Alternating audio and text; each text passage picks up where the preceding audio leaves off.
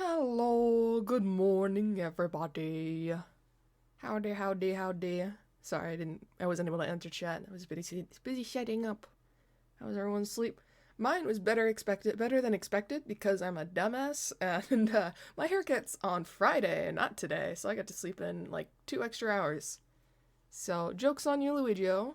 More than some people? Ha! I also slept 6 hours. What do you mean? Ha ha ha. 6 hours, I guess, still isn't very healthy. I need the full 8, but better than the initial plan, so. We good. We more rested than expected. I still got my caffeine, though. Got my Celsius. I haven't drank too much yet, but took a sip. Might be stupid, but thought I was going to be at midnight. Aw, Deft. You saw 12 and you're like, oh, Yummy only streams late at night. That's the only thing that makes sense, of course. But nah, I plan on streaming later today, too. Oh, let me get the game music. There we go. I plan on streaming later today, too, so I don't want to cut off one stream to play this. Besides, I need to get it done first. Need to finish this story before I move on. That's why I wanted to do it so early. Thank you for hydrate. Gonna hydrate with more Celsius. Imagine waking up before 11. Couldn't be me. Couldn't be me either. That's what I set my alarm to. 11 through 11:40, and every 5 minutes, because otherwise I won't wake up.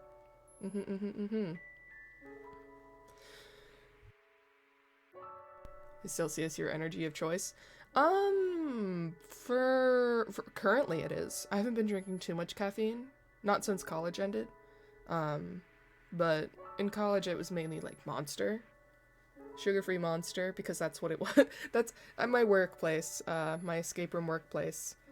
They had this really sugary mango Monster drink, which is the reason why I hate the flavor so much, is because it's so sugary, but it's the only thing we had. So that was the thing I constantly drank at work. I needed the pick-me-up. But other than that, regular Monster, the sugar-free kind, the white kind, and then occasional Red Bull, because that's what was sold at my college. But yeah, for now it's Celsius. That's my go-to if I do drink energy drinks. Do we get sit-ups for the new year instead? Oh, you're talking about it's been on previous stream talking about the push-ups. Yeah, I disabled it for now, just while I'm not feeling the best. Like while I still have this cough. I guess I could enable it for now. I think I'm not feeling too horribly. So I'm gonna do that actually. I feel like it's time. So let me get this set up with your rewards. Channel points. Let's see. Push up. Drop will give me 20. Turned on. There we go. Back to normal. That is not your sign to redeem it. That is not your sign to redeem it, but it's back. It's back now. You say, do we get sit-ups for New Year instead? I could add those. Those are easier for me to do. Simpler. Make them like half price. Half the price of push-ups. I could do that. Not right now, but I'll think on it. Add some variation. That you finally got sick of chat sadism. I mean, it's an excuse to exercise. I wouldn't say it's like punishing myself. I wouldn't go that far. It's just I'm in the middle of this boss battle. How dare you redeem these push-ups? It gets the blood pumping though, so maybe it helps me. You know? But we're back here. I really did think this game would take 30 minutes, didn't I? I don't know why I thought that. It was like $20, but it just seemed like one of those really good visual novels.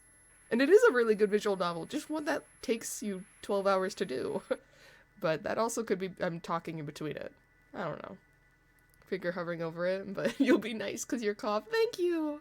So sweet. I know someone's gonna come in here. It's probably gonna be Flair. Someone's gonna come in here, redeem it later, but you know what? I'll appreciate it for now. I'll enjoy it while I can. $20, 20 minutes game exists. I mean, it could happen. It's a really good game. For $20 for a really good game, I'd still get it. Maybe when it's on sale. That's when I got this game. Maybe that's why I thought. It gave me the illusion being cheaper than it actually was. But, let's go right into this. Where we left off was, learning of, Pacifica's betrayal. She was on the phone with the Pope, and she was like, I'll get it done, I'll take care of it. Just remember your side of the deal. And he was like, yeah, yeah.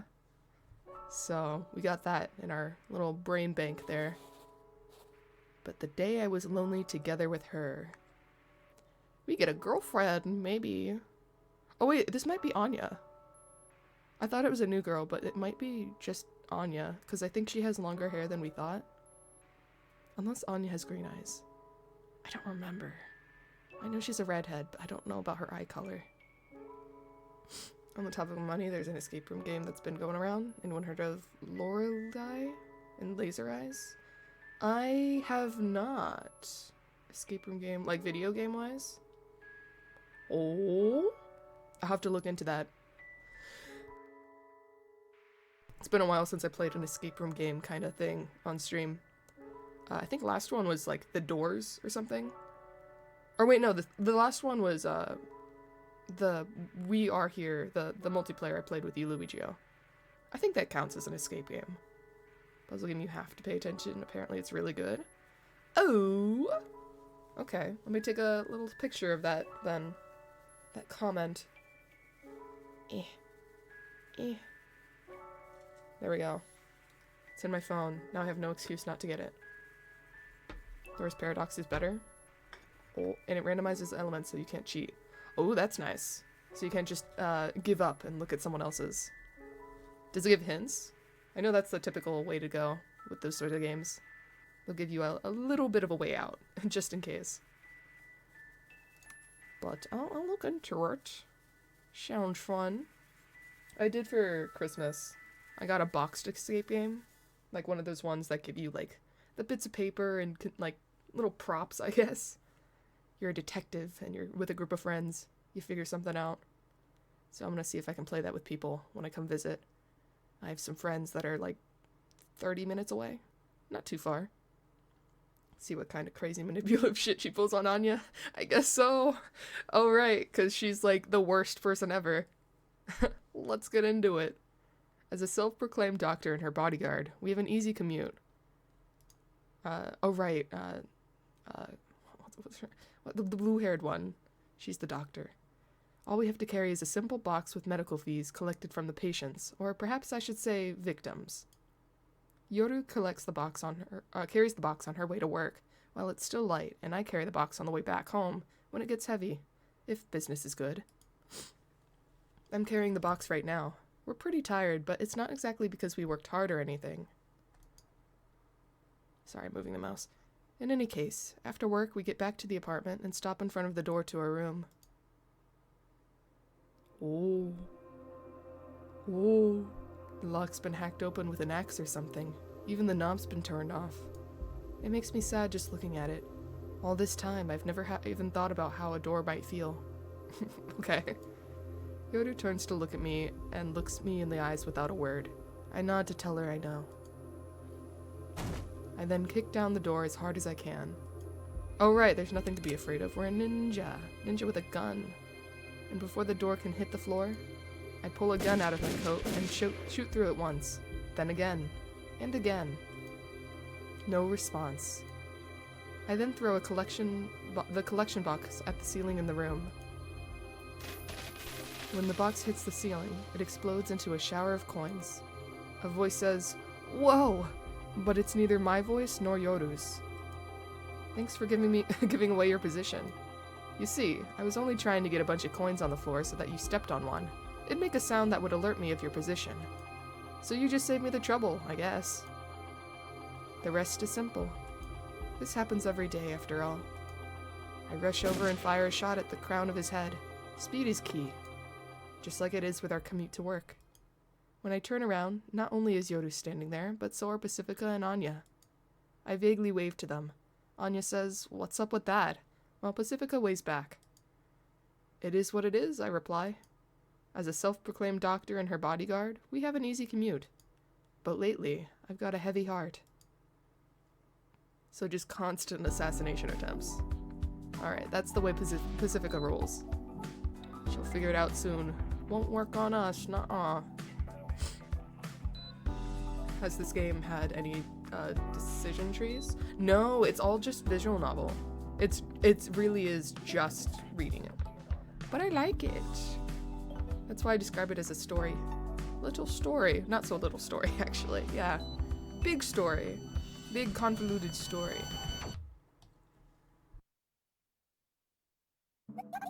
Visual novels usually have decisions. Well, not this one. So not all of them. Just really wanted to point that out. If this game had decisions, they would be so difficult. And I think maybe there's not decisions because of how long it is. I mean, maybe that's probably not the reason, but I feel like it'd be too long with decisions. It would take way too long to do. Like, how many paths would those decisions make? Maybe it'd just be like, it decides on 2 of the final endings. That's gotta be like the only thing they could have changed. Imagine there being decisions and you get to Clara and it's just let her die or shoot her first. Yeah, it'd be very, very difficult stuff. I can see. Morally gray decisions. Must be a pain. Things were going fine at first, though. We've been worrying about something lately, and that's the fact that the assailants attack us on the way back from work every day. The priest definitely has something to do with it. He's barging into Kid's room? I know he's a father, but he's not a dad. Here, coffee's ready. Yoru slams the coffee cups onto the table, making more noise than necessary. The rims of each cup are slightly chipped. I suppose it's only to be expected, considering the cupboard containing the cups was recklessly toppled over during the home invasion. The room was dirty to begin with, but it's my only home, and now that the enemy has invaded it, it's no longer a safe place. It's a pain indeed. I stare at the rim of my cup to distract myself from the man's corpse still on the floor. This place is home to many memories. I can't say they're all good memories, but they're irreplaceable. And now it feels like those memories were tainted. But perhaps this is my fault. It probably is. It's because my improper methods. Coming back to bite me. I don't know what they call themselves, but he must be in that worthless group of hoodlums who eat sweets around the clock. Oh? So he's not with the church? Well, yes and no. The church's power runs deep and wide, both economically and physically. Almost every business association and even hobby club runs with the support of the church if you trace the chain of command far enough. Whether the people at the bottom of the chain know it or not, they're financially backed by the church. The assailant attacking you are probably doing so under orders of some scumbag boss. Either that boss or the boss's boss is probably under orders of the church. You're ratting out your employer there. Careful. So that's why they can do these things without batting an eyelid. And there's also the fact that the other organizations wouldn't have any reason to target you. I feel bad. Her explanation is simple and logical, but if true, then there's nowhere to run. I guess you need to sturdy your door, huh? We've saved up a bit of money, so you could set us up. If you could set us up, I'd appreciate it as quickly as possible. Well, I'm not sure how much I could fudge the schedule personally, but I can manage before long. How long is before long, exactly? Well, it wouldn't take 999 days, that's for sure. That number, that's not before long at all. I shout louder than I expected, but the one I spooked the most with that shout was most definitely myself. I'm not mad or anything, just a little tired, to be honest.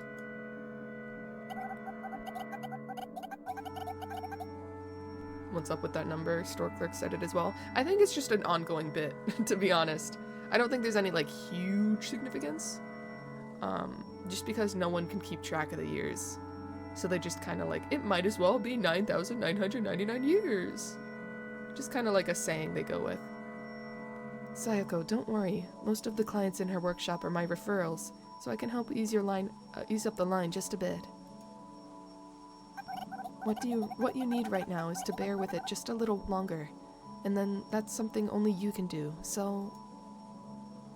Look! This guy's got 3 million magazines on him! Steal him! Loot his corpse!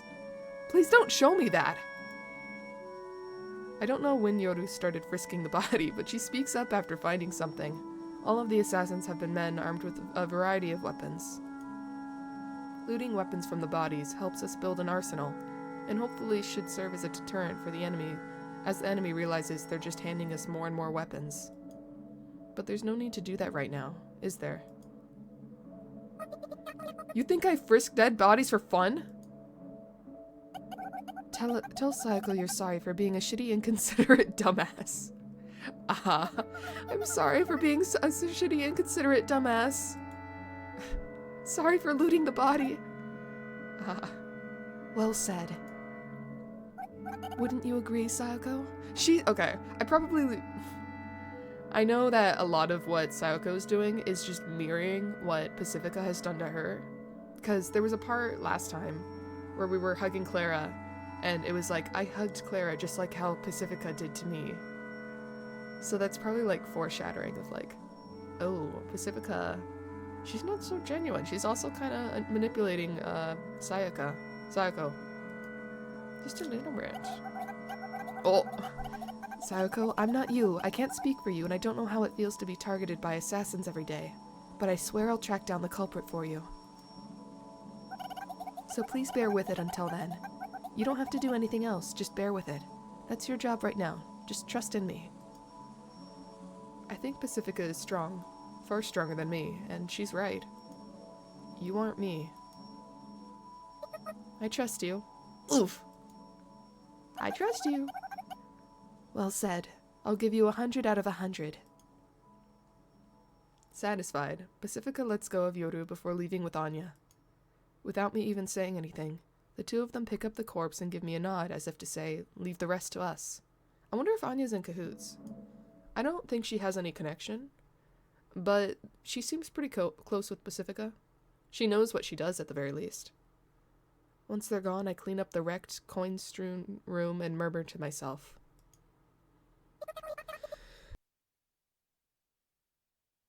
I sure hope I can bear with it. Thank you for stretch. Stretching. They're such homies. Get you a friend to dispose a body with you. They're all... I guess it's just another day. Like taking out the trash. Usually we talk about the patience of the day before going to sleep, but today we're deathly silent. We still feel slightly reserved around each other, and we don't have much to do or talk about, so we simply get ready for bed. Sorry about earlier. I've been a little weird today, or rather, these past few days. Everyone is a little bit weird. Everyone is a little bit kooky. Everyone is a little messed up. It's something I've been saying to my patients a lot lately. I see. That's your reasoning. Yeah. After that short conversation, I turn off the lights.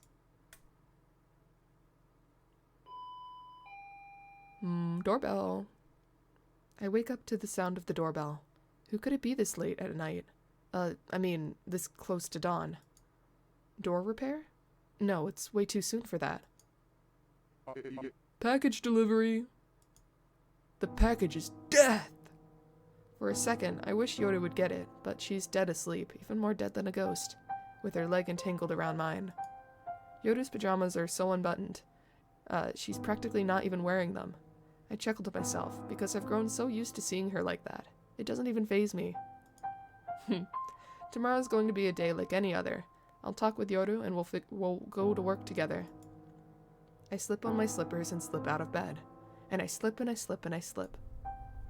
There's a slight crack on the hastily duct-taped door. It's dark in the room and bright in the hall. I can see someone standing outside without even having to get close to the crack. The boots are familiar. They're the same ones worn not by today's assailant, but an earlier one. And he's got a pretty heavy package with him. Whenever I loot a gun from our assailants, I toss it under the bed. If I just reach in, I'll find what I need. There we go. For a moment, I worry if I wake up Yoru. Well, whatever. cares? She'll sleep through the gunshots. Don't worry. I'll be right there. I pull the trigger. Yoru doesn't wake up. I just hear a groan from across the door. I kick the door open and head into the hall. I do indeed recognize the man tottering up the stairs. Dots of blood line the floor, like a trail of breadcrumbs leading the way. The bloodstains get bigger as I go up the stairs. It's a sign the man's getting weaker, which should normally be a good thing. That's why I think to myself, well, it should be fine. I've just become that desensitized to these sort of armed conflicts. However, something's a little off about this particular situation. And then they fucked. Oh! Oh, she is new. That's not Anya. Okay. New girl. Let me save you with my hero complex that I definitely do not have because I'm such a fucked up individual. That's not going to help you, you know. I don't care about her. The man doesn't react to my warning, leaving us at a stalemate. By the way, ham's delicious. I haven't had any in a while. Do you know any good places to get ham? I've been living off canned food lately. As you'd expect, the man just looks at me incredulously, as if to say, what's her problem? Now's your chance, whoever you are. Oh. Oh. 2 new people then. I thought the one in the back was also part of, like partners with the guy. Fire! That's the first word I ever hear from her. She says it so spontaneously, my body just naturally flows into motion. It's as if my body were built to respond to that voice command all along. Her voice is curious, but not for that reason alone. It's sweet. Metaphorically, I mean. No, wait, that's maybe only half true. Somehow it really does feel sweet. It's kind of a strange sensation. Every girl she sees. I swear. Oh, don't mind me. I stare as steam pipes up from the cup of tea placed before me. The rim isn't chipped on this cup, obviously. The one who made the tea is a tall adult woman who helped out during the scuffle. Her bangs cover her face, so I can't tell where she's looking or read her expression. At the very least, her lips look emotionless. She's honestly a little scary. Her stoicism and burly physique really contrast with the other girl's gentle smile and delicate figure. But what's the most striking about the burly woman is a gaping hole in her gut. It's the gunshot wound from the bullet that pierced through the man's body. I have no idea how much kinetic energy a bullet can maintain after piercing through a man's body, but in any case, the bullet pierced through her clothes and there's blood soaking around the hole. It just can't be a flesh wound. Yet she's completely calm, and she's not the only one. Teehee, help yourself. The other girl is just as calm, sitting in what appears to be somewhat high-tech wheelchair. I guess her legs aren't good. The tire part of the wheelchair smoothly and easily moves across the rug without a problem. It seems like a pretty high-class item. It must be run on supermagnetic or anti-gravity or something like that. Are those technologies commonplace now? I feel like they are, but I also feel like they're expensive. I'm trying to remember what year it is. I don't know if they ever mentioned it. They might have at the beginning, but I know it's in the future. I'm gonna be right back. I need to blow my nose, but I don't have tissues at my desk. So give me a second.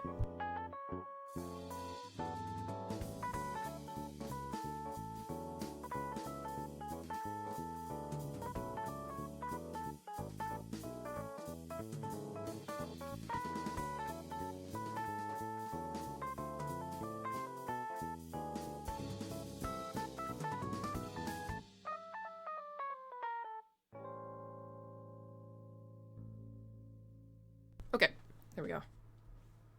She already has her bodyguard because otherwise they're both too calm. Self-surgery gross. I think that makes her a tough woman, you know? Whoa. Gotta pry out the bullet herself. How stoic. How cool. The other girl sits down a bit a ways from us, abruptly rolls up her shirt and exposes the gunshot wound on her stomach. No, too much of a visual to think about. Oof. It's been 9,000. Oh, right, yeah. It's been so long. It's probably been more than that. I have no idea. Imagine, it's just been like a year. And everyone just says that because they have no idea. And then quickly takes a first aid kit out of the briefcase with a skilled hand. She quickly disinfects the wound and extracts the bullet with large tweezers. She's so calm and nonchalant. You'd think she was just popping a pimple. Are you okay? I call out to her without thinking. I'm the reason she got hurt after all. Med. My name. Don't worry about my injury. I train. Miss Met's voice is way more gentle than I imagined. It makes me kind of happy. Though I'd be happier if I didn't see the shiny red bullet in the tip of her tweezers. We're ghosts after all. Even bullets' wounds go back to normal before long. What's most important is to avoid immediate death. Oh right, they have like regenerative kind of abilities if they sleep. I forgot about that little detail. I'm... Sayoko, I know. You're famous, isn't that right, Matt? Famous indeed. I'm the ninja. I'm sitting in a sofa in a room just 2 floors above ours, trying to make myself as small as possible. Our entire room is smaller than just the living room. At least I think it's a living room. Is it still a living room if we're all dead? Is that just how the top floor is? It's like a presidential suite of a hotel. Oh. I don't trust her, but oh. Oh, I haven't introduced myself, have I? I'm Renetta. Or Renata. I'd appreciate if you called me Renja. Okay, Renja. Okay, Renja and Miss Met. I'm glad to have you as a new friend, Sayoko. Renja leans forward and reaches out her hand. I quickly take her hand so she doesn't fall out of her wheelchair. Something smells so nice, it makes me a little dizzy. What is that smell? I'm flustered, but she's smiling at me from across the table, and she hugs a pink plush toy that I feel I've seen somewhere before, long ago. She's perfect. Aha! This is my room. I see.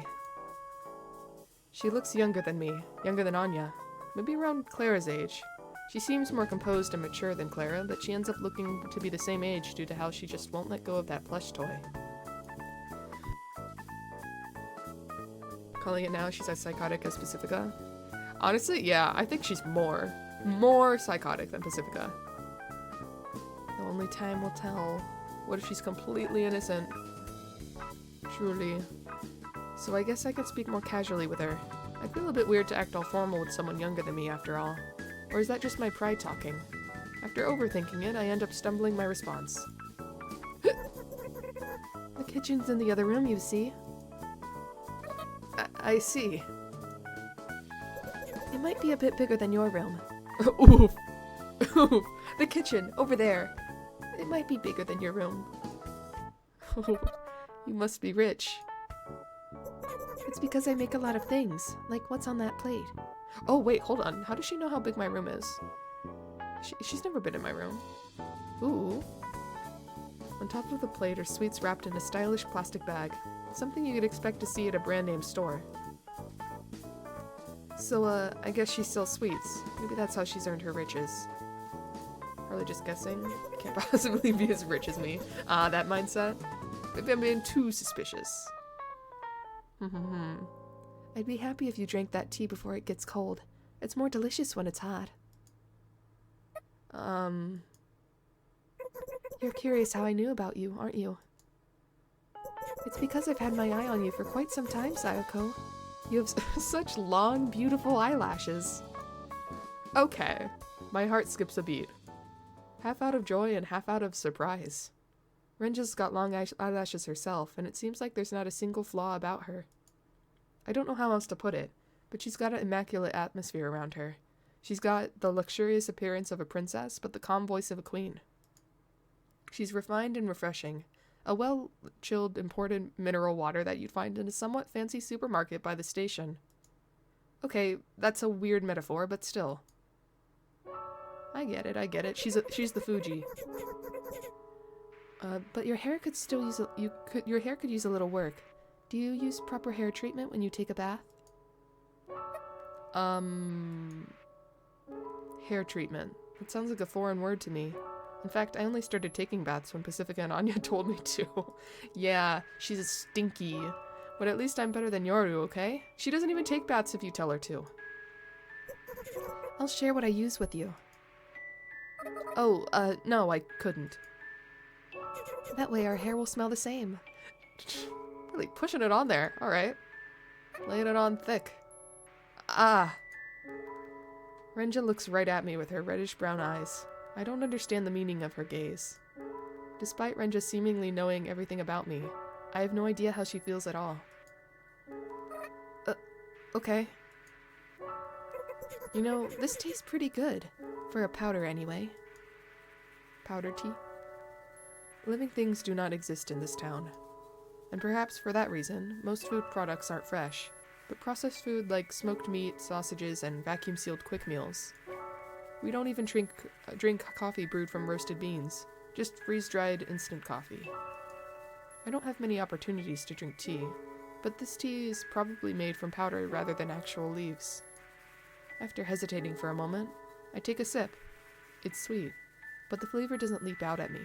It just vaguely tastes like expensive tea. Oh! It reminds me of some tea I had with a friend when we went to a tart stand inside the department store. I think... Wait, what's a department store? Oh! Thank you for saving me. Don't mention it. I mean, it was kind of my fault to begin with. You'll be my friend, won't you? Huh? Wake up. I know it might sound weird for me to say this, but I thought you were so cool and amazing back there, Sayoko. It must be a dream. Pretty girl flirting with me. Ooh. Didn't they say she smelled like spoiled milk earlier in the game? They did, because she never took a shower. But maybe it's different. Maybe she's showering now, so it's fine.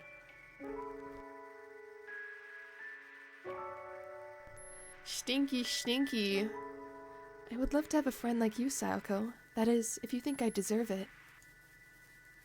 You know, maybe some good can come out of pretending to be a ninja in some strange town in the middle of nowhere after all.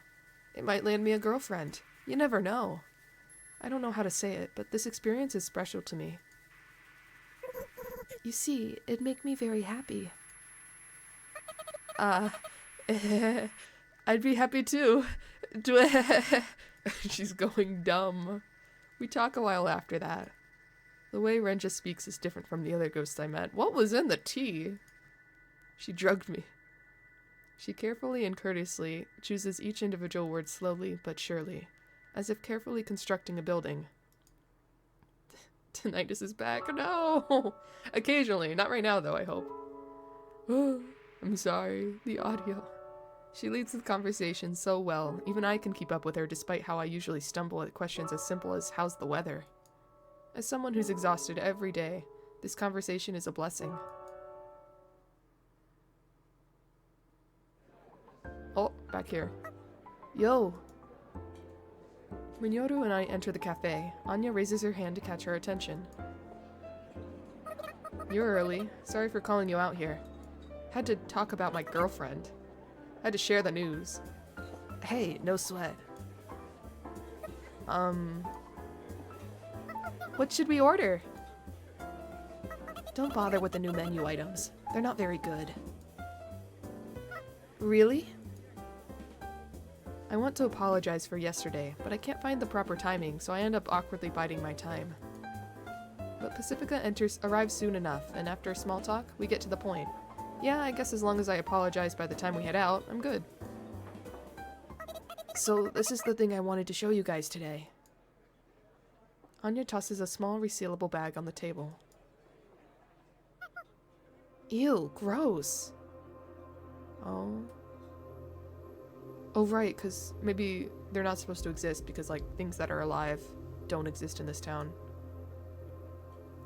In the bag is what appears to be a thumb-sized, oddly metallic pill bug.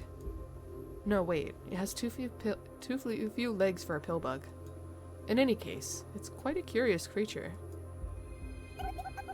We found it on the corpse you took care of the other day.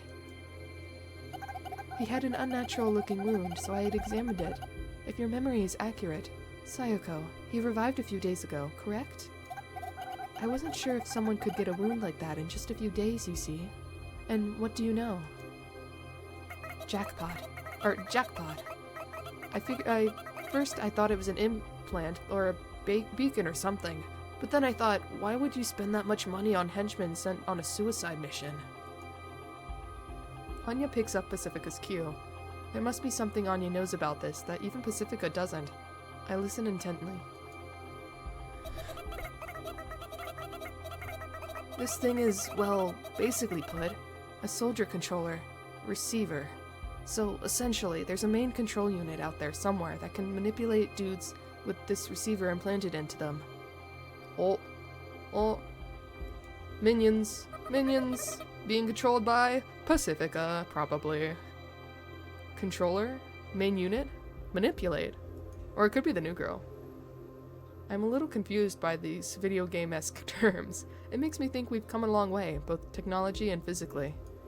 I'm pretty sure I thought the same thing once before and tried to go outside the world, yearning to go home. At first, I thought it was to ensure their henchmen don't go AWOL under enemy fire, but that doesn't make much sense.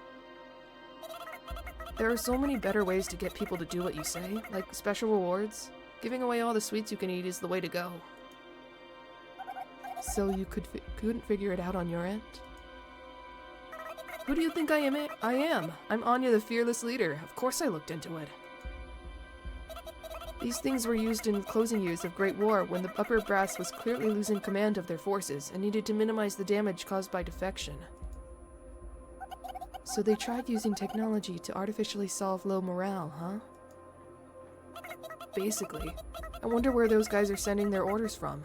It looks like the main unit can send the orders do and don't.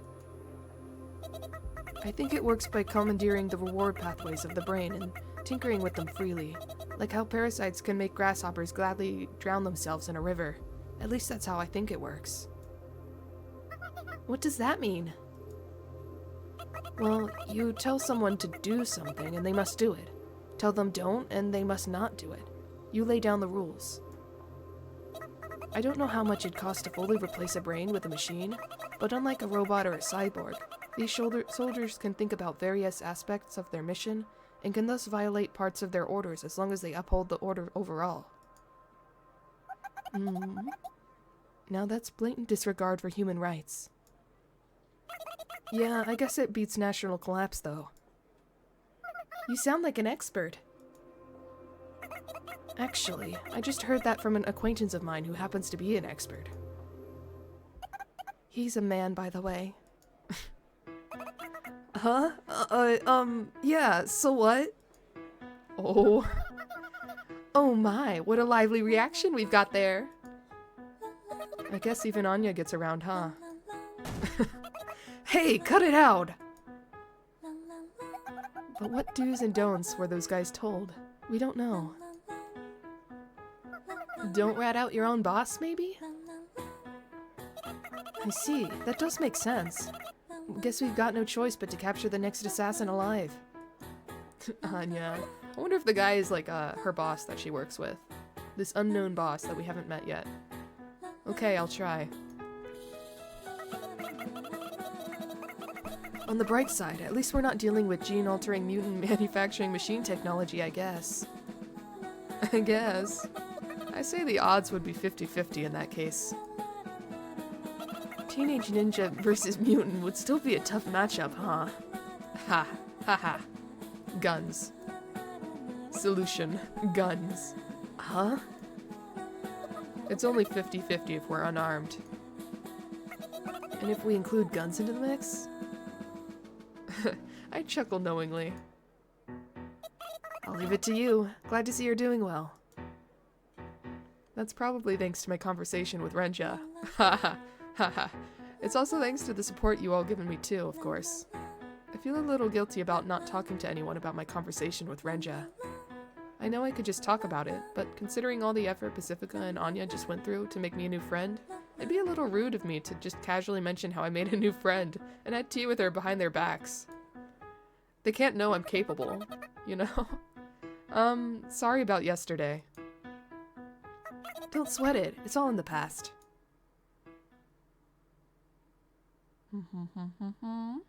And thus we plot to capture the next would-be assassin and cut him open, according to Yoru's suggestion. On the way home, she buys the sturdiest rope available at the store, thus completing preparations. But unfortunately, or should I say fortunately, we're not attacked by assassins on the way back. The man who used to be the delivery man, the man who used the delivery man approach yesterday was supposed to be in charge of today's assassination attempt, but since he jumped the gun and died, I suppose he's taking the day off. Ha! Jumped the gun. Ha! Ha! As I think to myself and space out, the phone rings. Hello? Hello, Sayako? Sorry for calling so late. It's okay, I was still awake. Did something happen? Yeah, kind of. Can you come over to my house? So late at night? I take a look at Yoru to see she's dozed off while reading a book. It's a pain to trying to wake her up, but really need to get her to pay more attention to the time. Well, we'll go once I've woken up Yoru, but that'll take some time. No, I'd prefer it if you came alone. Some mafia business, you know how it is. But we don't know when the next attack will happen. It'll be fine. Just for tonight, I guarantee it. Anya's here already. We'll be waiting.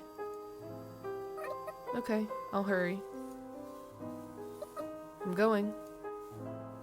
I pat Yoru on the forehead. I hear her mumble incoherently behind me as I head out to town. Pat pat. Off to doom. I guess this was the third time going to Pacifica's house. Since it's already late, early, I hesitate for a moment before ringing the doorbell. But Pacifica doesn't answer. Something like this has happened before, so I wait a bit before trying again, figuring she might be using the bathroom or something. I try to simulate the situation in my head a few times, to see what the best outcome would be. I feel a little happy that I've been remembering more things lately. An entire conversation plays out in my head as I wait. And yet there's no sign of Pacifica answering the door. I really hope someone didn't break into her house to settle a grudge or to steal anything. I grab the doorknob. It turns without any resistance, meaning it wasn't locked. Something's clearly wrong here. I should have done this to begin with. I barge into Pacifica's house as vigilantly as possible. There's no sign of any human, or rather, ghost presence.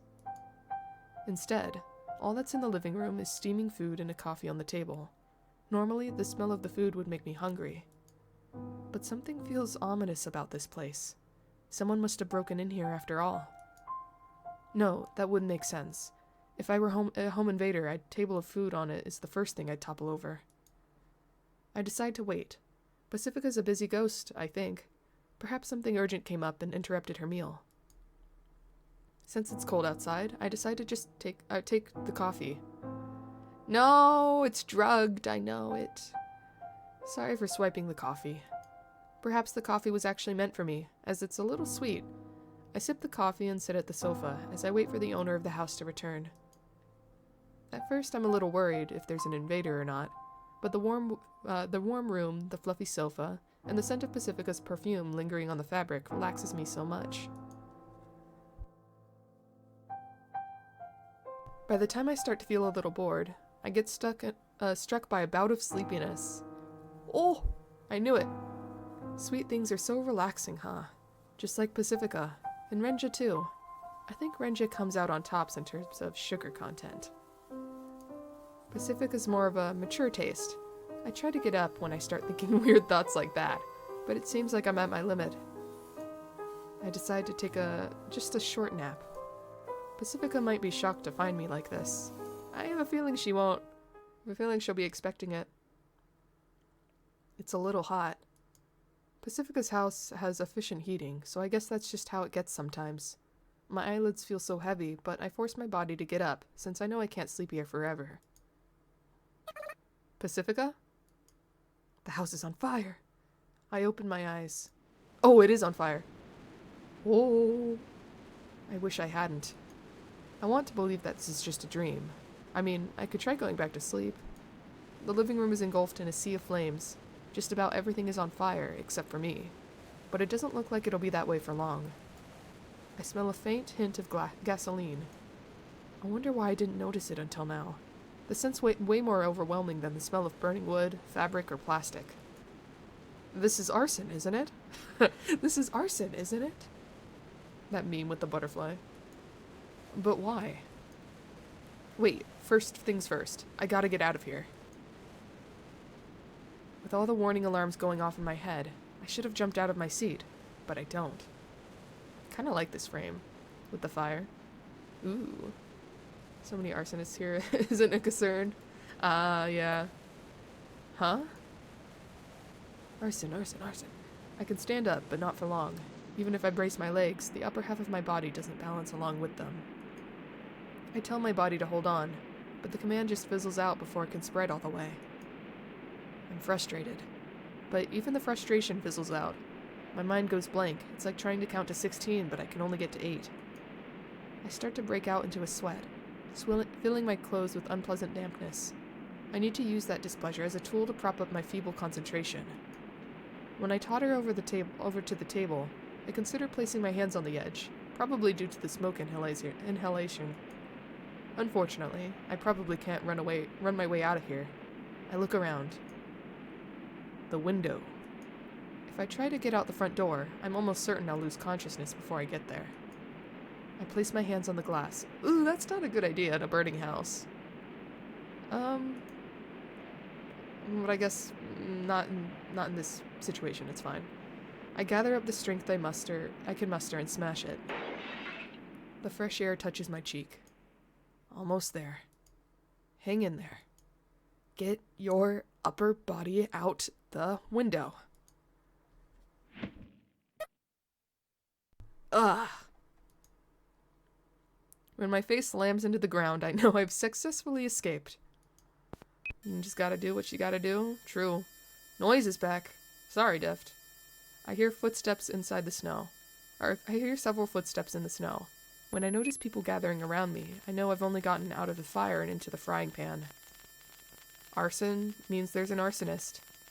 And if there's one arsonist, why not several of them? Why not a group? Can you take them on? I ask myself.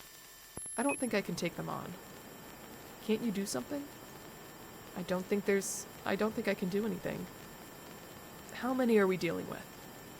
About 3 men, I suppose. Why would they gang up on a girl? Isn't it obvious? I'll kill them. Everything you couldn't do that day. I'll make it happen.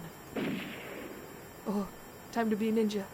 I take a gun out of my pocket, and without even taking proper aim, I fire at one of the men. What happens after that? Beats me. The world seems to move frame by frame, with several frames missing. Before I realize it, I've dropped my gun. Ah, damn it. The men glare at me. My body can't move anymore, not even my brain. I'll kill them. The only thing inside of me is that single-minded intention. Time slowly drags on.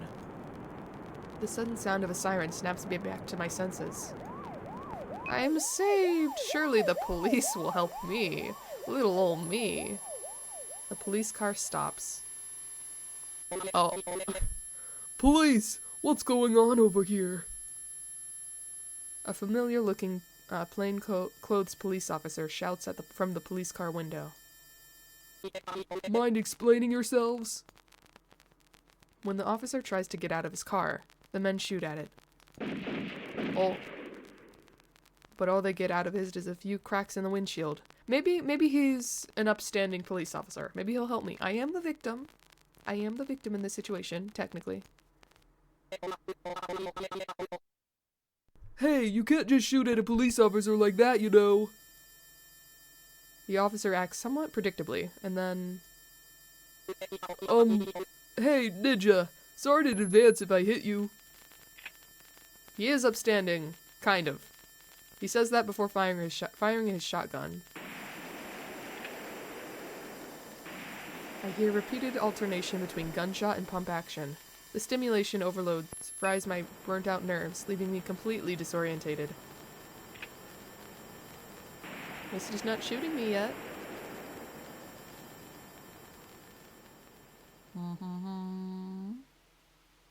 Before I know it, it's just me and the officer. And then he points the shotgun to my head and says, "Hasta la vista." The other men run away. The police officer turns to me and continues. This is for what you've done.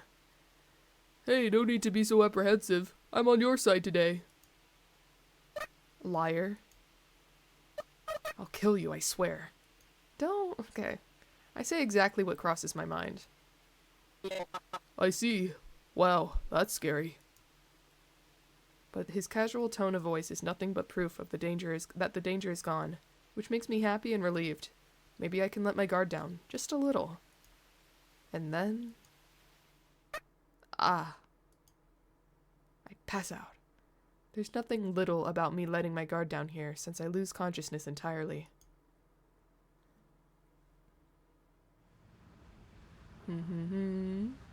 I wake up when I notice the characteristic rumbling of a car driving down the road. Every time the car shakes, my head aches, and I curse.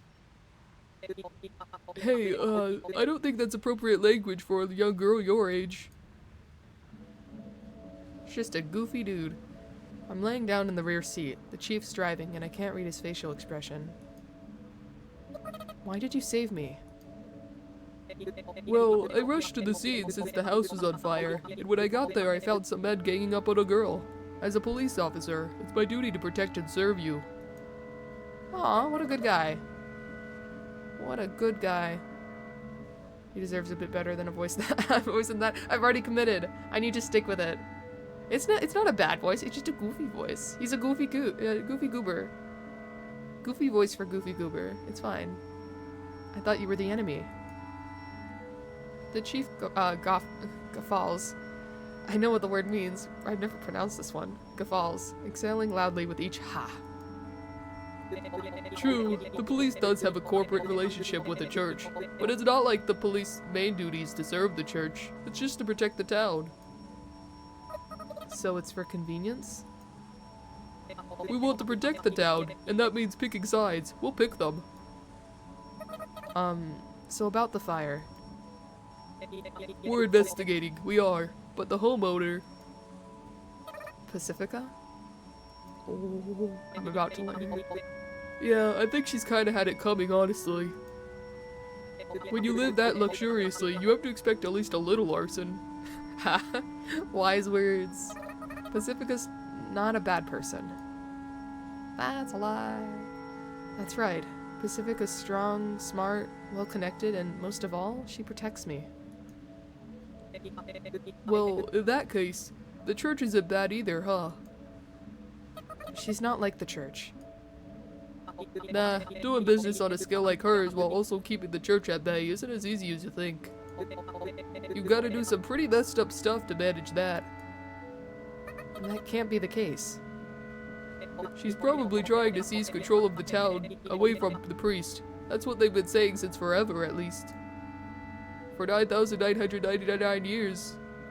Not only does my head hurt, now my heart's throbbing too. I don't want to hear it, I really don't. There's a side of Pacifica that I don't know. A side I'm too afraid to know. But what I'm most afraid of is losing my trust in her. I want to believe in her. Everyone's whispering that she's seriously vying for the top spot of the food chain. She's got the strongest bodyguard in town on her side after all. That's me. So that's what people think about my relationship with Pacifica, huh? That's not true. We're precious friends. She would never emotionally manipulate me, never. Psha. Pacifica's the one who brought me out of my room, you know? Me? The chief silently nods. Why did Pacifica bring me out of my room? Is it because she needed me? Or just anyone with great physical strength? Ha ha ha. It can't possibly be the latter. We delivered a letter today. That's something we do every so often. We've earned a fair bit of trust, see? And? It was a letter from the church to you-know-who. Before I realize it, I'm gritting my teeth. The palm of my hand hurt too, since I'm clenching my fists and digging my nails into my skin. My coat's moist with a strange sweat. I feel so uncomfortable, I let out a groan. What was the letter about? How should I know? We just delivered it, but I could hazard a guess. On second thought, never mind. Oh, do I turn left here? Oh, is he taking... I guess he's taking me home. Out with it. He'll just get mad if I tell you. I can hurl you into a wall again, and I won't hold back this time. I try to be as threatening as possible, and it looks like it worked, as the chief begins to speak slowly after a short pause. I just think it's something like, if you want to join us, now's your final chance. First they form a business partnership with her, and then they seize her sympathizers. That's their usual modus operandi, isn't it? That can't be right, can it? Well, that's just my take on it anyway.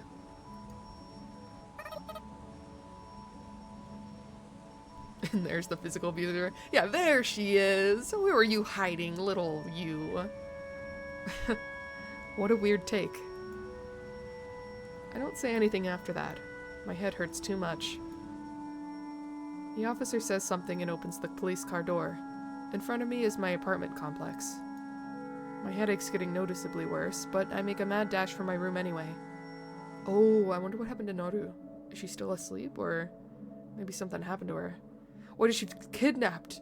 Kidnapped by the new girl! What a turn that would be. The police really is poop. All cops are poop. Not that cop. That cop's not poop. He's pretty okay. As if I'm ever gonna thank you for anything. Idiot.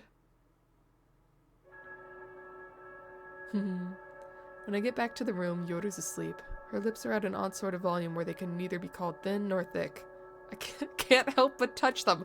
Seriously, Sak. Okay, we get it. You love women. Everyone. Every single one. Except for maybe Anya. Anya kind of is an exception also. Anya, Clara, and the old woman. My fingers leave a tawny trail. Maybe it's mud. Maybe it's soot. Maybe it's blood. I think this chilly, clean room is a stark contrast to me. I feel out of place here. I'm filthy from crawling on the floor through the fire. I still feel hot. Only now do I notice the burn on the base of my neck. Guess I'll go make a bath. Maybe that'll lighten the mood. Turned away for a moment. What happened to Yoru? Nothing. She's peacefully sleeping, and then Sayoko comes in and touches her lips because they look neither plump nor thin. She can't help it. So sapphic. So sapphic. This must mean my mood is bad. I suppose I do take a bath whenever I'm in the bad mood. When I take off my clothes and timidly give them a smell, they definitely stink. Like a flea market of bad smells. Ugh, I whisper to myself as I toss every last article of clothing into the washing machine. I then head to the narrow bathtub in the modular bathroom and twist open the hot water faucet. Not sure if she loves them or wants to put them in jars and stare at them all day. Honestly, I don't know. I think it's like it depends on the woman. It depends on how sweet they are. Crap, I curse my own foolishness for not drawing the bath first as I shiver in the cold bathroom, with my clothes in the washing machine. If I'd filled the tub first, I may have jumped in as is, but as it stands, it feels kind of wrong to get in a half-filled tub. I feel cold. Oh, wait, I've got bath towels, don't I? I turn around and look at the shelf behind me, but then the bathroom door opens. Wearing her pajamas, Yoru looks this way in surprise. Whoa! Whoa. I grab the bath towel on top of the shelf and hide my unsightly self. We may be roommates. We may sleep in the same bed. But we've still got boundaries. And it's Yoru of all people. How could I be comfortable showing myself to her? You're taking a bath too, Sayoko? That's unusual. Well, yeah, I have to every now and then at least. I got a soily taste in my mouth as I was sleeping, so I realized I haven't been brushing my teeth lately. So I should probably do that. Brushing your teeth is important, isn't it? I think that'd be my bed. Sorry, Yoru. Yeah. Apparently your teeth will rot if you don't brush. Huh? That's kind of scary. Though, I wonder if that happens... I don't know if that happens to ghosts. I kind of like these awkward conversations we have. It's familiar and relaxing, like a pair of shoes you've broken in. I got a little dirty myself, so I need to clean up my body. There's something I'd like to talk about once I'm done taking a bath. She caught me by surprise, but this could actually be a big chance for me now that I think about it. It's almost dawn, our obligatory curfew where ghosts cannot maintain consciousness. What I have to tell Yoru isn't easy to talk about, and I don't know how to follow it up once I'm done. That's why it's reassuring I can rely on Dawn to forcibly bring any conversation to a close. It's a little unfair, I know. I figure I'll warm up my courage in the bath, but as soon as that idea crosses my mind, Yoru nonchalantly speaks up. No, it's fine. We can talk in here. You can go ahead and take your bath as we talk, Sayoko. Alright, Yoru. Alright. Huh? The tub's going to overflow. Whoa. Enjoy. Urged by Yoru, I head to the full-to-the-brim bathtub and plop my body into the water. After a second of thinking, I shut the curtain. Even I need my privacy sometimes, you know? Called the romantic subtext so early. It's with everyone. It's so hard not to pick up on. You don't understand. The thoughts she has. Everyone. No exception. I don't think an exception. Everyone her age. No exception. That or I'm blind. Yeah, I agree. You are blind if you haven't noticed it. Or maybe you just haven't been here for all of the moments that happened yesterday. It was so... okay, it was so obvious. More caffeine. You were here past hour 3. You missed so much of the beginning, though. She laid it on very thick at the beginning. The scent of fresh steam billows up from below my face. Even when I'm in an unknown town in some faraway country, this alone remains the same. Even when I've become something as incomprehensible as a ghost. On the other side of the curtain, I can hear Yoru start brushing her teeth. I let out a long sigh. Hey, Yoru, can you hear me? Yoru grunts. I guess that means she can hear me. Rewatch it, frame 1, she was dropping hints. Yeah. I guess it wasn't frame 1. Frame 1 was like her being all, like, depressed and being like, I have to get up again. What a cruel world. But, like, her first interaction with someone was with Pacifica, and it was, it was something. I think it was the most subtextual moment so far. Though this comes close. Earlier today, Pacifica calls me on the phone and said she had something important to talk about, so I should go over to her house.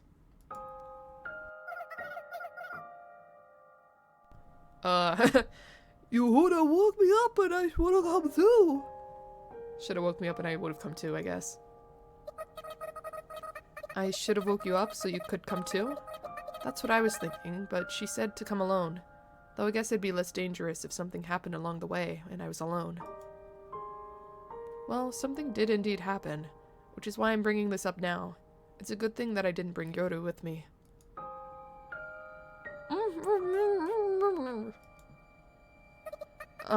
I didn't catch that, but you want to know what happened next, huh? Well, I guess I got to Pacifica's house. Nobody was home, and like an idiot, I fell asleep. And when I woke up, I fell silent for a moment. Or rather, I can't find it in me to keep talking. Weird that I fell asleep right after drinking some coffee. Just a coincidence, you know? I recall the moments in despair. I've got a thick skin and thick skull to boot. At least that's how I've always seen myself. But when I think about the despair and hopelessness I felt that moment I woke up, the back of my throat clenches, and I can't get any words out. Saying I woke up and everything was on fire, such a bomb drop. Perfect chance to say it. True. Everything burn. Room. Perhaps catching on to my current state, Yoru stops brushing her teeth, The pathetic sound of my wheezing echoes through the bathroom. Oh? Is she having a panic attack? I lose track of the passage of time after that. The sound of rustling clothes mixed in with the sound of my heavy breaths. The curtain opens. Oh, okay. Excuse me, can you scooch a bit? What? A fully naked Yoru steps into the bathtub, pushing me a little to the side. The excess water gushes out with a hearty splash. It seems kind of wasteful.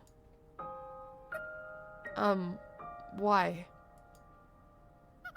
We share a bed, so why not a bath too? Just, let's lay together and bare our skin together so we can lay bare the truth together. Still kind of subtle, still, just a bit. Though I think, I will concede, this seems a little bit more friendly in nature. Just because, you know, she was kind of having a panic attack. You know, that, showing skin to each other in a friendly way thing you told me about, Sayoko. What have you corrupted Yoru with? That's so weird. It might be weird, but I don't mean anything weird by it. You're overthinking things, Sayoko. Aha. Japanese tradition of bathing in the nude. Yes, yes, tradition. I mean, Sayoko, she is Japanese, so, like, yeah, I guess so. I could see that. I know you say that sarcastically, but she must have been talking about that. Anyway, let's move on.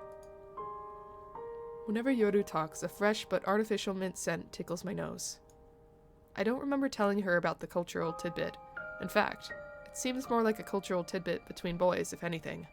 But maybe I'm just upset I can't remember telling her about it. Tell me about everything that happened.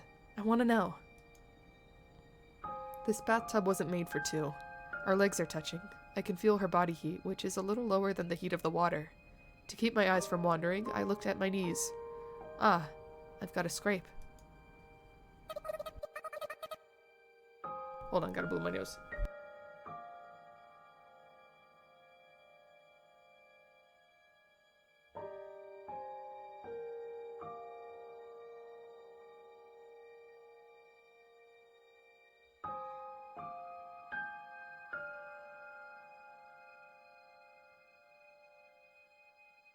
Oh, finally got the clump that was like gathered in my nose for a bit. Oh, that feels good. When I woke up, everything was on fire. I was scared. So there are things even you're afraid of, huh, Sayoko? Thank you for hydrating. And stretching. Is the stream still going on? Hi, Shay. Well, not from last night, if that's what you mean. I went to bed and then I started up again. It's been 12 hours now. Nah. It wasn't one of those moments. I didn't concede. To doing a 12-hour. Not this time. But hi, Shay. Welcome on in. You come in at this moment. This very subtextual, friendship moment. Yes. Of course, there are lots of them. To catch you up, Sayoko, last time we ended up learning Pacifica was in cahoots with the church, and they want her to kill Sayoko. And then this time, Pacifica called Sayoko into her house at night, alone, and we were drugged. Pacifica wasn't there, and there was coffee on the table. Drank it, fell asleep, and woke up to arson. House was on fire. And then we got jumped by some dudes and rescued by the police officer. Now we're here. Ha ha ha. Now we don't have the hat? Don't have the hat? What hat? We never had a hat. But that is what happened. That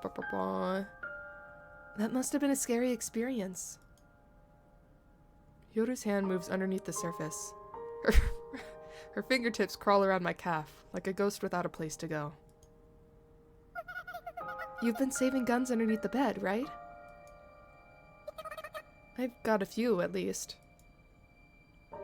Where's she going with this? I was organizing them earlier, and I found a gun that looked familiar. What do you mean? It was that big gun that Pacifica used the other day to shoot that what's-his-face guy. Oh. Uh-oh. Uh-oh. We're about to learn. I do remember that gun. Pacifica swapped it off Mort when he suddenly rushed into the house the other day. She did say this thing's dangerous, so I'll keep it in the vault until it disappears by itself, didn't she? My fingertips feel cold, even though the water's so warm. It was an unusual gun for sure, but maybe this one's just a doppelganger. Doppelganger. I like that word. They're probably just similar guns. I mean, they are mass-produced after all. I got scared thinking why Pacifica would give a gun to one of the hooligans. So scared I couldn't mention it.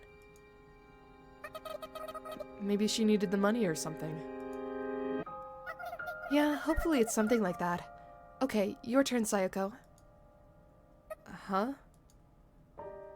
You don't have to talk if you don't want to, but I think talking things through will help you feel a little better. That's my opinion, as a specialist at least. Right, she's a doctor. She knows. Hey, so what's that supposed to mean? I'm fine, but I just suck at talking, so I'm sorry. In slow, stuttered words, I managed to tell her what happened after that. How the chief happened to come to my rescue, and the unpleasant things he told me after that. If we were talking anywhere else besides the bathtub, I might have withheld several details and exaggerated the number of men threefold.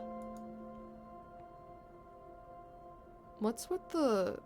Oh, okay. I was gonna say on the lower left I see a shadow, but I think it's just... That's from the shower. That's from the curtain for the bathtub. No need to worry about that. And I definitely wouldn't have told her about what I heard from the chief. But the warmth of the water and the sensation of Yoru's skin make me feel so relaxed and, well, bare. I can't help but bear the truth. I see. That must have been rough. I was scared, but just a little. Are you still scared? Just a little. I see. Yoru starts stirring, and for some reason, she strokes her wet fingers through my hair. Aw, aw. I think I'll take a break from my medical practice for a while. I softly gasp at Yoru's declaration, because I had a feeling we'd talk about that once we were out of the bath. But it took her so much work to get that job. I don't want to take it away from her. Even someone as dense as me can tell that Yoru thoroughly enjoys her job. But she might be the next thing to go. I was ready to protect her, even if that meant taking away the only joy in her life, even if it meant making her hate me.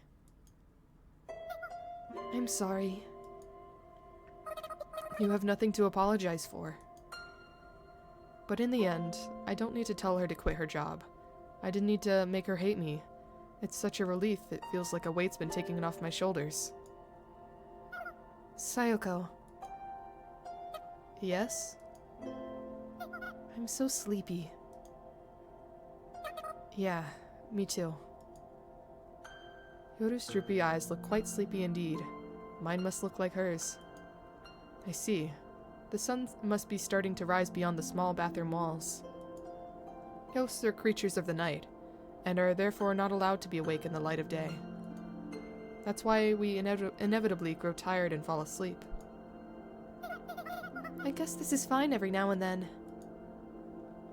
We're too tired to even get out of the bathtub. Whether we like it or not, our senses seem to dissolve into the bathwater, and we doze off to sleep.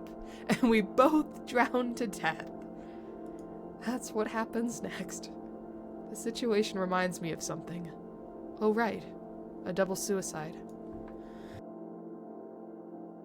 Death dissolves the boundary between the two of us as we melt into a puddle together and disappear. It's a fairly blessed feeling, to be honest. It sure beats the feeling of decaying in isolation, at least. She's my other half. I have to protect her. At least that's how I feel. And just like that, it's morning, I think.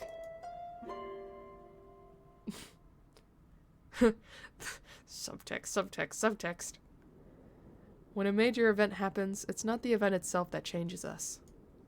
What changes us is the new normal brought upon us by it. If I were to become someone completely different tomorrow, then both I and everyone around me would be able to notice. But that's not what actually happens. We change so slowly, nobody notices. By the time you do notice, you've already changed past the point of no return. I'm walking through the garbage dump again today. Because if Pacifica and Anya are back, then they should show up here. What? They did something to die? But they haven't come back. Either they didn't die, or I missed their revival. Once I can see it, it stops being subtext and starts being top text.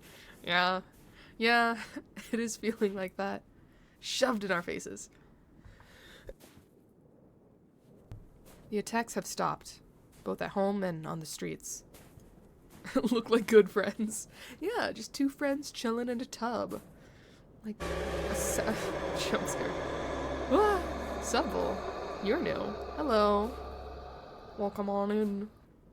You join at a very far into the story. Oh wait, no, you're not new.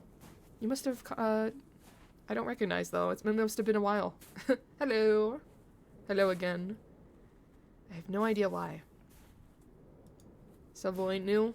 Yeah, I get that.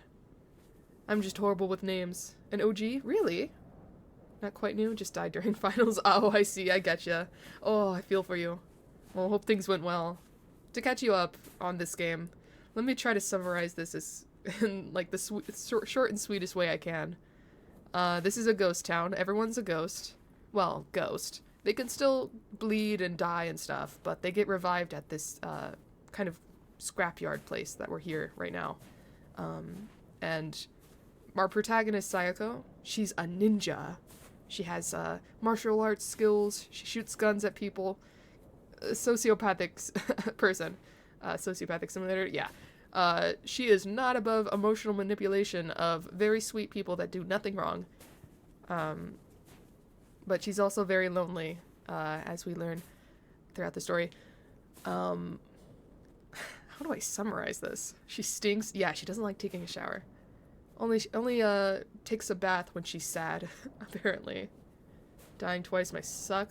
Dying multiple times, I think. I don't know how many times she's died, but because she knows how to defend herself pretty well. She shoots out people's kneecaps. She shoots people in the forehead. She what else has she done? She's used someone as body shield. Kicked an old man into a brick wall, killed him. She's done many things. But right now she's learned that one of her friends, Pacifica, who she thought she could trust, is against her. She's working with the church that are like bad, apparently. So like assassins have been coming after her, and now they're not, apparently. There's more, but that's about the summary of what's happening right now. Were the assailants after those two all along? No, it can't be. They have to have been after either me or Yoru. Something changed the night Pacifica's house burned down. But I don't know what. That frustrates me. But it's not like being frustrated about it will help me figure it out. How long should I keep Yoru locked up in that room? I walk a lap around and another lap for good measure. Looks like I'm coming home empty-handed again today. Oh! New girl. Right, this one. This one that apparently, heavily implied flirting with, Sayako. I see a black luxury car parked out beyond the garbage dump gate. The rear seat window slowly opens. Sayako! Good evening. It sure is cold. Come on before you freeze. Oh, thanks. Good evening to you too, Miss Met. How stoic. How did it go today? I shake my head. I see. How's your roommate? Things are a little awkward since I said something mean. While I'm out here walking freely, Yoru's unable to work because of me. Unlike me, she's unable to defend herself, so she can't walk outside alone. She has enough money for the time being, but it won't last forever. There's a lot of tension over various things right now, which is why we haven't talked much recently. I told this to Renja earlier, and it looks like she remembers. Okay, so this is a time skip. I don't know how long, but definitely like maybe a few weeks or something. I see. Things must be tough for you too. There have been several difficulties. Renja, and of course Miss Matt, have been picking me up by car here every few days lately. I touched the luxurious seat with the palm of my hand. Leather. A dead good. The dead good, maybe. Sorry for making you drive all the time, Miss Matt. You can drive next time, then. You making a joke? Just a joke. Your jokes are boring. You're better off just not telling them. Oh, she's showing her real side. Renja snaps at Miss Met with a spine-chilling cold voice, unlike the playful, loving banter that Pacifica uses when rebuking Anya. I'm sorry. What do you want? To get in the way of my fun? To be a part of the conversation? No, ma'am. Oof. Right. That should be obvious. My apologies. Don't do it again. Renja turns to me and says, sorry about that. Her voice is so warm, it's confusing me. It's ominous, even. What exactly is the relationship between Renja and Miss Matt? It seems like a completely anarchist master and servant relationship. I just can't see what's binding these two together. That said, Yoda and I might seem like that too, but at the very least, the two of us are friends who are close in age. So are these two friends? It certainly doesn't look like it. I'm tired, Sayako. I work so hard. You want to be pampered? Renja plops down in my lap from beside me. As I stare at her in confusion, she responds with a wink and a bashful giggle. Okay. Add it to my harem, I guess. Renja's sudden behavior shifts, sending shivers down my spine. It's ghastly, dreadful, and yet endlessly charming. My eyes twitch. My head spins. I think something like this happened before. Not that I have any intention of trying to remember right now. I'm too preoccupied. I'm quite used to being called unreasonable, but I had to yell today. Renja must be scary when she yells. I hope I never have to see her yell. Let's go lesbian, let's go lesbians! So many! At work? Yeah, we were on our way back from work today. I figured you'd blow all my frustrations away once I saw you, Sayako. I think the only straight person in this story is Anya. And her apparent crush on whatever guy is in her life that we haven't met. Though honestly, Pacifica, I think she's just faking her, like, behavior towards Sayako to be manipulative. I think. I'm getting that suspicion. Not for long. Yeah, think Sayako's gonna win over Anya too? Honestly? Maybe. Maybe, we'll see. I'm not that good. What if Pacifica's ace like Yagami? I mean, maybe. She's... Whoa, hello there, Renja, what are you doing? We don't know our own worth, Sayako. We can only deal with the worth given to us by others. I can feel Renja's fingers unbuttoning my coat. She slides her chilly hand underneath my inner sweater and slides her fingers on top. Whoa! Whoa! This isn't subtextual. This is... Whoa! Hold on there. Back up. Whoa! Slides her fingers on top of my underwear. Renja? Renja! Ask first. Yeah, consent, please. I want to become bigger and stronger. I've been holding myself back for so long. I've been trying to get myself free. I've been trying so hard, you know? Is this safe for Twitch? It should be. It should. I'm prepared to, like, pull up, like, switch scenes quickly, if not. But it should be safe, from what I know. There wasn't, like, any warning of, like, nudity, so I think we're good. That tickles. You want me to stop? No, I don't want to do as I'm told.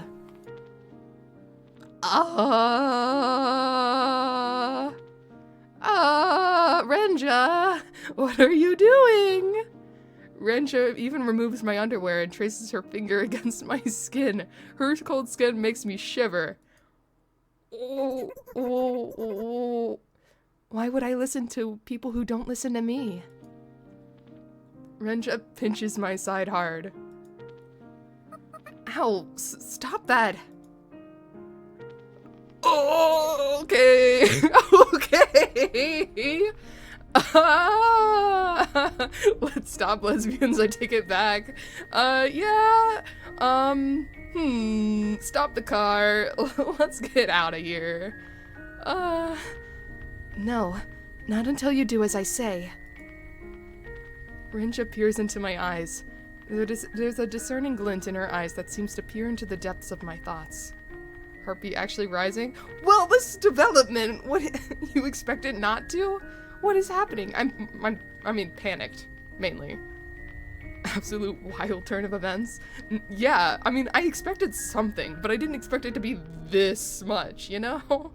Maybe like a kiss on the cheek, you know? This early on, at least. This was, ooh. And beyond the glint burns the flames of hatred. At least that's the impression I get. What do you want me to do? I want you to accept what I'm about to tell you. I don't know if I can until I hear it. I want to give you a place where you belong, and that place is by my side. Okay. I think she wants to keep Sayaka in a jar, not the other way around.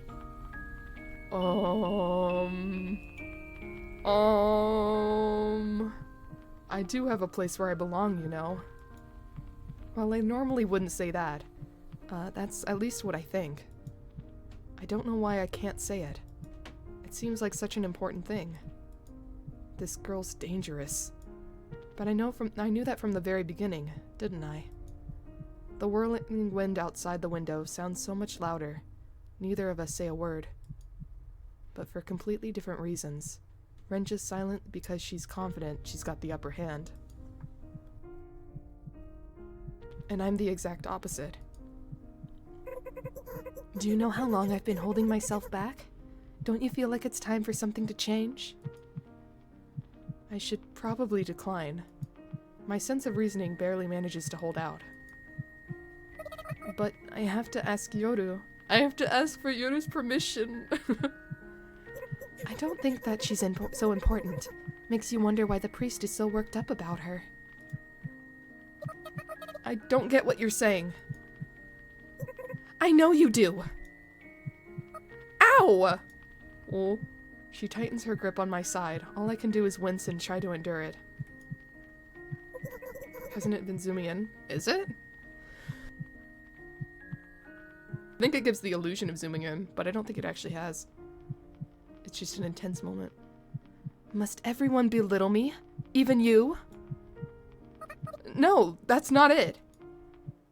Oh, right, Matt's been here this whole time. Oof. Ahem. I snap back to reality. Oh, there goes gravity once again, when I hear Miss Met clear her throat. Someone's banging on the window. It would seem they have business with us. Just do the usual. You love doing things by the book, don't you? What's wrong? What makes you think there's some sort of exception this time? If you want to interrupt me, just say so. But it's someone from the church. The church? Renja gasps and looks up. Sure enough, it would seem someone from the church is indeed on the other side of the rear seat window behind me. Twitch ban evaded. Yeah, the church comes to the rescue for once. I've got a bad feeling about this. I twist my neck a little past its comfort zone. Oh! This is awkward. Okay, so for people who don't know, we have done something horrible to this one. To Anya. Wait, no, not Anya. I'm about to remember her name. Clara. Clara, that's her name.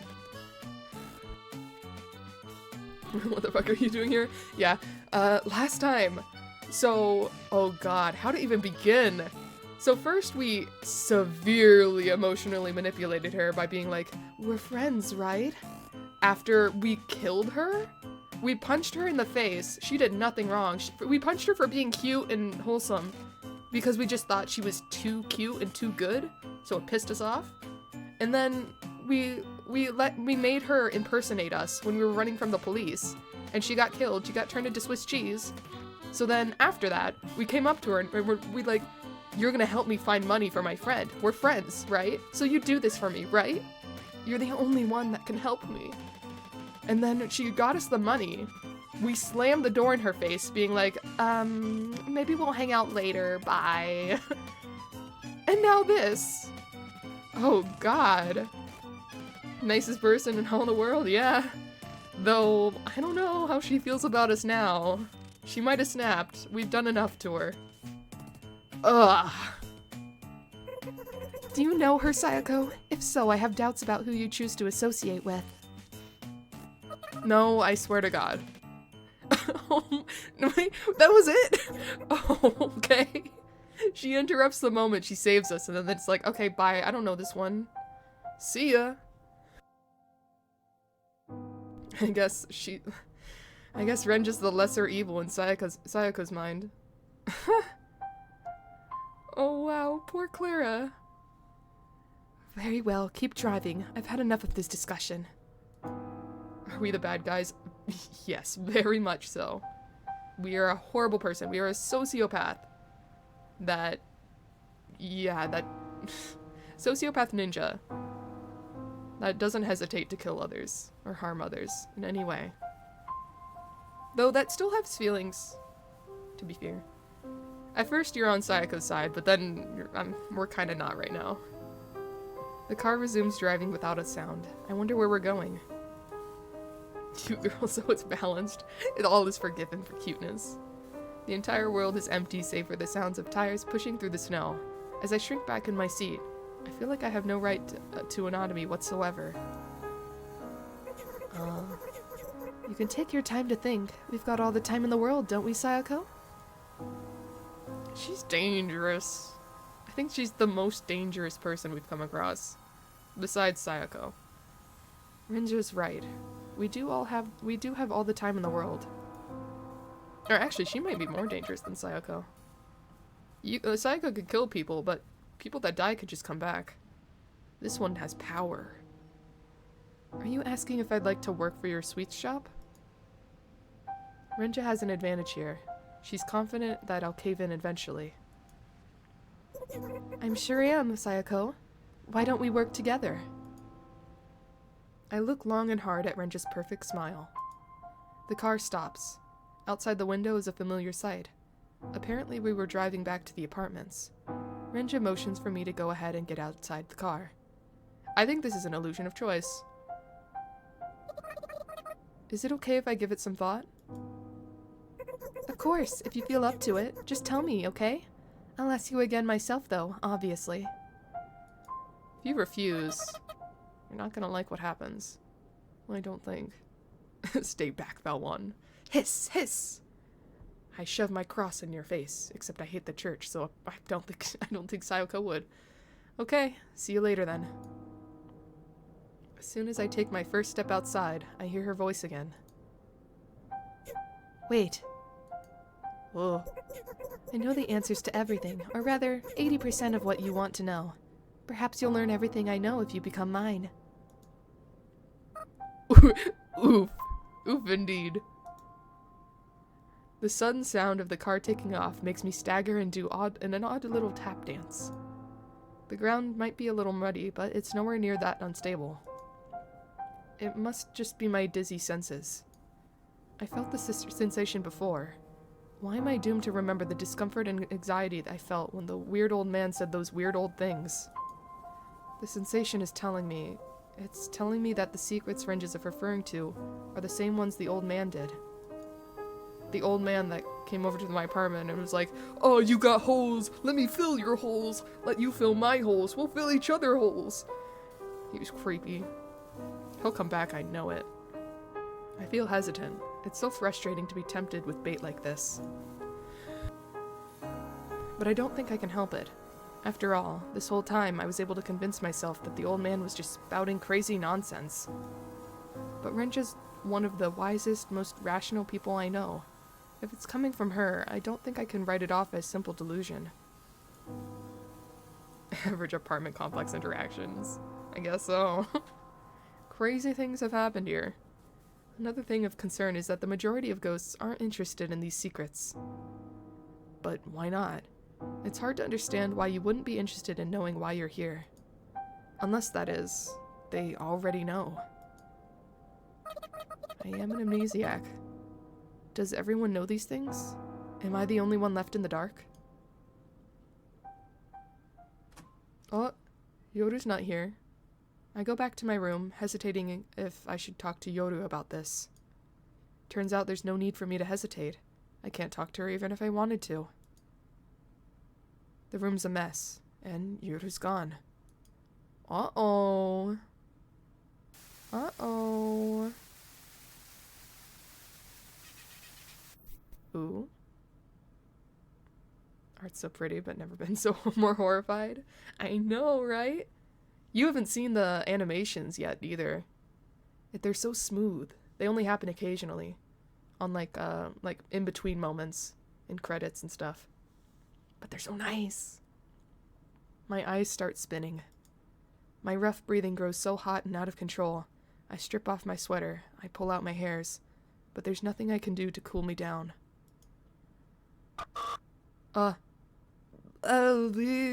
Something. I let out something between a grunt and a scream, praying that this is all just a bad dream as I turn the room inside out in the faint hope that Yoru is hiding somewhere. Now that I think about it, we never got that door replaced. Ooh. Sure, I'm at least partially at fault for leaving this room by myself for so long despite the situation. But we haven't done anything recently. I've lost both Pacifica and Anya. So I thought the situation was at a stalemate. Oh, what if they're... A possibility is that they were taken by the new girl. Either that or maybe it's Pacifica doing something. She took Anya and Yoru away. 'Cause she still got that mission. I don't know. I thought there was nothing more that they could take from me. Pacifica and Anya haven't even come back. Will Yoru not come back either? Then what'll happen to me? There's a cabinet toppled on the floor. Yes, the one Yoru was given, damn it. One of the drawers have been yanked out, its contents scattered on the ground. There's the bag of sweets I got from Renja. Unlike the simple sweets Mr. Patel sells at his cafe, these sweets are a very cute assortment that girls adore. I tear open the packaging and toss one of the sweets into my mouth at random. I guess it's a macaron. Macaron? Macaron? Macaroon? However it's pronounced. I remember what Renja once said. Eat sweets when you're tired. Renja's sweets are a little special. When you eat them, they make you happy. Your body feels warm and relaxed. TTS, ho? Macaron. Macaron. TTS is spoken.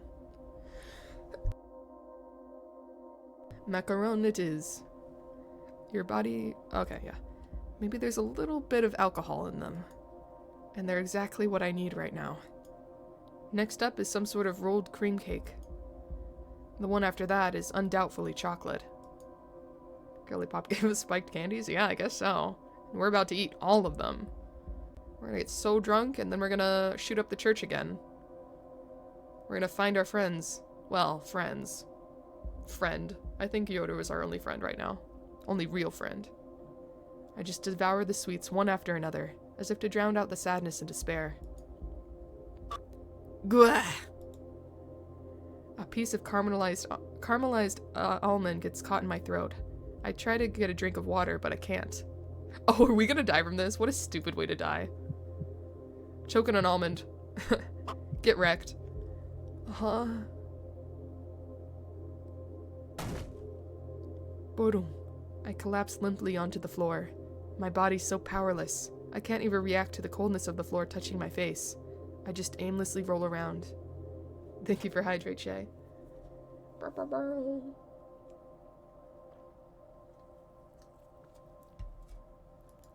It's like my brain has turned into clay. Everything burned deep within my chest just disappears, even my heart. In any case, I'm just blankly staring at my empty self. And it feels so comforting. How nice. It's good to relax. Very good. I don't think of it as not being able to think. Think of it as not needing to think. Wow, it's so much more pleasant to think about not thinking like that. I cackle. I can't open my mouth, but I cackle. I'm enjoying myself so much. I'm going to cry from pleasant sadness.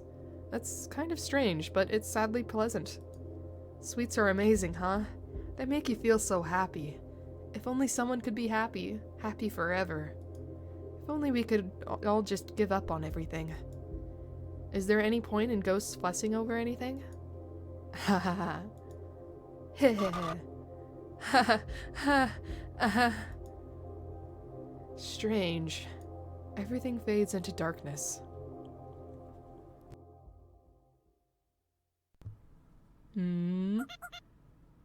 Oh. Yoru? Miss Ninja? Miss Ninja? Who are you? Oh no, it's not Yoru. It's it's Clara, isn't it? Yoru? Huh? I jump up as if a switch had been flipped, and right before me is Clara. Oh, it's just you. I feel like I was dealt the worst card out of the deck, made only of bad cards. I even considered just going back to sleep. Oh, leave. The sweets had cast a temporary shadow over all my problems, but now it feels like their magic has faded away. My consciousness is clear. The mad frustration that took over me is coming back. My palms are suddenly sweaty. How she's still staying is beyond me. I think she's still under the impression that her and Sayoko are friends, sadly enough. Oof. Oof. In the span of 1 second, I curse my 9,999 times. I ask myself what I think I'm doing. I answer myself, how should I know, dumbass? And I cry to myself 9,999 times. As she watches me, a confused yet confident Clara points her index finger at me. The nerve of her! Oh! And I break her in. No! Eep! So I break that finger. Can you blame me? I said leave! Don't you get it? Clara flinches at my threatening shout. She even takes a step backwards. But then she stops. Frustratingly, her eyes are shining with a sense of duty. Oh, it doesn't hurt as bad as getting shot, so I'm fine. My finger will heal. Oh, just tell me why you're hanging out with the sweet seller. I'm just friends with her now, that's all. Hanging out with the sweet seller is like admitting you're a bad person, you know? What's so bad about her? Okay. I think it's pretty obvious. I mean, she's a sweet seller, you know? There can't be anything good about her. Claire going to be the one that changes Sayoko? I don't know. I don't know if this is a I can fix her sort of situation. Sorry to say. What's wrong about making sweets? What does the god of your church prohibit cookies or something? Cookies are bad drugs. Cookies and bad drugs are completely different things. Oh, her finger. Oh. Wait, I feel like you just said something weird. You're the weird one. Ow, that really hurts. By sweet seller, you do mean Renja, right? Yes, her. She's well known. She's kind of a bigwig with lots of subordinates. A sweet seller is someone who makes sweets and sells them for a profit, right? Image is so sad. I know, right? Her face. It's so cute, but it's also, oh, so pitiful. You didn't do anything wrong. Oh, we were so against her at first, too. Everyone was on board being like, she thinks she's so great. She deserves the punch. And then things happened and we were like, oh, wait, this isn't so cool anymore. Oh. Yeah, but people who sell bad drugs are also called sweet sellers, aren't they? Wait, I didn't know that. People use sweets to refer to bad drugs, don't they? Using kid-friendly words as a stand-in for something else? What was it called again? I didn't know that. Did you take her at face value when she said she was a sweet seller? Yeah. You dumbass! Her finger is getting blue, oh no. Don't laugh. You want me to break your another finger? Gee, I didn't know you had such a cute childish side to you, Miss Ninja. How can you expect a foreigner to know such local euphemisms? Gee, I can kind of relate.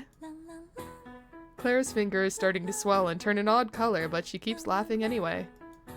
Oh. Thanks to that, I'm able to process some of my thoughts. So, is Renja like the sweet seller boss of this town or something? Yes. Oh, but I don't mean she bakes the most cookies in town or anything, okay? Teehee. Teehee. Literally, my little bro broke his thumb and didn't tell anyone. Oh, I think that might be an embarrassment thing. I'm too tough. I'm too tough to cry about the pain. I can tough it through. Damn it. I recall the time I raided the church. I was able to bribe the guard with candy. He was looking forward to enjoying them. The reason it worked was because I somehow instinctively knew that sweets had spread throughout the town, even among people who guard the church. I probably knew about it before I lost my memory. Oh, I thought we were using the mints to they look like drugs, but they're actually mints. But I see, so candy is, everyone knows about it. The sweet seller and the church share some common ground. But they've kept even a devout believer like Clara in the dark about it. I suddenly smell something suspicious here. Looks like I'll have to pay Renja a visit. I don't know if that's such a good idea. Maybe meet somewhere else. Don't go to her room. That doesn't sound good. I'm going to take a nap. Doesn't help that she lives in the same apartment complex. I think you should clean up the room first. Clean it up for me. Just don't touch anything under the bed. You can have some of my saved up sweets when you're done. You can have some of my drugs. As payment. I toss myself into bed without waiting for Claire to respond. I quickly slip into genuine, full-blown sleep. Don't treat her like a mage. You broke her finger. Oh. Okay. Stretching, thank you. This is either Sayako went up to visit, or this is just different perspective.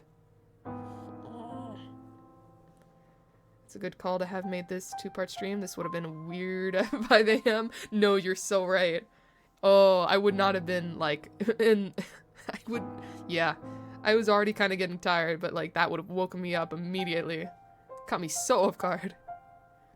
That's terrible. Even Yoru? Renja looks deeply concerned. Okay, yeah, Sayako came up. Looks. Taking a nap was the right choice. I'm calm enough to hide my impatience and irritation. I heard everything. Everything about what exactly? Everything about your work. You have a real interesting job, Renja. Gee, I guess the cat's out of the bag. Yes, I'm more of a bad girl than my appearance suggests. Renja speaks with a smile as if nothing has changed. It's almost chillingly eerie how normal she's acting. But it's not enough to break me. I'm no saint. I'm in no position to lecture anyone on their life choices. But I cannot support yours, so... Uh-oh. You're saying you can't work with me, is that correct? Sorry. I made sure not to let you see them, but I have many subordinates. I'm sure they can help you find your roommate. So won't you let us help you? No thanks. I'll search for Yoru myself. Is it because I'm a bad girl? I can't say that has nothing to do with it. There are two types of ghosts in this town. The first are, honestly, trash. They can't question any abnormalities this town has, and obviously, I don't mean it against their philosophy or religion. I mean they're genuinely unable to notice that anything's abnormal. You could explain it to them, but they wouldn't really understand. To them, they would just be empty words. The other type of ghosts who recognize the chaotic state this town is in. Those who know exactly what this town is. For ages, every ghost has either been one or the other. But you're special, Sayoko. You notice the town's abnormalities, yet you know nothing. Instead, you compensate your lack of knowledge with excess of power. You're incomplete, but that's what's fascinating about you. Gee, thanks. I want to make you complete, and together we need to dethrone the authority of the priest in his church. And to do it properly, we need to turn this humiliating situation on its head. He shouldn't have all that power. The two of us should. And to achieve this goal, I need peace of mind, that you won't ever betray me. You're not going to try to persuade me now, are you? Like her science fair project? Yeah, like her little pet. If you're not with me, then you might as well say you don't want to know the truth for all eternity. In either case, just promise me you won't get in the way of my work. So, what'll it be? Astonishingly, I hesitate. I should be refusing her offer without a second thought. But I just can't bring myself to say I don't need to know. I've always been an outsider. I've been left in the dark as to why the priest detained Yoru in the church, or why Pacifica and Anya are gone. And it's because of my complete ignorance. The biggest example of that ignorance is this whole sweet cellar business. If only I had the proper knowledge, I could recognize so many more things by myself. My greed for knowledge has dulled my judgment. I realize I've broken out into a cold sweat. My eyes are wandering around pathetically. You're showing your weakness. That's not good. It's like I'm searching for something to help me out of this mess. My eyes stop on something, and that something is, in a sense, the answer I've been looking for. Liar. Oh, is that's the lipstick gun. This is the lipstick gun that Anya made, that Pacifica had on her. That might be Pacifica's purse. Ooh. Ooh. Events. And I only catch sight of that something by complete coincidence. There's a dresser in the corner of Renja's room, and on the dresser is a familiar tube of lipstick. Or rather, the lipstick-shaped, ultra-small gun straight out of a spy movie that Pacifica ordered from Anya. A super cool weapon for a super cool Pacifica. Even Yoru was ecstatic when she saw it in action. If I'm not mistaken, Anya was in the process of mass-producing them. If Renja has one, then who exactly is she? Come to think of it, one of the assassins who broke into my room also had a gun that was identical to the one in Pacifica's possession. Oh, okay, so they're already mass-produced. I thought it was, she stole it from Pacifica and she had them, like, trapped somewhere. My bad. I don't want to think any further than that, but my brain calmly connects the dots on its own, forming a disturbing outline. Oh, what's wrong? That lipstick over there. You're interested in makeup? We have more pressing things to talk about than makeup, don't we, Sayoko? Renja looks at me incredulously, as if she has no idea why I would bring up the lipstick right now. She's playing dumb. If I had come here without getting a wink of sleep first, I probably wouldn't have had the confidence to do anything about it or even notice it. Her acting looks quite natural. That's right. Her acting looks quite natural indeed. Mind if I take a closer look at it? Be my guest. I pick up the lipstick with slow, wide movements. It's unused. I have a gun now. I don't think she should be so calm. The ninja has a gun, and she knows how to use it. You should be scared. The seal is still intact, I see. So the one Pacifica used back then was a prototype, huh? Perhaps this is a production unit for the first manufactured lot. Imagine, it's just regular lipstick. Imagine. Mind if I try using this lipstick? You sure can be stubborn sometimes. Fine, keep wasting time then. Maybe still hidden activation and it still is lipstick? Oh, like a secret little compartment? You push a button and it pops out the gun? Maybe. Maybe. I'm moderately surprised. It seems Renja doesn't know what this thing actually is. If she did, she wouldn't be keeping up this farce. Even if she were playing dumb, she gains nothing by allowing me to pick this up. If she's confident that I suddenly shot her with this thing, I'd miss? Is she confident that even if I did hit her, she'd be fine? No, wait. What if I'm just a big idiot and this isn't lipstick-shaped gun, but just plain old lipstick? Suddenly, a short and sweet thought, sweeter than any sweet sold by a sweet seller, flashes in the back of my head. It's so short and sweet, and stupid, it makes me smile to myself. Renja lets out a displeased humph. I decide to take a gamble on the thought. I think I'm starting to get it. There is a fundamental flaw in my deduction. Oh, music? I think we're about to go in ninja mode. This isn't proof that Pacifica's colluding with her. In fact, I dare say it's proof that there's no collusion at all. This lipstick was taken from Pacifica. Oh, I was right the first time. Just different reasoning. Maybe even stolen. If someone's holding her captive, it wouldn't be a surprise if they also stole a cosmetic bag from her too. Are you that interested in the lipstick? I received it from one of my subordinates. As a small present, I suppose. I'm a good boss, aren't I? I look into Renja's eyes. She seems to be confused. I can tell she's losing a little confidence in her discernment. Like, why is this girl so obsessed with that lipstick? Did I miss something? Are you that interested in some run-of-the-mill lipstick? Sitting before me is no longer the mysterious, delicate, beautiful girl I once knew. Just one measly ghost who can't even stand up. I open the seal on the lipstick. I see. So you move the bottom part like this, and... Renja, the way you're trying to make friends is incredibly flawed. Oh. The recoil's heavier than I expected.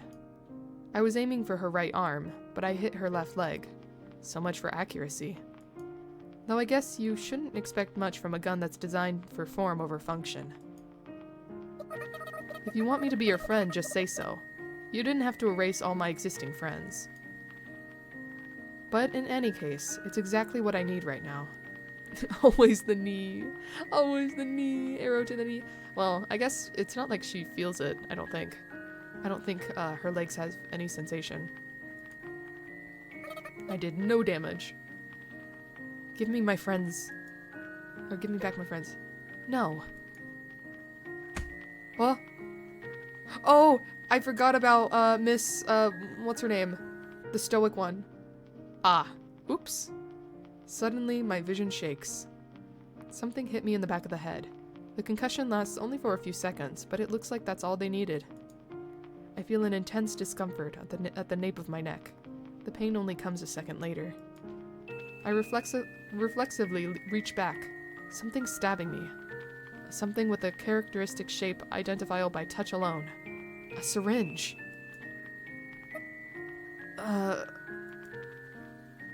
Damn it! I walked right into that one! I curse my lack of precaution and instinctively pull out the syringe. When it tumbles to the floor, I notice it's several times bigger than the ones they use for vaccines or for drawing blood. It sends shivers down my spine. As far as I can tell, the cylinder's still about a third full, so it's not like all of it's been injected inside me.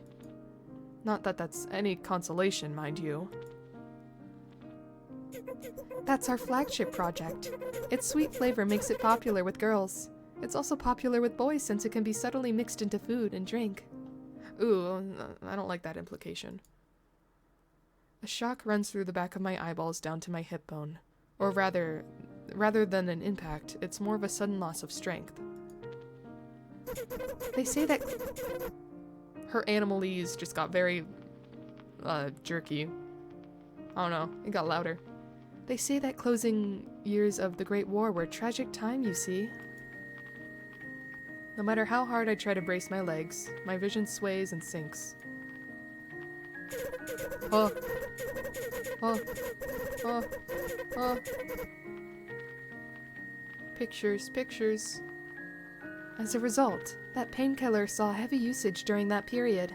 It was already an old drug at the time, and there are several conflicting theories as to why it made such a resurgence. Worst sleepover ever. Yeah, I know, right? Perhaps it was because its use and side effects were well known, or perhaps it was due to the collision between pharmaceutical companies. Who knows what the truth is? I thought my legs were supporting my body weight, but before I know it, I'm on my knees. This was just a funny Yuri Ghost visual novel. What happened? Sayako happened. It was never a funny little cute Yuri visual novel. It just wanted us to think that at the start. Toxic Yuri still en route. Oh yeah, true. It's still Yuri, just not as sweet as we thought it would be. Not as sugary. In any case, it's a potent drug. At low doses, it acts as a sedative, granting soldiers relaxation and sleep. At high doses, it acts as a tranquilizer and neutralizes neurotic soldiers. Before I know it, my upper body has collapsed, and I'm down to my hands and knees. Well, it wasn't the full amount, but that should do it. Ah, I knew it! You were the one behind this. I called it. Regardless, I'm able to maintain my vision, so I keep watching. No, I'm gonna become a subordinate. No. Isn't that right, Met? Yes, ma'am. In her hands is a familiar silver object. Anya told me all about it. It's the soldier control device used in the closing wars of the Great War. Closing years. Normally, you should have been in a comatose state long ago, but you shrugged it off. You've consumed enough quantities over a long enough time period to have grown physical dependence, and yet you've shown absolutely no signs of addiction. Are ninjas just resistant to poison? Ah, they were in the goodies. They were in the drugs she gave me. Ah. What are you going to do to me? This. Oh. Miss Rhett runs a scalpel across my wrist, at the softest spot, a bit above the base. Instead of pain, I feel fear, and by then, the blood's already flowing. Miss Met seems so skilled at this. She must have done this many times before. Jelly. Yeah, it's just jelly, don't worry about it. Just jam, so tasty. Item out. Okay. Bye, Sybil. Too much. Or maybe you just need to go. Let's see ya. I try to shake her off my arm. I shouldn't have done that. It only causes the blood to overflow even more. My body's limp from fear. Fear, despair, and helplessness. Let me know when surgery's done. Oh, yeah. Too queasy of a sight for you. I see. Look away, avert your eyes. I'll make sure to vocally say, it's done. The lukewarm blood spilling down my wrist doesn't even feel like it's my own blood. Miss Met plops the silver pill bug into the incision. The pill bug makes a whirling startup noise as it tries to crawl inside. It stings. If this is a dream, I wish I'd wake up. And yet I can't peel my eyes away from the nightmare. Well, it'll take some time for it to reach your spine, so let's have a nice chat while we wait. I see. So once this happens, I'm out, huh? You just wait to enjoy watching me suffer until then. Renja. Or you just get. I can feel your sadistic gaze pouring down on me. If the drug didn't work, then maybe this thing won't work either. I'm not sure if I actually said that. I can't clearly feel my lips. It's as if the whole world is behind frosted glass. But at least I can think clearly on my side of the frosted glass. According to what Renja's saying, my body seems to eliminate drugs faster than normal. With a little bit of time, maybe I can regain free use of my body. But that little bit of time is the problem. The pill bug isn't moving very fast, but my arm isn't very long either. Perhaps. Sounds like an experiment worth... I don't hear what she says after that. Or rather, I hear it, but only as disjointed sounds. I'm only able to catch the nuance. Okay, I think the surgery's done. I think we're good. I think the deed has been done. The way I make friends is flawed? That's none of your business. Why make friends when someone who already, with someone who already has friends? That's like setting yourself up for number 2 at best in a racing to the bottom. No thanks. I'm nobody's number 2, and I don't want to be below anyone else. My ears are ringing, like what happens after you've heard a loud sound. Switching to phone. Going somewhere, Luigi? Like a bomb went off next door. Something squirming on the other side of the frosted glass. My consciousness sticks its face up against the glass to try to see what's going on out there. But that's just a metaphor. My consciousness doesn't have a face or eyes, all I can do is feel. I push those feelings out of my mouth in the form of words. It's true that there were rumors about you, but in reality, you were into boys. Oh, okay. Really? Are you sure? Well, I guess it was all manipulation anyway, so who's to say? That was a little much for someone who's into boys. I think, ooh. You know? You know? You were 13, it was winter. Blank was speaking with your dad, acting friendly. Needed to get some more medicine from your mom. Or for your mom. All you could do was watch. What are you trying to get at? I'm only tracing out the silhouettes behind the frosted glass. Honestly, I don't know what any of this means. I keep talking, as if to feel things out with the tip of my finger. Or she might be talking about the occasional flashback we see. Like, before they died. She might be talking about someone else. Wildest timeline. Yeah. Oh, mystery. Your dad was always so apologetic to you, because he thought it was his fault that your legs turned out that way. Oh, no, we're definitely talking about her. Definitely talking about her. And that you didn't have a mother anymore. It was an uncomfortable way to comfort you. Everyone respected your personality. That's why you never bothered to learn about equal relationships. At least that's what you thought. Didn't you, you coward? What's wrong with using the weapons you've been given? I'm not myself. I wouldn't say things like this. Your first prey was the kind, chubby, older kid who wore thick glasses. You knew you had good looks, but you were afraid to use it to sway the opposite sex since you didn't know much about them. So you disguised yourself with a made-up character. How could I do something like this?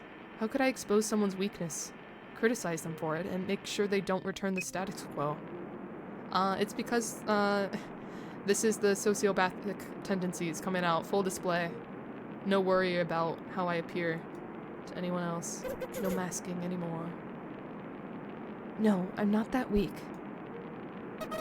Yes, you are. You don't know me! I am you. We both are. It's a little weird. That's a little weird. I hear Renja's voice raise her voice in anger. And yet, I think I'm smiling. Even though it's not funny at all. I want to stop already. But I can't take my eyes off the faint silhouettes. I can't stop tracing them with my mind's finger. The sights I see are so cruel, they make me shudder. Which is why I can't peel my eyes away. A garage floor, a shard of glass piercing the hand, the helplessness of being unable to stand up. Met. Ah! More arson! Ah! The encroaching red flames. Despair. Met, shut this girl up! Oh. Wait, so... the dialogue, I think, was real. I don't think the visuals were. Subvol ain't ready to come back. Oh, no, it was fine. Just a little bit of something. It wasn't too much blood. I snap back to my sense when I hear that voice, as well as a short, high-pitched electronic sound, like that of a cell phone ringtone. I try to remember what I saw, but like the hand sanitizer, it just gives a tingly feeling before slipping through my fingers and evaporating into thin air. It's me. Oh, what? Renja's in chaotic disarray. The fact I can tell that means I must have recovered a little. Oh, unless everything is real and this is just a huge time jump. Like I burnt to death and revived at the scrapyard, she retrieved the body, and that time has passed. I chuckled to myself. I'm starting to feel my lips again. Small signs that I'm recovering. It's just funny to think I got directly injected with tranquilizers and shrugged it off this easy. It's like I'm superhuman. Super ghost, I mean. There's a bit of trouble at the factory. I'll go there directly. Take care of things for here, Matt. Make no mistakes. Yes, ma'am. Promise me. I swear my afterlife on it. If we had known things would turn out like this, you should have implanted the device closer to the spine. If you did, then I'd be going to work with my new friend Sayoko by now. You will tomorrow for sure. Renja smiles for a moment. I don't know if she's regained her composure, but if she's just bluffing. Either way, I'm impressed. See? You can say something good every now and then. Once you're done here, you two can come see me together. Miss Met opens the door for Renja to leave, and as Miss Met does so, she exposes her back. I need to find a way to get away from her as soon as possible and find a way to remove this bug. How much time do I have left? It can't be much. Somehow, I managed to lift my upper body and move better than I expected, but not as much as I need to. I pick the cosmetic bottle off the dresser and hurl it at Miss Met with all my might, and she turns around at the sound. Miss Met doesn't flinch. She just calmly turns to me, and as if it were a roll of toilet paper, I threw at her instead of a glass bottle. I need to get up and get out of here. It's at that moment I realize how numb my feet are. It's like I've been sitting on them for hours upon hours. My legs can barely even support my body. If you really care about that girl, you shouldn't keep humoring her like this. You really believe I have any alternative? Miss Met tackles me when I can't stand. There's nothing I can do to fight back, especially considering the overwhelming difference in physique. After all that effort I took to get back up, my body ends up back on the floor. There is nothing wrong with dedicating my body and soul to serve her.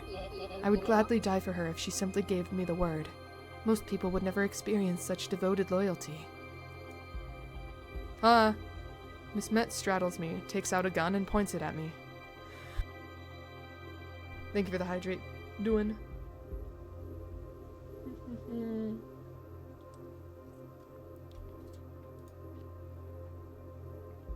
I'm confused for a second. Speaking of as someone who's been shot to death before, the flow of time certainly seems to slow down the moment you're shot. So, in other words, this can't actually be taking that much time. In this eternal fleeting moment, I see Miss Met's eyes from behind her long bangs. She's crying. Miss Met drops her gun, only to strangle me with her now open hands. I try to shake her hands off my neck, but I'm unable to even grab her thick arms. I guess it's because of our weight difference. I've been trying my best to ignore it, but the foreign object in my arm is literally crawling under my skin.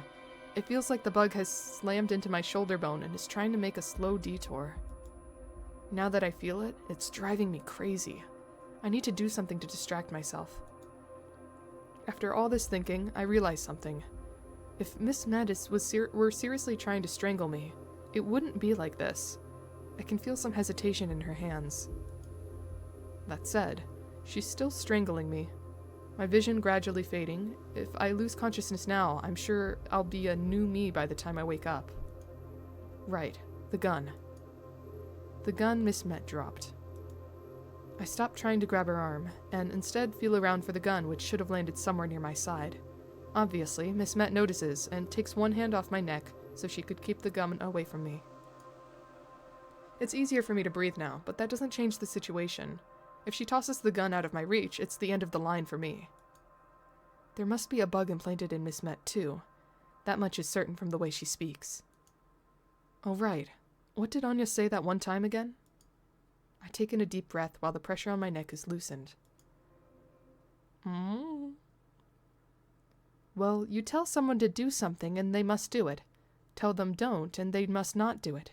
You lay down the rules. I'll be quiet. I won't speak anymore. Oh, this is ninja mode. Ninja mode incoming. We're about to do something. Miss Met's grip suddenly weakens. Renja's last command was, shut this girl up. I announce my silence, thereby fulfilling the command. In other words, at this moment, she's lost her reason to manhandle me. After checking to see if I can move my pinned lower body, I quickly pull out a leg and kick Miss Met in the gut as hard as I can. Great! Now I can move my body now. Miss Met falls backwards with the gun in her hand. And it's pointed at me. Unlike a robot or a cyborg, these soldiers can think about various aspects of their mission, and can thus violate parts of their orders as long as they uphold the order overall. That's what Anya said. Living brains have leeway in their decision-making ability. If you think about it logically, what Renja really wants isn't for me to shut up, but to be incapacitated non-lethally. If I die, my body will return to the garbage dump. But what happens to the bug? I don't know. In any case, Miss Met's pointing the gun at me, which means it's of no concern to her if her attack kills me. I'm confident I move faster than the wind. I grab the round barrel of the automatic pistol. I can clearly see Miss Met reflexively pull the trigger. I'm out of time. But that's perfect. I push the barrel of the gun pointed at me into my shoulder. Whoa! Sparks fly in the back of my eyes, the back of my head, and of course, my shoulder. That's where the metallic bug thing I think was.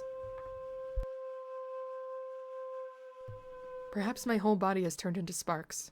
The taste on the tip of my tongue has got to be the taste of a bullet impact. Damn you! Oh! Another punch! This time on someone that's less, defenseless. So that's good. I try to hide the pain with a yell as I drive my still perfectly good left fist into Miss Met's jaw. I feel my fist land perfectly. No matter how tough you are, I doubt you can keep fighting properly after a direct jolt to the brain. But this is only the beginning. I'm not dead yet! I yank up the neck of my sweater and bite down hard on it. I thrust my fingers into the fresh gunshot wound on my shoulder. The indescribable pain is so intense, it sends sparks flying in my eyes. I can't believe I have to gouge out this wound. I wouldn't want other people to hear the groans I'm making. Just a bit more. My fingers touch something hard. It's not bone, it's metal. The noises. Get! I can hear the sound of muscle fibers tearing as I pry the bug's legs off my flesh. Wrecked! Get wrecked! Throw it down on the ground, stomp on it. Okay, that's the end of that. I stepped out and wow, yeah, what a thing to come back to. Just wanted to eat my soup. Oh, sorry. It's done now. I hold the silver lump in the palm of my hand. It stops moving as if to say, now is not the time for work. Perhaps it's detected that it's been exposed to the air. Ha ha, ha ha ha ha ha. I let out a laugh, and then I let out tears. But then I tell myself now isn't the time for either of those things, and I refocus my attention. Miss Met sprawled out on the floor beneath me. I pick the gun off the floor. I need to incapacitate her. I suppose I should shoot out both her legs. No, wait. I need to free her from the bug. If I pump her head full of lead, she'll wake up at the garbage dump as her true self, won't she? I point the gun at Miss Met's head. It pains my conscience to do it, so I hesitate a little. Somehow I doubt that. I don't think you care. Stop. So you're awake. Even if you shoot me, I'll still return to her from the garbage dump on my own 2 feet. There's no point. Oh, what if she doesn't have a bug? Miss Met speaks nonchalantly. There's no aggression whatsoever in her voice. In fact, she even sounds somehow relieved. Or actually, it's probably both. She would serve her of her own free will, but also she has the bug, so she has to follow certain orders. I'm assuming. Doesn't look like Renja actually cares about you to me. What matters is who you care about, not who cares about you. That's what matters to me, at least. Even if she continues to look down on you? I find it acceptable. She must be saying that because she's been brainwashed. That has to be the case. Please be the case. But if you had the choice, wouldn't you want to stop doing this? Unfortunately, reality seems to betray my expectations most of the time. I would, but my desire to be by her side is more important. Serving her is what makes me happy. And this time is no exception. What makes you think that way? I don't understand why you believe in her so much. I had an epiphany one day. I realized that this is what I wanted. If I had to put it into words, I thought... She's beautiful. No objection to that point, correct? Toxic Yuri, yeah. Super toxic. Super toxic Yuri. And she's straight, too, apparently. So it's even worse. Ah, you're right about that. Good. We have a near infinite amount of time on our hands. I want to spend that time watching over beauty, and I found a way to guarantee it. A way to be needed. And it will last for all eternity. I'm an atheist, personally. But there's more to one way to get eternal bliss. If you'd rather stop doing this, then you can really say it makes you can you really say it makes you happy? It's a luxury to live in a situation that's ideal in all aspects, so it's complicated. Complicated? They're just feeling silly. Just being silly. Silly little billies. Being a little quirky. I'm not good with complicated topics. They tire me. I don't understand what you're saying. I want a simple life. I can't suffer for an eternity like you. So I have no regrets making some sacrifices. Even if it means making others unhappy? Are you unaware of how comfortable it is to live a simple, earnest life? Pouring out love to someone without hesitation? If all you want to do is pour out love to someone, then you'll tire yourself out one day for sure, especially if that someone abuses you. But I've lived like this for all eternity. Pouring out love is my happiness. It's so fulfilling. I find it way more valuable to love than to be loved. Oh. She doesn't know what it means to love someone. She's only ever been loved, even though she's so beautiful, so perfect. Her greed gives her the desire to be loved, using any means necessary. That's all she lives for. It's so tragic, it's lovely. So one person who lives to be loved and one person who lives to love. That is toxic Yuri. I find myself unpleasant. I know my mind is warped and repulsive, but I want to keep doing what I'm doing as long as I can. I don't understand you, but I might be jealous. To have someone precious enough to know, or to you, that you'd sacrifice your own existence. It must feel like arriving at a terminal station, the end of a long journey, a happy ending. When I think about it like that, I guess I can understand. I'm glad it turned out like this. Miss Met lets out a sigh. I felt threatened. No, scared of you. So this is what the girls in ceramics were talking about. Is it? Is it?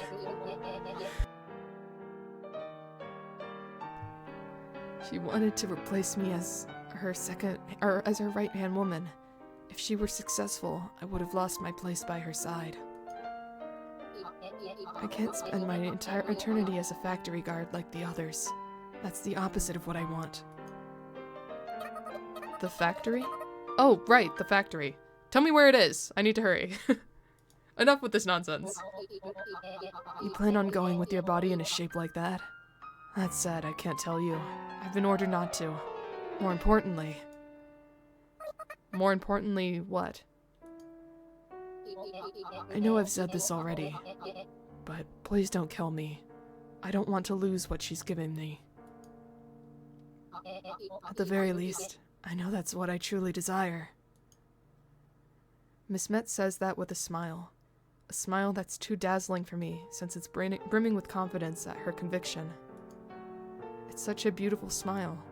For just a moment, she's just as beautiful as Renja. Has Renja ever seen this smile? I'm going. No! Okay, wait, it's in the leg. I didn't kill her. Okay. Respect her wishes, that's good. I shoot Miss Met in the right leg. This way, at the very least. She probably won't be chasing after me anymore. Thank you for stretching.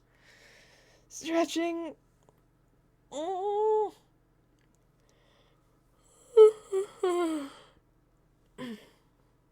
More energy drink too. Since I shot with my left hand, the recoil feels stronger than I expected, causing me to stumble a few steps. I try to think of what exactly I can do with only one arm, and I rush out of Renja's luxurious room to chase after her. I need to remind myself to breathe for how insane this goes. I know, so many twists and turns. What happens next? I think the next step is Clara snaps. I think that's the next thing. Talk about a neighborhood dispute. As I go down the stairs, I touch the bug in my pocket. This thing was a curse for me, but a blessing for Miss Met. It's her bond with Renja. Oh, now I'm thinking of so many, like, how many messed up things could happen. What if Sayako uses the bug on Clara, and Clara becomes her servant? Oh god, that would be so messed up. But I can see it happening, unfortunately. Maybe I can approach Renja pretending to be brainwashed. But then again, since there's no main control unit somewhere, it wouldn't surprise me if there were some sort of indicator showing which receivers are working. Which means I'd be found out instantly. I'd feel so stupid. Clara's still in my room. When she sees my bloody left hand, she lets out a sickeningly cute shriek. Eep! Eep! Like that. When she asks what happened, I consider smacking her, but I manage to hold back the impulse. Instead, I grab her by the shoulder and tell her this. It's a good thing we're friends, huh? God damn it, Sayako. It sure is. We're precious friends.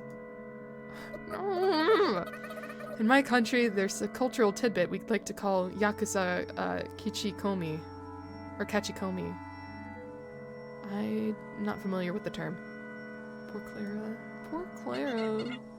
Wow, that sounds lovely. I don't think so. Yes, it is lovely. So what do you say the two of us do a little Yakuza Kachikomi right now? By the way, have you ever shot a pistol? I know you've been shot by one. Because I shot you.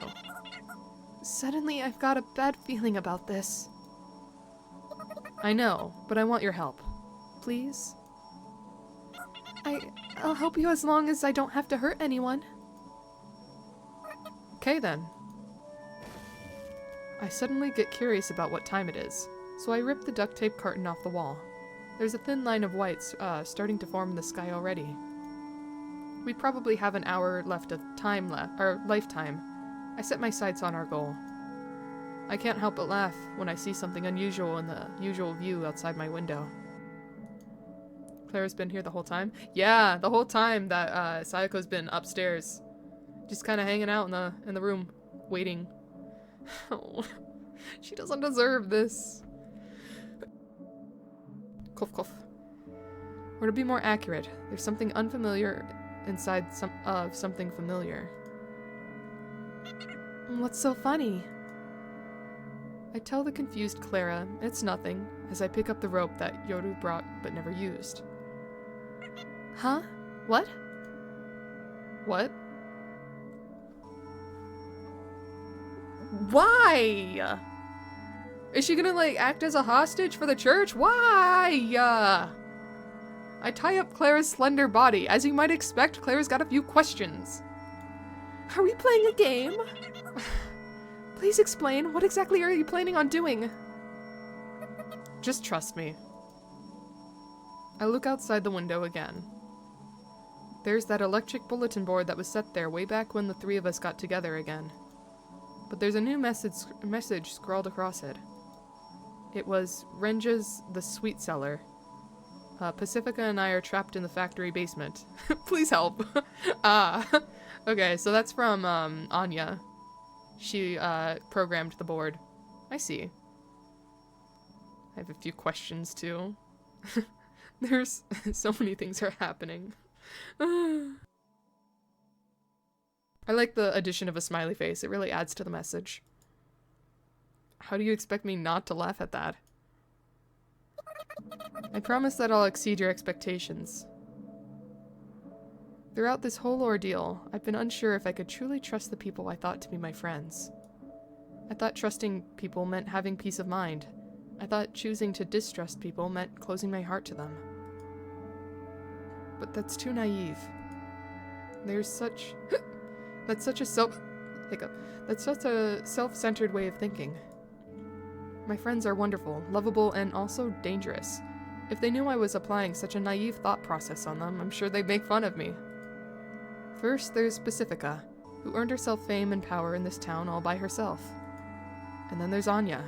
Anya, who's got the courage and the skills to send a unique SOS signal even when captured by the enemy. They're both such excellent, reassuring people. It'd be rude for someone like me to consider whether or not to trust them.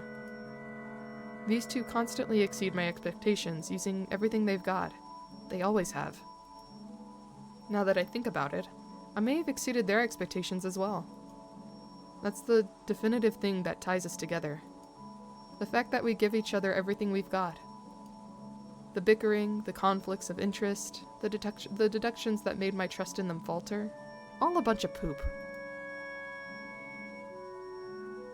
I casually sling an assault rifle on my shoulder and suddenly notice something. The nasty wound has already healed considerably. It's almost as if it was never there. Ghosts can't keep many things, and I've got a particularly strict limit on that regard. I know that from experience.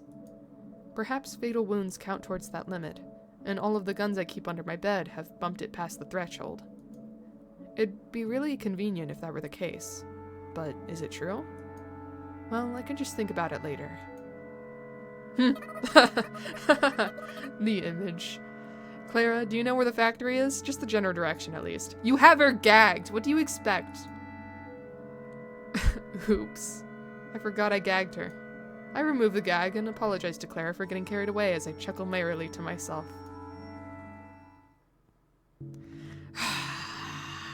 Poor Clara. Clara knows the factory's a big place, but it seems she doesn't know any specifics, like which street it's on, or if the walls are green or yellow or whatever. Well, we just gotta find it with our guts. Guts and lots of running. There will probably be a guard on watch, which will actually help us because it'll give away their position. That's where Clara comes in. Renja has a cooperative relationship with the priest, and therefore the church in general. Oh, right! Clara stole money from them, so she's probably a fugitive. I see. A devout follower— never mind. I was wrong. She is a hostage. A devout follower of the church like Clara should be useful as bargaining material, even if it's just a bluff. An underling stuck on guard duty is unlikely to hold much influence. I should be able to at least buy some time with some smooth talking. It's a crude plan. The voice of reason says I should plan out more of details. I ignore that voice and cross through the apartment courtyard, when suddenly...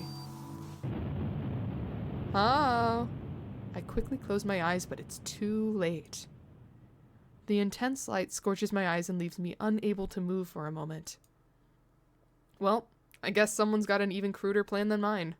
Car again? I don't know. Maybe it came from the factory? Someone's got a cruder plan than mine? Someone else coming to save Anya and Pacifica? I don't know. I let out a dry chuckle. Is that the way to the factory? Yes, that's right. Was that? You see that? Everyone really does exceed my expectations. And I mean that in the best way possible. My vision gradually clears up. Thanks to all the dust particles gathered around the center of town, it looks like the entire town's in the middle of a sandstorm. By the time I realize that the dust cloud must mark the epicenter of the explosion, out of the ashes comes a silhouette of an approaching car.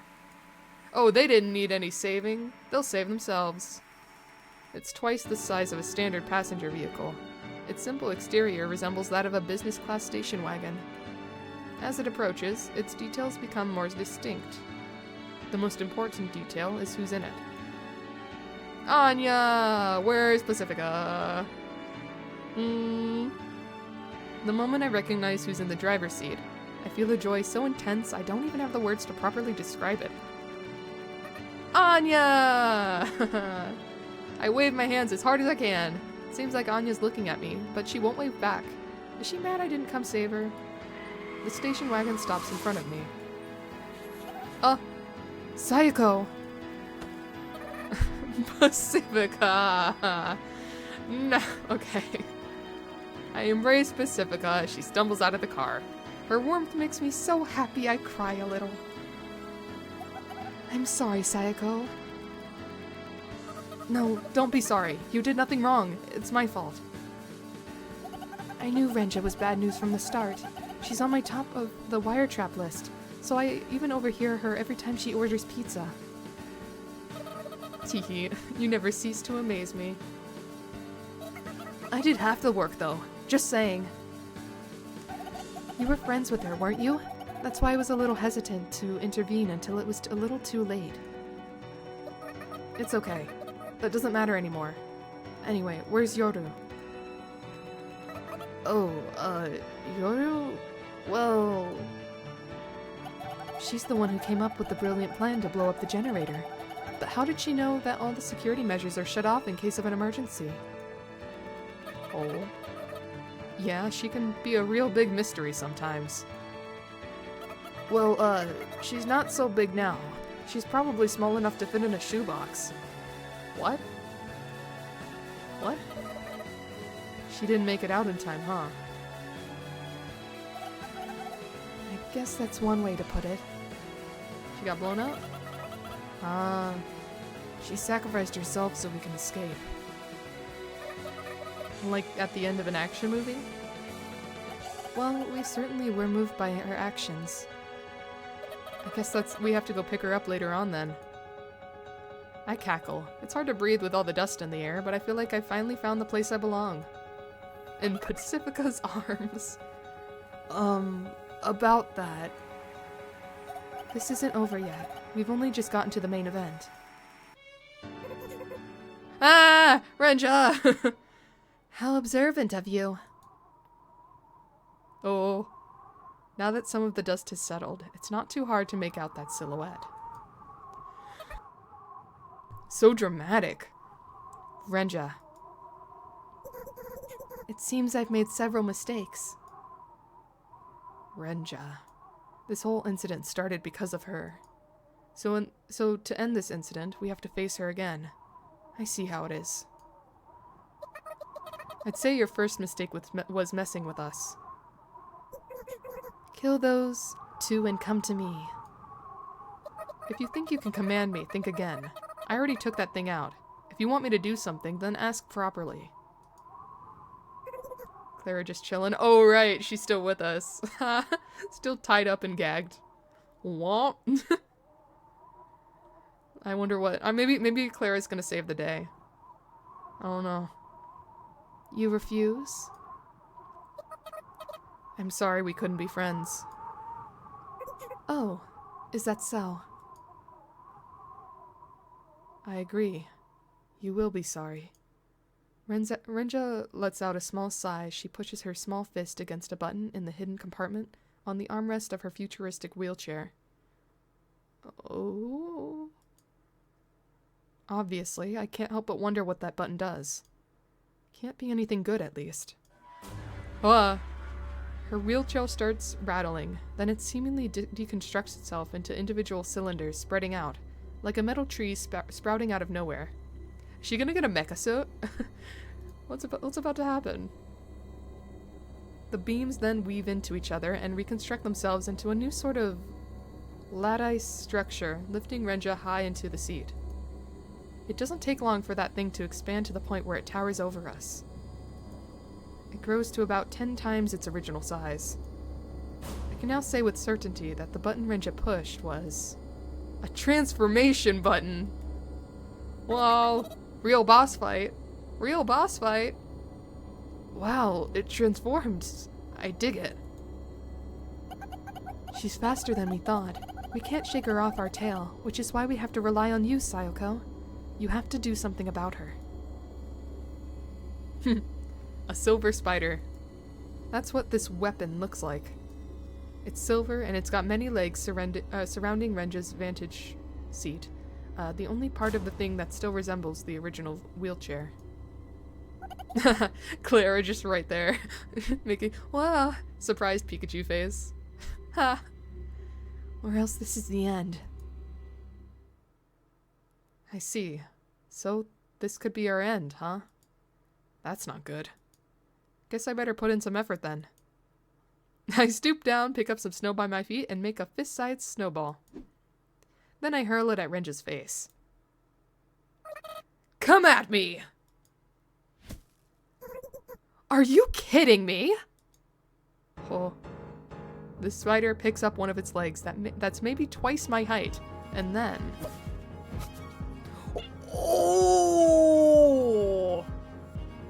Oh, poor Clara! Shish kebab! Dang! Eep! What did she ever do? It swings the pointed tip down hard, immediately behind me, skewering Clara from the crown of straight down through her lower abdomen. It looks like an obscene object d'art depiction, the way butcher birds impale their prey on thorns.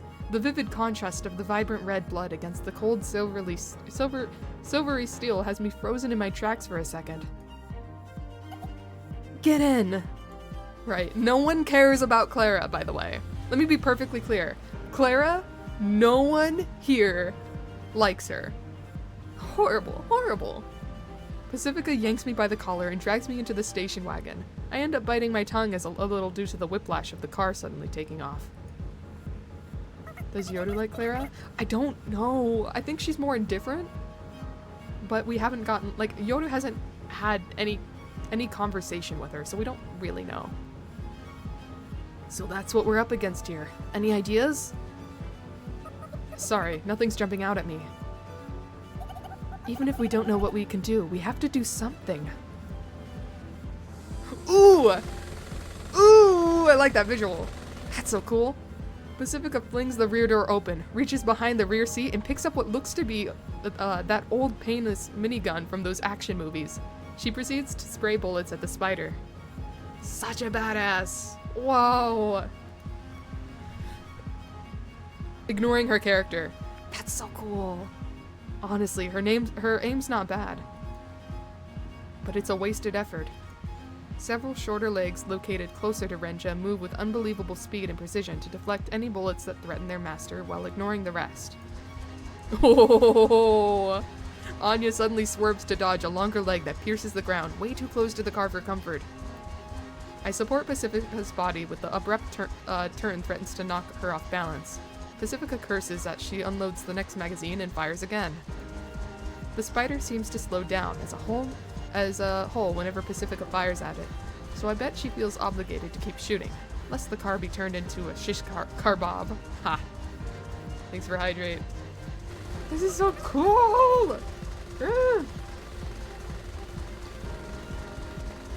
How is she piloting that thing so well? I shout as hard as I can so that the gunfire doesn't drown me out. There's no way she's driving manual. Not with the movements like that. There's gotta be a camera or sensor or something hooked up to a real-time image processor to detect and neutralize any threats like guns and whatnot. So we're up against a genuine war machine? Like hell is genuine. Normally you expect to have guns or more armor and stuff on it. Lucky us. Not like enough that we have a chance against it though. So you're saying we have to shoot at it from where the camera can't see us, right? You've got the right idea. I bet you could make that shot too. But there's no way we can gain enough distance from that thing.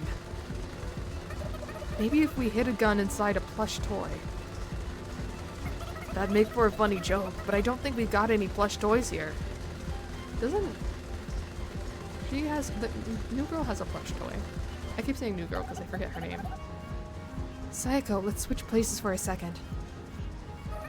Okay. I switch places with Pacifica and continue fire bullets with the machine gun. The rapid clinking of metal legs as they deflect the bullets nearly drives me insane. We don't have that much ammo left either. Even if we conserve as much ammo as possible, it's only a matter of time before it runs out. Whoa! Rocket launcher! Get down!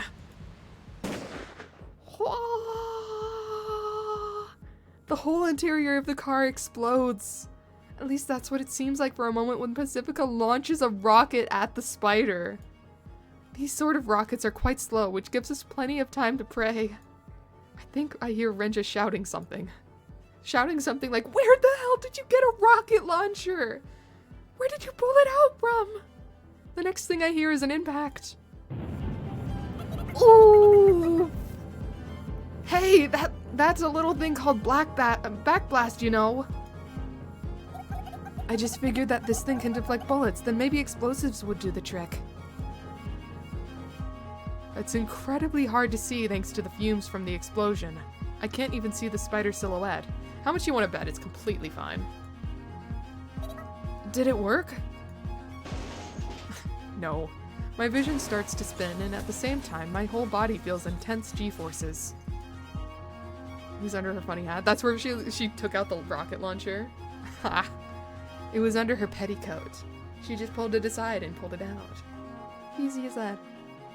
A few seconds later, I realized that one of the legs pierced the station wagon and swung it around. She lived! My body gets flung into the snow. I blink out for just a moment before I realize that now isn't the time, so I get up. The spider's legs have gathered in one place to form a simple protective wall in front of Renja. It seems several of the legs have been damaged, exposing the joints. But that's all the damage there is. Our nearly suicidal rocket launcher attack had an effect, but it wasn't enough.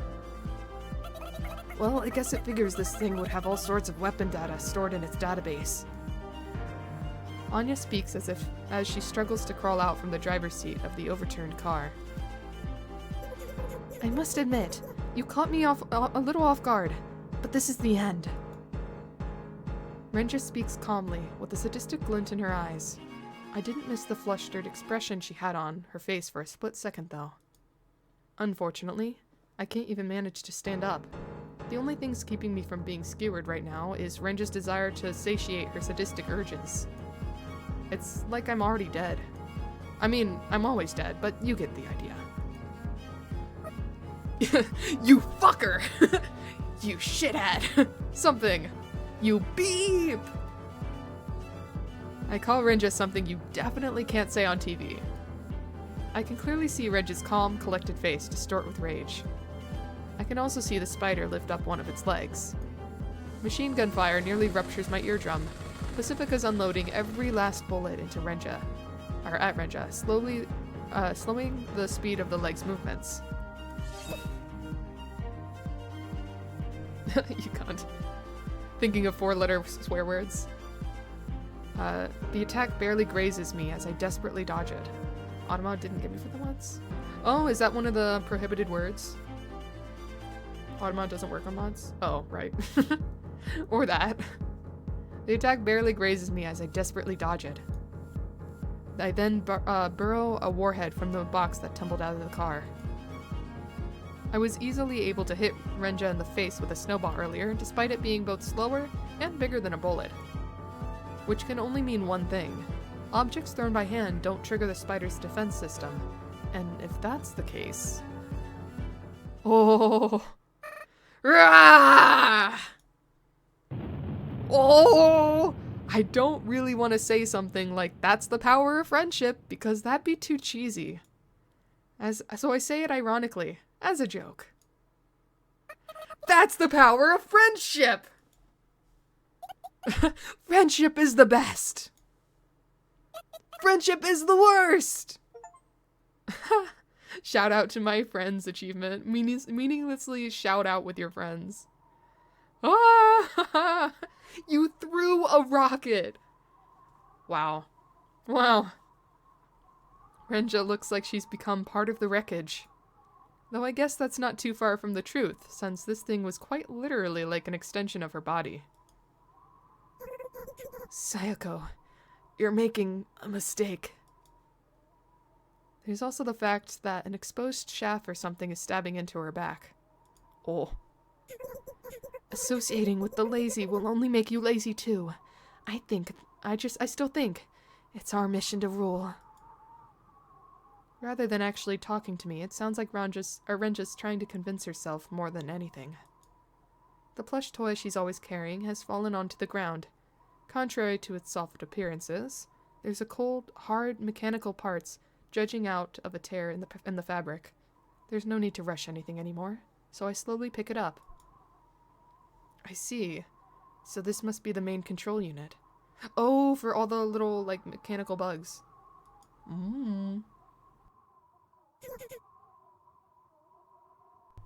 Give that back. You seriously think anyone would give it back if you asked like that? I just stare at Renja.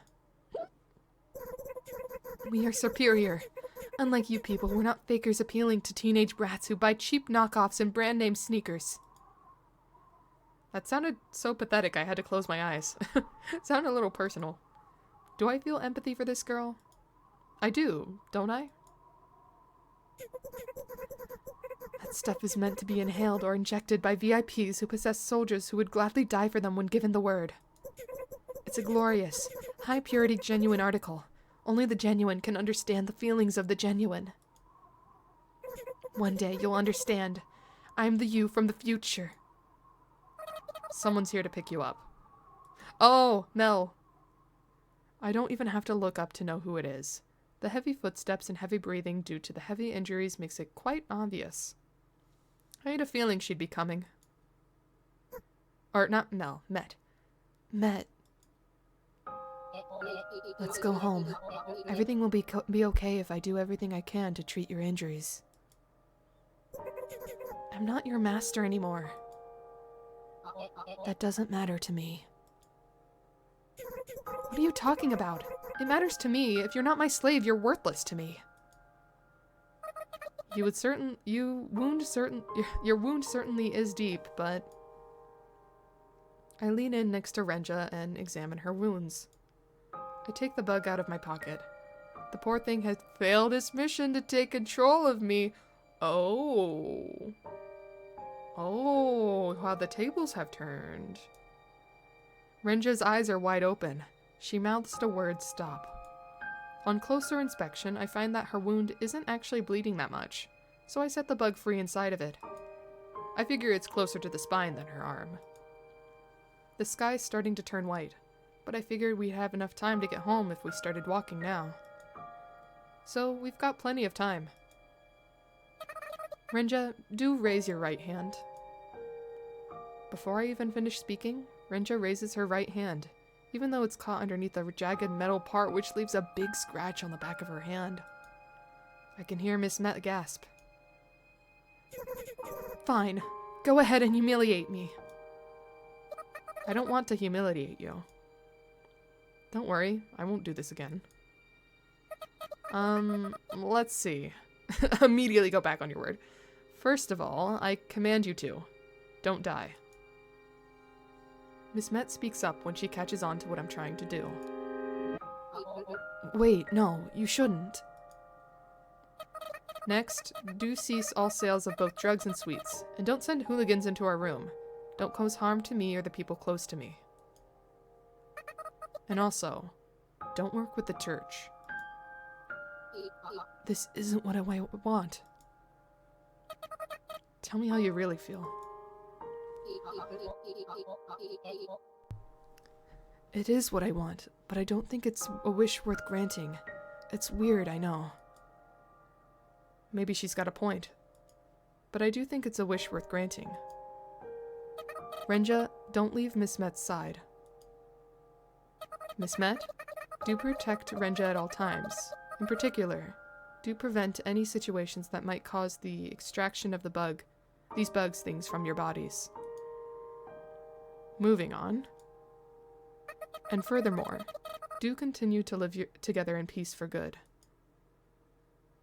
I drop the plush onto the ground. Oh!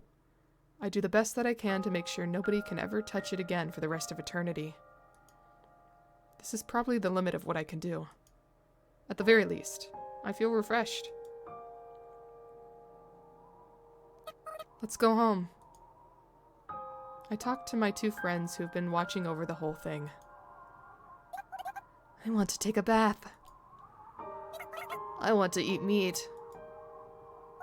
Sounds good. Let's do both. Please, wait! Miss Met drags Renja out of the scrap and carries her on her large back. Looks like Renja's asleep. That, or she fainted from the humiliation. Though her face does seem to be peacefully asleep. Miss Met, you just said that this is weird. I think Miss Met is a good person. According to Renja, she's nothing more than a lazy ghost, but she's still virtuous and pure, which is why I wanted to reward her. Though I'm probably just being self-centered and self-satisfying here. Oh right, I never exposed their sprites. This is Met, by the way. I want to show everyone's sprite as I come across them. Yes, I did say that, and I still think that after all. Everyone's a little bit weird. That's what my doctor told me. I don't know what she was talking about at the time, but now I agree. Miss Sayoko. The doctor's always giving me medical exams in the plaza, doctor's always giving, and that's where I'll be too. I'll see you again someday. I'll be waiting.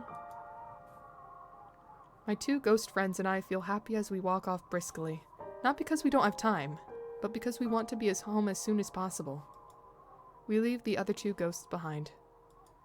I can't help but pray that one of them will be happy for as long as possible.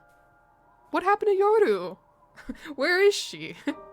I thought she was taken too, but, like, she never showed up. Oh wait, no, never mind, she got blown up, I forgot. She was in a small piece. Hey! Now we got one more chapter.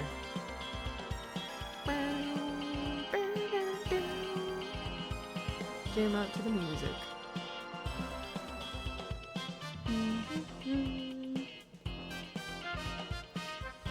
She has returned. Welcome back. Is everyone dead? Not everyone. Actually, everyone lived except for except for Clara. Clara got skewered by a spider. I think you were there for that, but I'm not certain. Don't remember exactly when you left. But and then Yoru got blown up. Very self-sacrificial to get Pacifica and Anya out of the factory.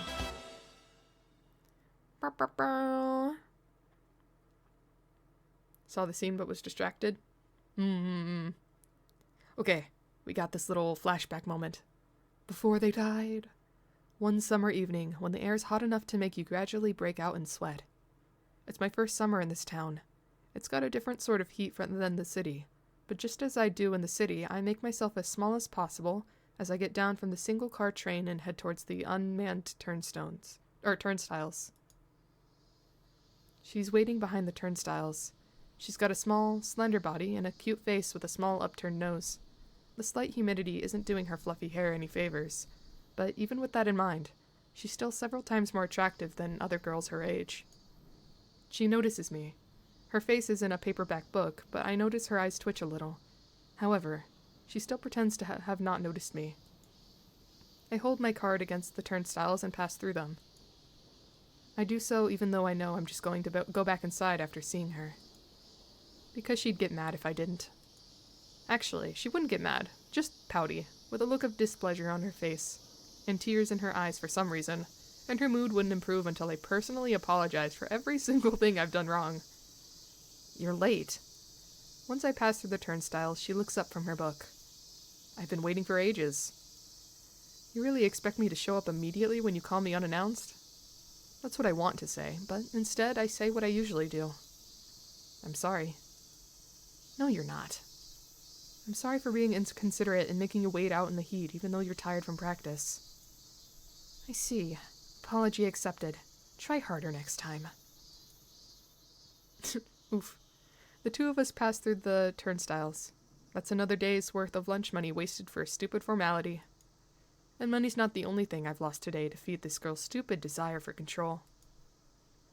Listen, I worked very hard today. At practice, It's been about half a year since I had to move to this remote, rural town due to a parental job transfer. I don't know if it's because of the country's climate, or my own personality, but my classmates at my new school treat me like an outsider, and nobody's tried to be my friend. She's the only one who will even approach me. She was just as alone, and for that simple reason, we began to spend time together. Her parents are also from the city, so she says she's picked up urban vocabulary and intonation from her parents. But I doubt it was an entirely natural process. She's yearned for the city life and believed that the city is where she belongs. She acts like she's been unjustly torn away from the city. From what I've heard, she's been to the city no more than 4 times in her life, so I seriously doubt she's really a city girl at heart. Well, justified or not, that's how she acts, so I guess I can't blame the locals for treating her like an outsider. As a result, she had nowhere to go, or nowhere to belong. That's when I, actual city folk, moved in, and she set her sights on me. She believes that if she can control me, she can control her delusion of the city. By the time I realized that, it was too late. Nearly half a year had passed. Hey, are you listening? We wait for the train at the empty platform as it gradually gets darker. Nearby is an unmanned police box, an old worn-out beauty parlor, and some sort of office. There's also a field. That's pretty much it. It almost makes you think we're in the middle of a desert or something. Oh yeah. If you're not interested, just say so. I am interested. Sorry, must have been tough. What a mean teacher. If you want to pretend you were listening, you could brush up on your acting skills. I'm not in my home city anymore. If I don't do things my way, I'll just get swallowed up. I won't come to see you anymore. I muster everything I've got to ring out those words. I'm not doing this anymore. But you're my precious friend. I can't believe you'd say something like that. We're not friends. Friends are equals. You've got a lot of nerve to say that when you don't have any friends besides me. I have friends back in the city. I talked to them about you. And they all said you were being mean. They were worried about me, so I've worked up the courage to put my foot down. That's a lie. I'm as emotionally distant from my city friends as I am physically distant from the city. I was only ever in a friend group with fellow outcasts, so it's not like those relationships were ever going to last anyway. But I figure it's a lie I need to tell to show her just how firmly I'm putting my foot down. I'm not a good liar, but she has no way of finding out the truth. The rest is just a question of how bold I can be. What an obvious lie. As if you got any friends. What a cruel thing to say. Her voice is as cold as a window pane in the dead of winter. It seems like she's seen through my entire bluff. But that's all for show. She's just as weak a girl as I am. So I just mimic her and speak as coldly as I can. Fine. You're free to believe whatever you want. The train's getting closer to the platform, so I can't hear what she mutters under her breath. You... She takes a step towards me. Her face twisted with rage, but I still kind of think she's cute. Hi, Luigi, welcome back.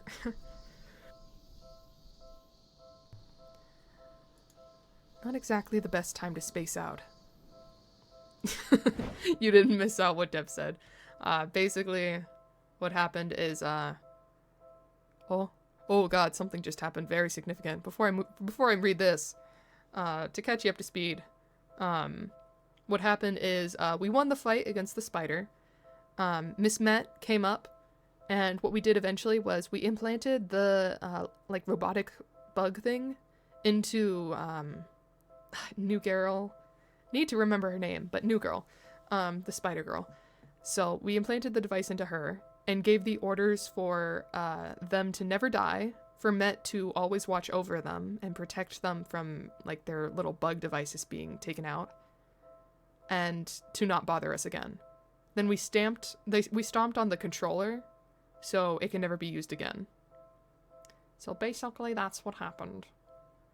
Thank you for the stretch. Worse tasting woman than me somehow? Oh. I know, kind of shitty. Especially because I think she just pushed him off. Unless you're talking about Matt. Still, pretty shitty tasting woman. Was it the metal bug that Sayaka pulled out? Yeah, the one that she pulled out of her own shoulder, I think is the one she implanted into the new girl. By the time I snapped back to my senses, I realized there's no more ground underneath my left foot. I've been thrust away. I'm falling helplessly from the platform onto the railroad track below. Oh, I wonder if this is how Sayako died. It must be. The sound of the train sliding onto the platform draws nearer and nearer. Eep! It's a 3-point fall. First my left foot, then my butt, then finally my shoulders. I'm in agonizing pain. Uh-oh.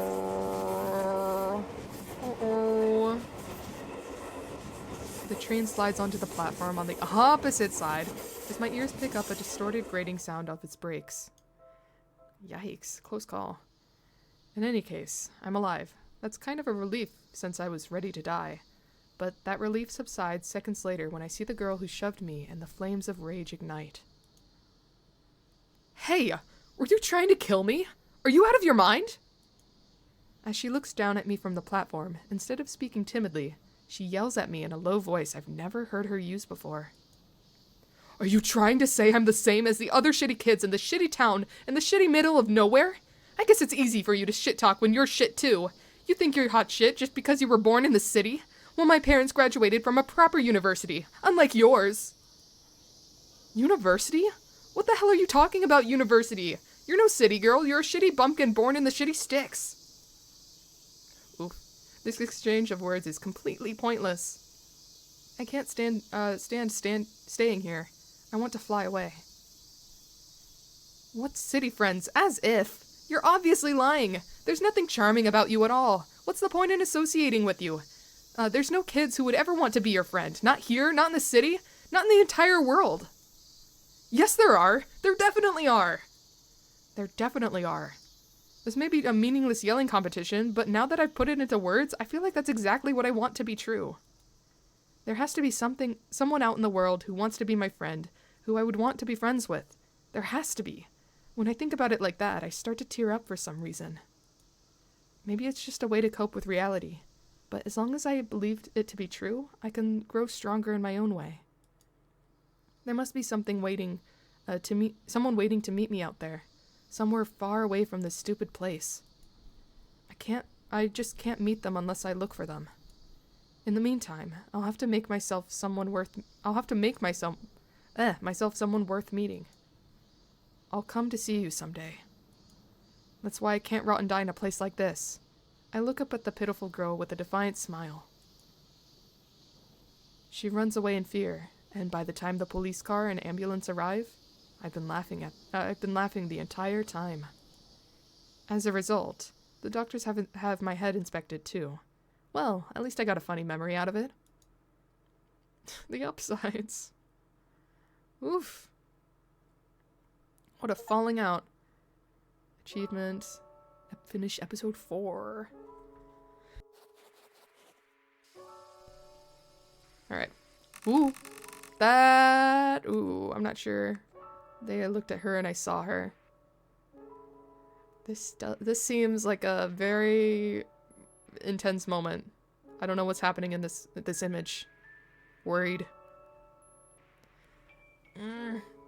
And I will be playing this. I think I need to just, like, step away for a second, because I'm very hungry.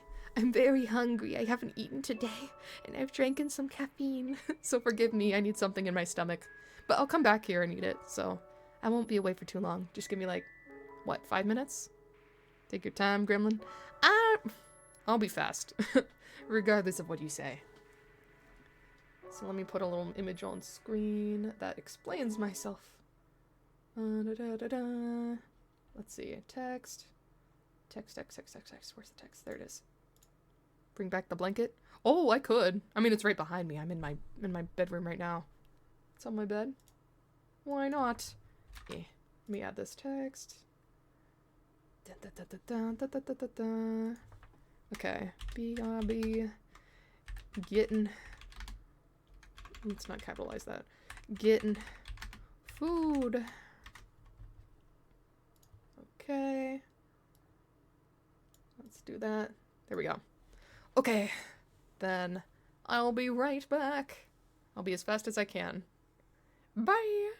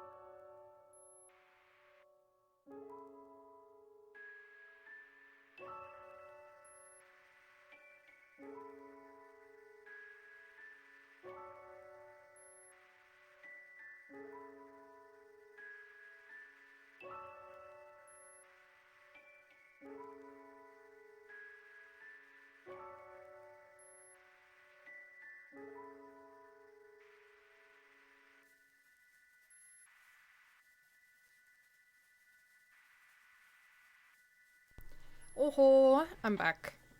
Let me just get my watch back on. Dun, dun, dun, dun, dun, dun, dun, dun.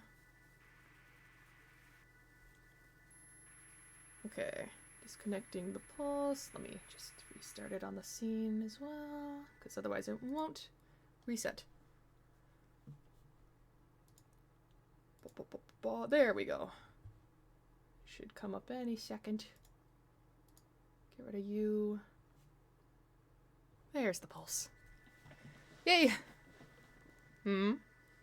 Act natural. No evidence. Oh, the temptation to scroll up is real. But I'm back. I bring with me chicken and mashed potatoes. Leftovers from last night. Yummy, yummy. Someone ported Pikmin 1 to Pikmin 2 engine a few days ago. There you go.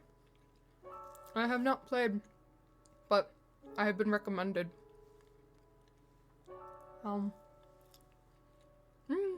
Mashed potatoes are so fluffy. I'm gonna turn down the gain on my mic so you don't hear, like, unpleasant mashed potato eating sounds. There we go.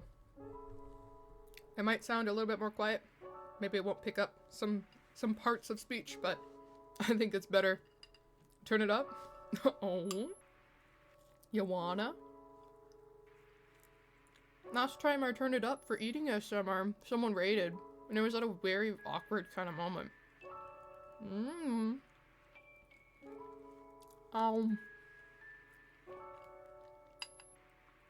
Ban all of you, I'll do it.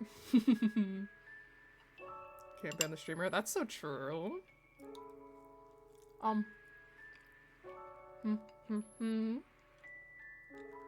hate mashed potatoes, video? Yeah, what do you have against mashed potatoes, huh? Last time it was garlic knots, now it's mashed potatoes? Have you no heart? Have you no soul? Here, close your eye. Close your eyes. Yeah, close your eyes and ears, Luigio. Let me turn up the gain all the way. All the way. It's gonna be so unpleasant. I'm probably so loud right now. I have no idea how loud I am because I can't hear myself, but it's probably so loud. Okay. Yum yum yum yum. Yum yum yum yum yum. Dicky. Done with that.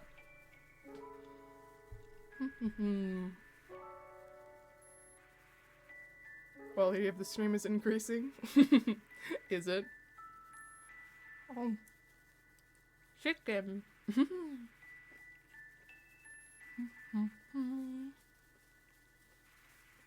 My dad makes this really good, like, chewing. Bonk. Now, surely that bonk wasn't for me.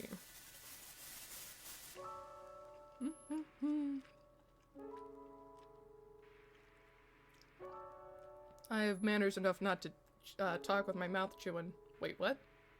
Chew with my mouth. Wait. Talk while I'm eating. That's it.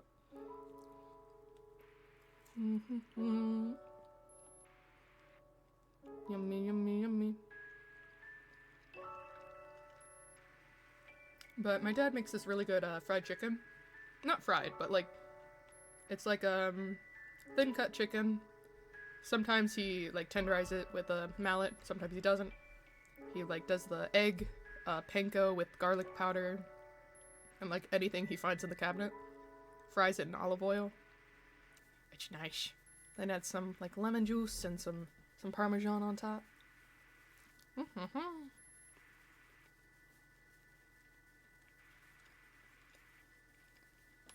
Maybe I should put another message that says I'm eating.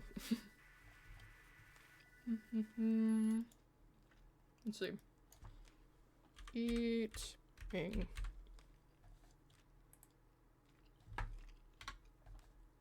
There we go.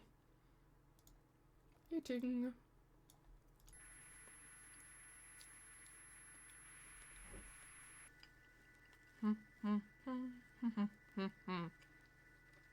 I was gonna get another energy drink, but if I wanted one, I would have to like siphon through like deep into the back of a fridge, so I gave up on that thought.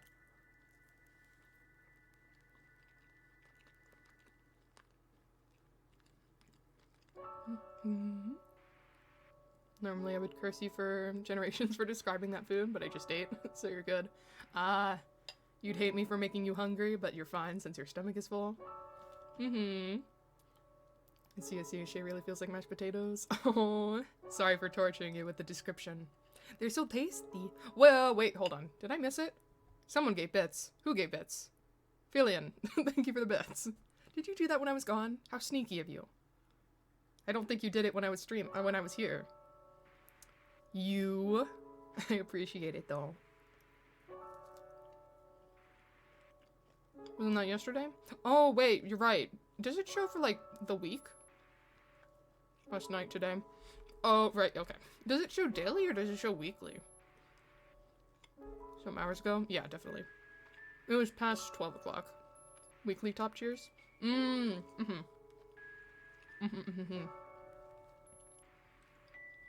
I'll remember that. Thank you for the hydrate. I still have some Celsius left. I think like half of it. Ship.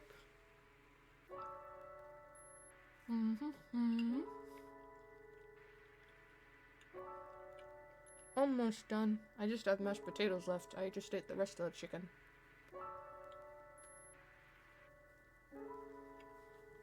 I feel like the best dipping for chicken is mashed potatoes. It beats any sort of sauce.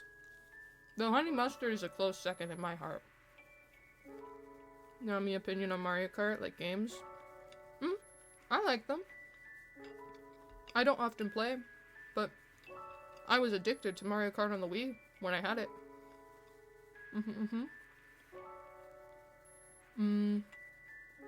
I don't believe I have it on my Switch. Oh, but because I do have, I have a video capture thing. So I should be able to stream Switch games, like on stream. And I do have Cooking Mama stream, eh? That'd be fun. Maybe I can also get Mario Kart. I can do some practice. Dropping Mario Kart like game on Discord? Oh, interested. Wow, even better than Mama.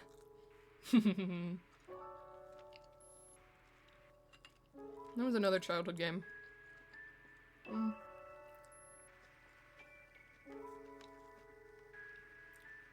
Mashed potatoes. They have crunchy bits in it too. It wasn't fully mashed. It adds texture. That's fine.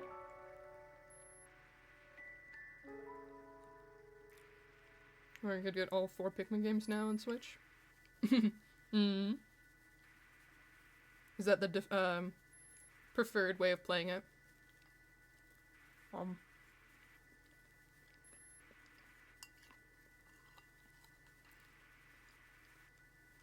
I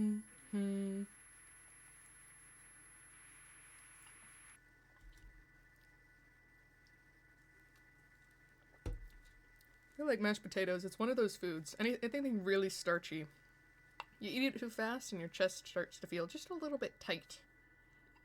It's not uncomfortable though. I'm not like scarfing it down. I'm close though.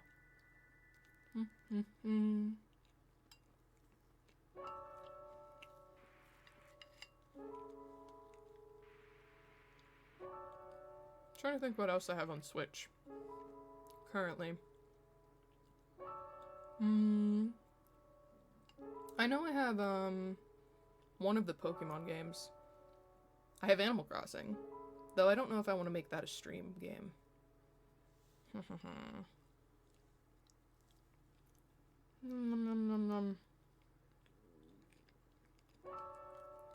Maybe Animal Crossing could be like a... Eventually I do it to visit people's islands. That might be fun. Get NSO so we can play Kirby's Dream Course. Oh, right. Yeah. I'll get that in the works.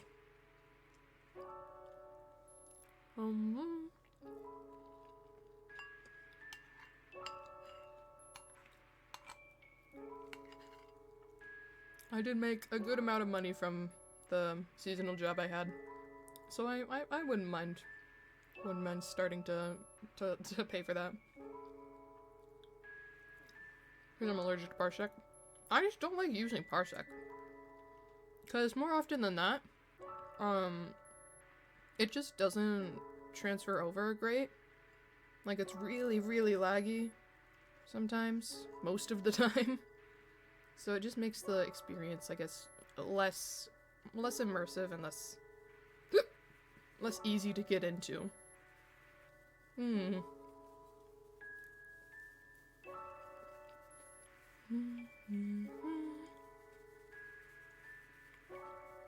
Because there was one game that I was on Parsec for with Nebu. Only plays Parsec with Nebu? Yeah, only played it with Nebu.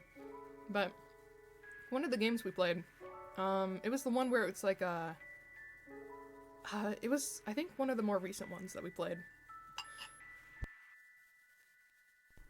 Something home invasion? I don't know. But, it was very much like a frame, 5 seconds pass, nothing. Another 5 seconds pass, nothing. And then it's like, next frame? So it was very intensely laggy for that game.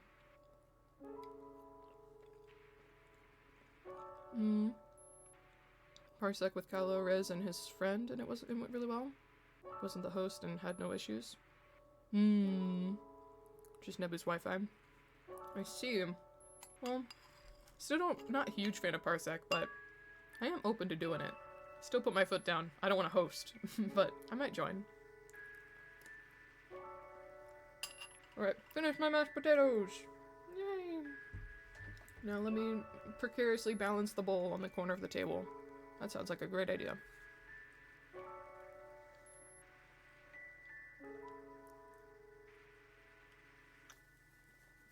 Sounds more like internet and Parsec issue. I mean, because it looks better on Discord than it does Parsec. That's the only thing that was like, maybe it's partially Parsec, but mostly Wi-Fi.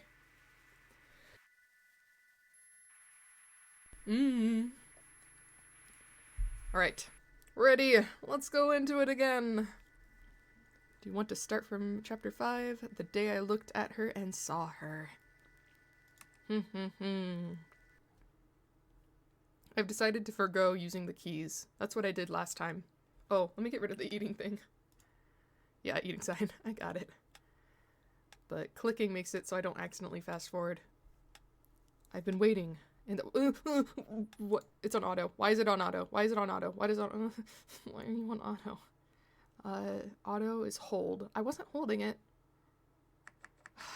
Maybe I accidentally clicked. Text skipped. It did. Run ruined.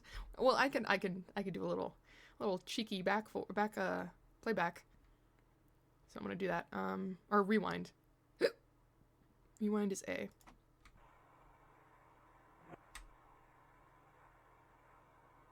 Okay. I've been waiting in this empty town. Always waiting. Waiting for that certain someone. No? Different art style. I've got work again today. I have to earn money. Money is absolutely necessary, or an absolute necessity for any journey. But even without travel expenses, it's hard for ordinary citizens to survive. So I work in order to prevent myself from doing something stupid like dying of starvation as I wait. I work in an office in the corner of the government building that looks like a giant tombstone. As the noon bell rings, I leave the town hall under the pretense of taking a lunch break. This is someone completely different. As soon as I'm outside, I'll find a garbage can. Or maybe it's a plant pot, I'm not sure. Either way, there's an envelope attached to it, which I retrieve before heading back to the town hall with a nonchalant look at my face. On my face. On the way back, I visit a seedy cafe that's definitely not to my taste. I simply choose this place because it's busy. This is where I met him, an acquaintance of mine and regular at this cafe. We chat, closer than strangers, but not quite friends. His hobby is sketching landscapes, as he often shows me in his sketchbook. I pick it up. The paper in the sketchbook is quite high quality considering all of the nation's resources are currently being funneled into war effort. I flip through the pages and glance through them. Sometimes I give my feedback if any sketches interest me. I return the sketchbook after casually slipping in the envelope I retrieved at noon between its pages. Nobody notices. The cafe's dim, and it reeks of alcohol. He pretends not to notice either as he takes the sketchbook back. She's a spy! Ooh! Apparently, this is how revolutionaries or whatever operated in the country where political power is overly concentrated. Though it's not like I have any interest at all in revolution. Are you sure you don't want to leave this town? I'm sure you could go anywhere you want. There's no need for you to share your destiny with a town like this. You've got your freedom, don't you? The man speaks. In my opinion, he seems to have more freedom than I do. I give him a vague smile as I get out of my seat. He's a few years younger than me. He's young and charming, yet he doesn't try to use his power for himself. That said, I was younger than him when I started waiting for a certain someone, wasn't I? And thus, another day comes to a close. I head back home. The salary is, a pittance, so I'm earning slowly but surely. The ordinary days continue. Work. Break. Envelope. Even after I gotten used to retrieving the envelope, I'm still too nervous to eat my bread. Cafe. Talk with him. He's been looking pale lately.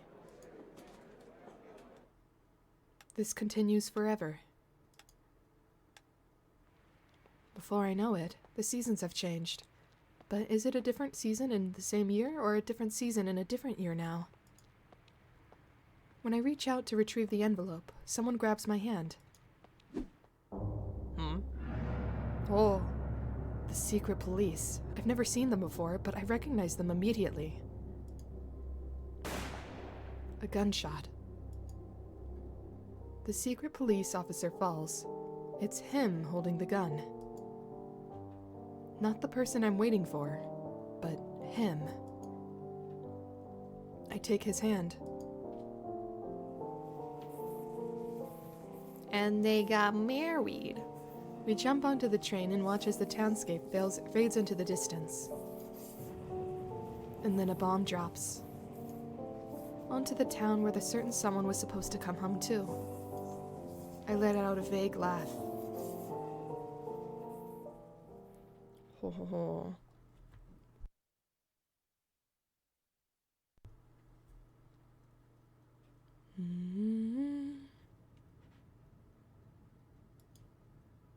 Are we back to normal? Yep.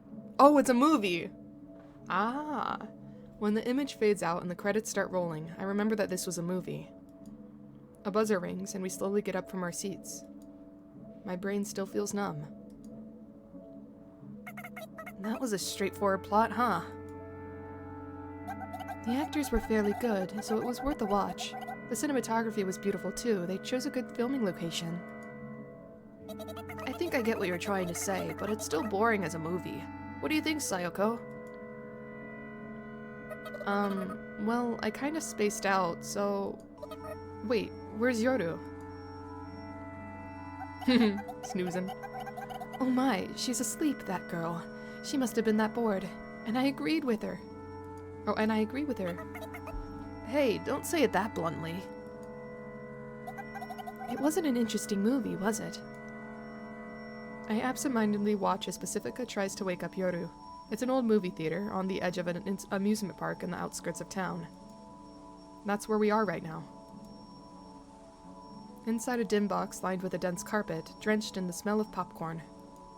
It's the kind of place I just forget about until someone mentions it, but it looks like it still gets some business. Oh, thank you for stretch. Stretching, stretching, stretching, stretching. Getting back on the pace of things. Yeah, starting off very peaceful.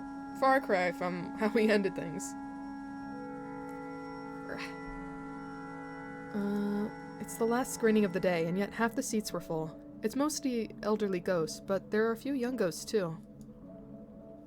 There's a group of girls around our age. They cheerfully leave their seats as they share their opinions of the movie.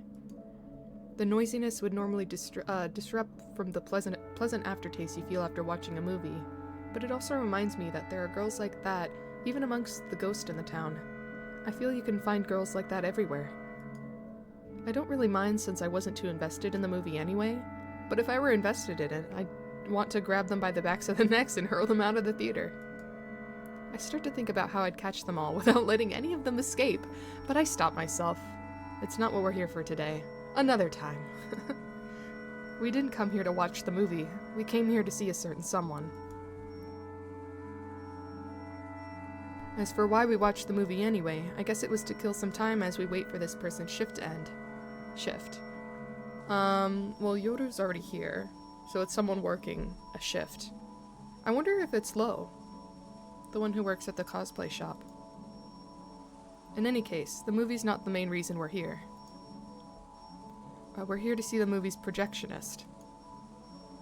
The projectionist is, according to Anya, the most lit engineer in town. Oh, is he her mysterious crush, I guess? Since they're both engineers, it makes sense they'd know each other. I think it's weird for the most lit engineer in town to work as a movie projectionist, but I guess that's not really necessarily a correlation between what you're good at and what you do for a living. In any case, Anya suggests this lit engineer could help us achieve our dearest wish of breaking through the snow desert and searching beyond, and maybe even discover my home country, which may or may not exist. Ever since Yoru arrived, we've been a little distracted with job searching and fighting against the church, but now that things seem to be calming down, we've decided to resume our activities.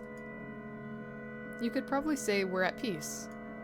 Astonishingly enough, whenever we walk around town lately, people greet not just Yoru, but me as well. I'm starting to remember the faces and names of more and more ghosts, and can even call a few of them my acquaintances now. Aww. Though, obviously, I'm a little more cautious about people suddenly opening up to me. What with the whole Renja thing and all. Oh, speaking of Renja, she was apparently both an influential manufacturer and broker of one of the town's guilty pleasures, so Pacifica praised me for my accomplishment of cleaning up the town. We can't forget Pacifica was told to get rid of Sayoko. I feel like that's easy to forget right now, but it's still a thing. This whole progression of events has brought me out of my comfort zone for sure, but I'm still glad about how things have turned out. I need to remember to thank Anya properly for setting things up today. That's what I think to myself as we try to deal with Yoru as she cozily mumbles in her sleep. What was the sequence of events on that again? How'd you overhear it? It wasn't that we overheard it. It was that there was a scene that showed at the end of a chapter, at the chapter before the one we just played, where it was her on a phone call with the Pope, and the Pope was like, "You need to get rid of Sayoko," and then she was like, "Understood, but remember, like they have a deal set up. If she does this, he'll do something else." By the time we head into the movie theater lobby, it's deathly quiet. There's not a soul talking, and the carpet even muffles the sound of footsteps. It feels like my ears have been plugged, as if all the sounds have been blotted out. Looks like all the other moviegoers have already movie gone. There's nobody in the box office, and the concessions lights are off too. We're the only ones in the movie theater. Actually, scratch that. There's probably still people in the scenes, but it's an odd feeling being alone in a place that's usually bustling with people. It feels both exciting and dangerous. It gives the place a fresh charm. Like a liminal space. Feels like a school building at night. I take a deep breath and let my imagination run wild. Behind the shut doors to the theater at our backs, they're showing a real movie to their real clients. Whenever we're not around, they do something real that we don't get to see. Our idea of common sense is a sham. The real world happens behind these walls while we go about our days blissfully unaware. I feel my nose prick up as shivers run down my spine. My palms break out in a cold sweat. I've been entranced by the charm of the movie theater. Sayoko?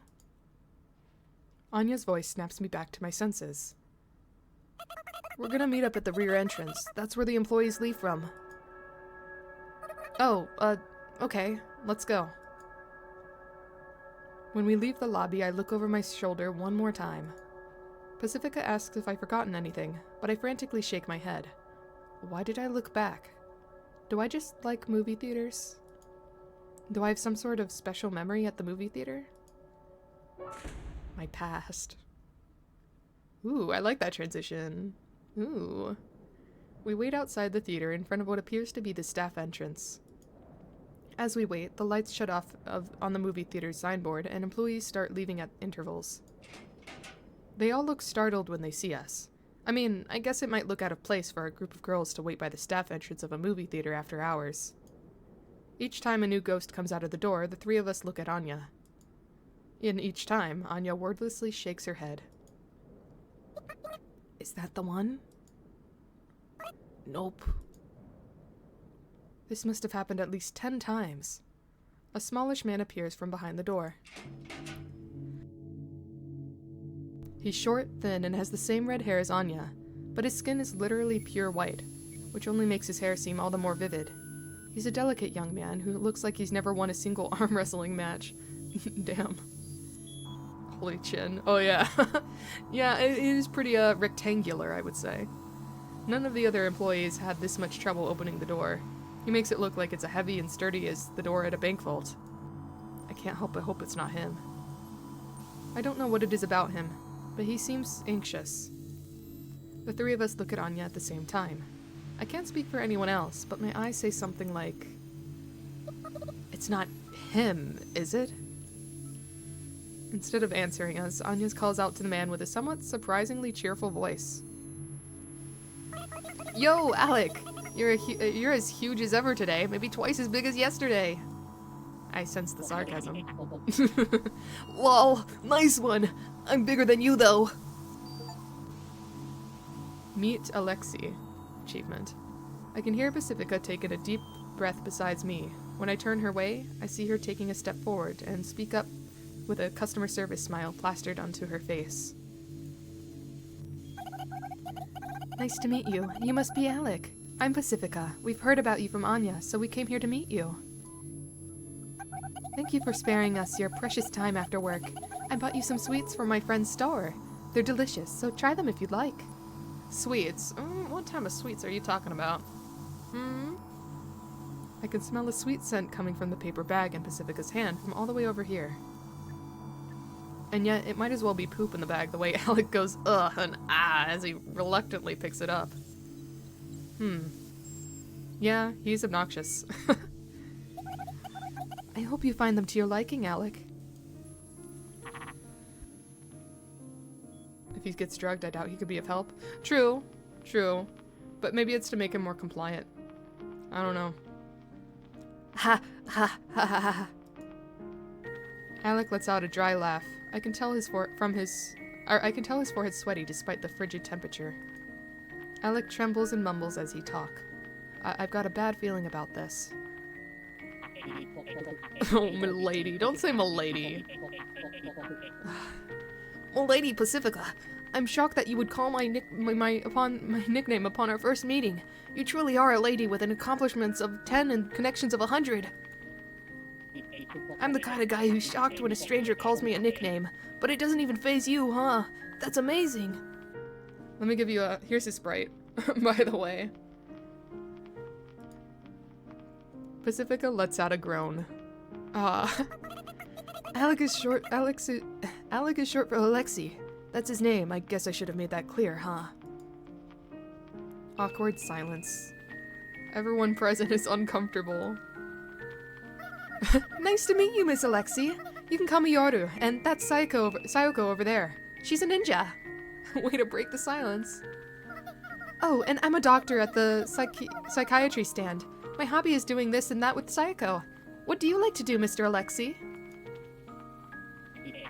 I've heard the rumors, Doc. It's probably obvious to you that my mental state is in shambles, but please don't get on my case. I can't be healed.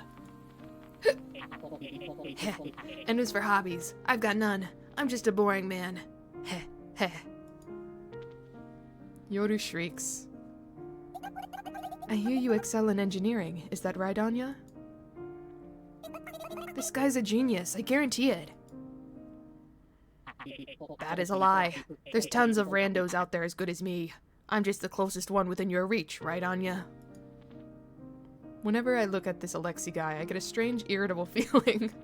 Yeah, the way he speaks is obnoxious, but somehow even his looks and visual equivalents of nails are a visual equivalence of nails on a chalkboard.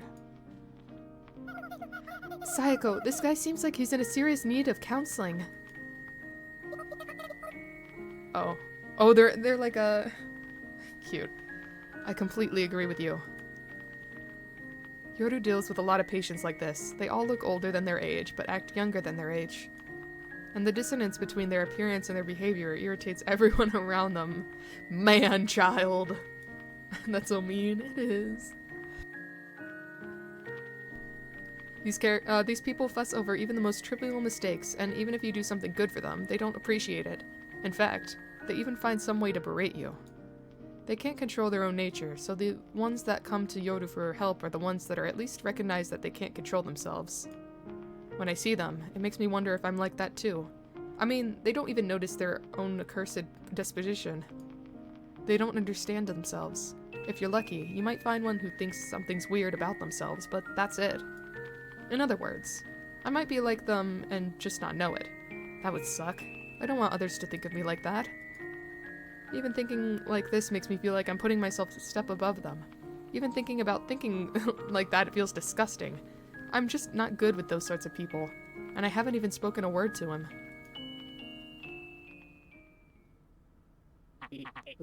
Damn it.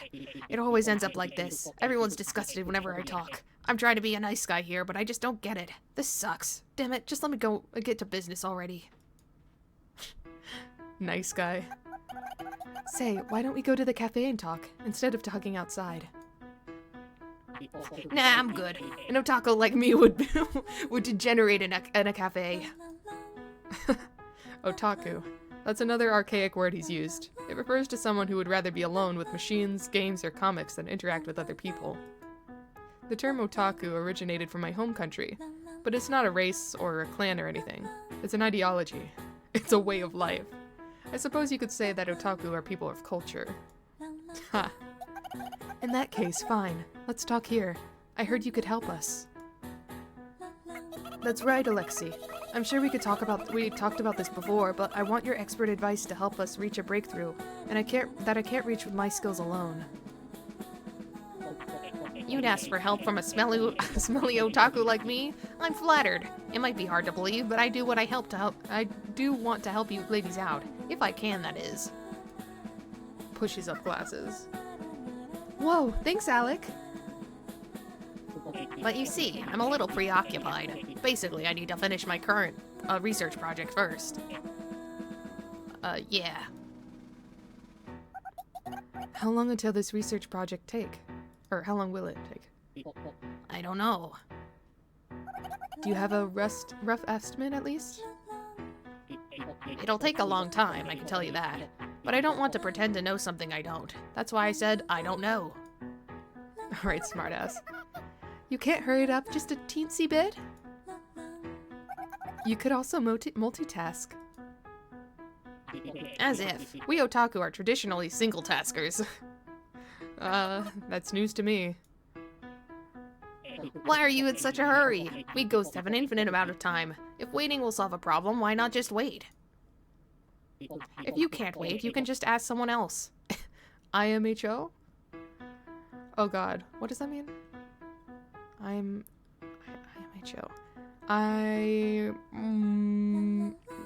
In my humble opinion. Oh, okay, gotcha.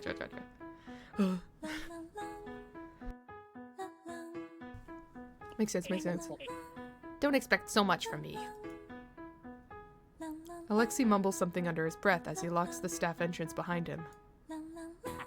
Ah. Suddenly, Alexei lets out a voice as if he had just realized something. What's wrong? Oh, it's nothing. Whenever I ask someone a favor, it never turns out pretty. Just say it already. Whoa! Be gone, evil spirits, be gone! Whoa! Eep! Alexei tinkers with his watch, and suddenly, a thin blue membrane expands around him, knocking Pacifica back. What's the big idea? Don't spook me like that. You're the one who spooked me! What's with this bubble thing? It's my portable otaku guard. Pog! Serves you right. You won't find this much strength at a small as a size anywhere else. Pog. Yoda whispers, this is starting to get kind of exciting.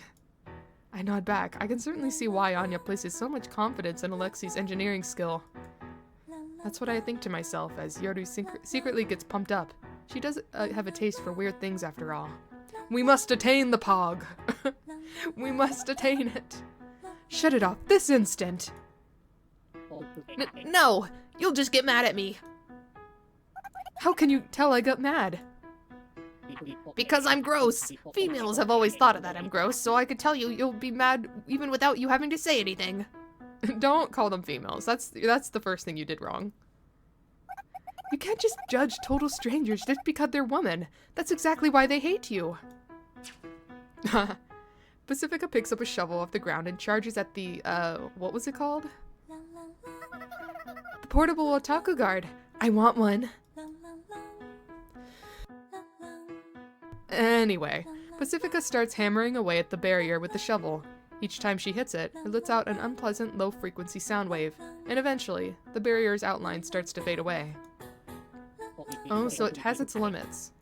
Stop! This thing's output is still unstable! Hey, Alexei. He's scaring the host. He's scaring them away! No wonder he doesn't get any. What? Even if you made a shitload of a bad impression with women, this is low, even for you. That's just how hopeless I am. You of all people should know that. Hey, no need for the attitude, you know? Are you stupid? Look, I'm an otaku, and whenever an otaku talks to a female, he just wants to die. That's how we're built. I don't know if you can even imagine this, but I feel so sick right now. I'm a woman too, you know. Anyway, you just had an idea of how to speed these things up, didn't you? Out with it. You shouldn't keep it to yourself, even if you think you should. Damn it. So, I was thinking, you could help me finish my research. My research has hit a deadlock, you see. That's why I said I'd take my time, but if you helped me, it'd speed things up. I'm almost certain of it.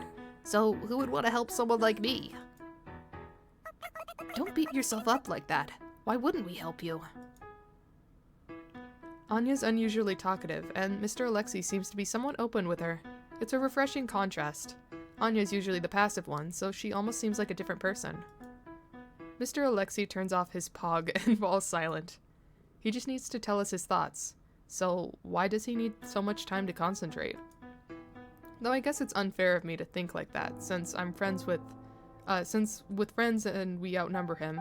If I were in Mr. Alexei's shoes, I'm sure I'd hesitate to speak my thoughts too. He's probably cursing himself for letting out that "ah" earlier. Even I'm starting to feel uncomfortable. I hate this. Pacifica? It's not until I say that I realize I had even opened up my mouth. The words just start flowing out by themselves. We can just let Mr. Alexei think things through and get his answer on a later date, can't we? I see... What? I see, says Pacifica as she folds her arms into consideration. I'm sorry, Anya, but can you ask him again tomorrow or some other day? Oh, I don't mind. If Anya's going, then I have no objections. We chat a bit more for a while until we settle on Anya coming back the same time tomorrow to hear his answer. Phew. I'm not used to this sort of stuff. It particularly pains my heart to make Anya ask for me. Okay, that'll be it for today. Thank you for giving us some of your time after work. And with that, I turn around and take a step back towards town. Hey, wait.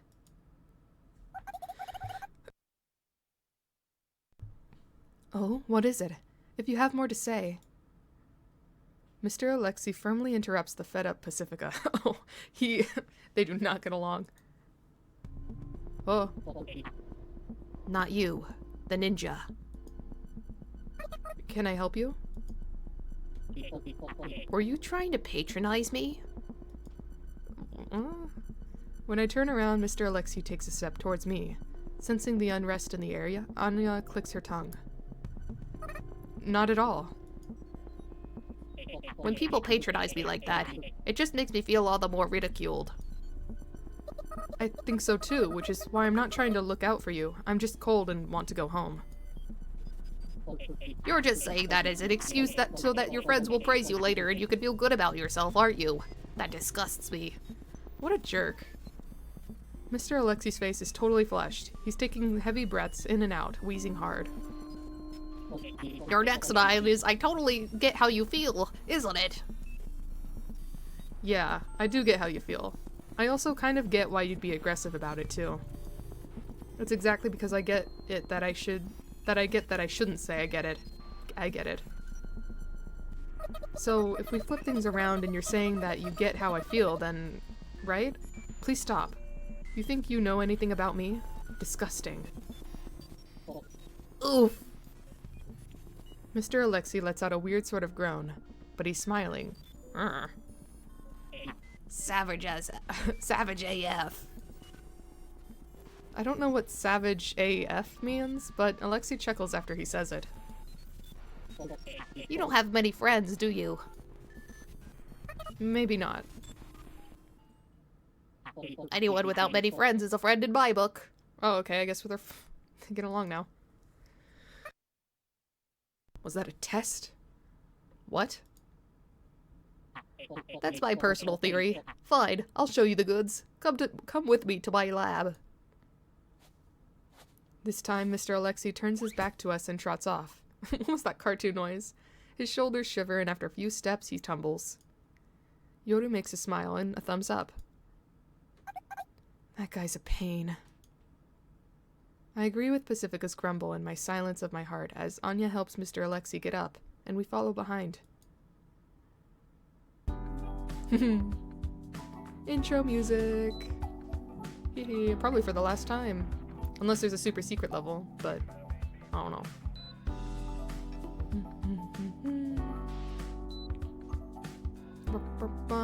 Oh, no, I do think this is the last level. Because with this, we've seen all of the characters in this little intro sequence. No one we haven't seen yet. Chapter 5? Chapter 5. If you weren't expecting much of my lab, then... Hurry it up already. Eep! Oh, it's a normal house. We're standing in front of Mr. Alexi's house. From the outside, it looks less like a lab and more like a bougie villa. Since it's located close to the amusement park, perhaps it was indeed originally meant to be an expensive vacation home. But, fine. Never mind. What is that hand? Mr. Alexei almost looks tearful as he holds out his hand in the needlessly huge keyhole. The moment I wonder if he left his door unlocked, I hear the electronic sound followed by the ka-thunk from a heavy lock turning. Fingerprint? Recognition, maybe? Whoa, was that a biometric lock? Nah, you can't trust something as easily fakeable as a vein recognition. Simple is best. So I just implanted a chip in my hand. It's pretty convenient. Oh, I see. Never forgotten my hand at work, and you can't exactly steal a limb without lopping it off.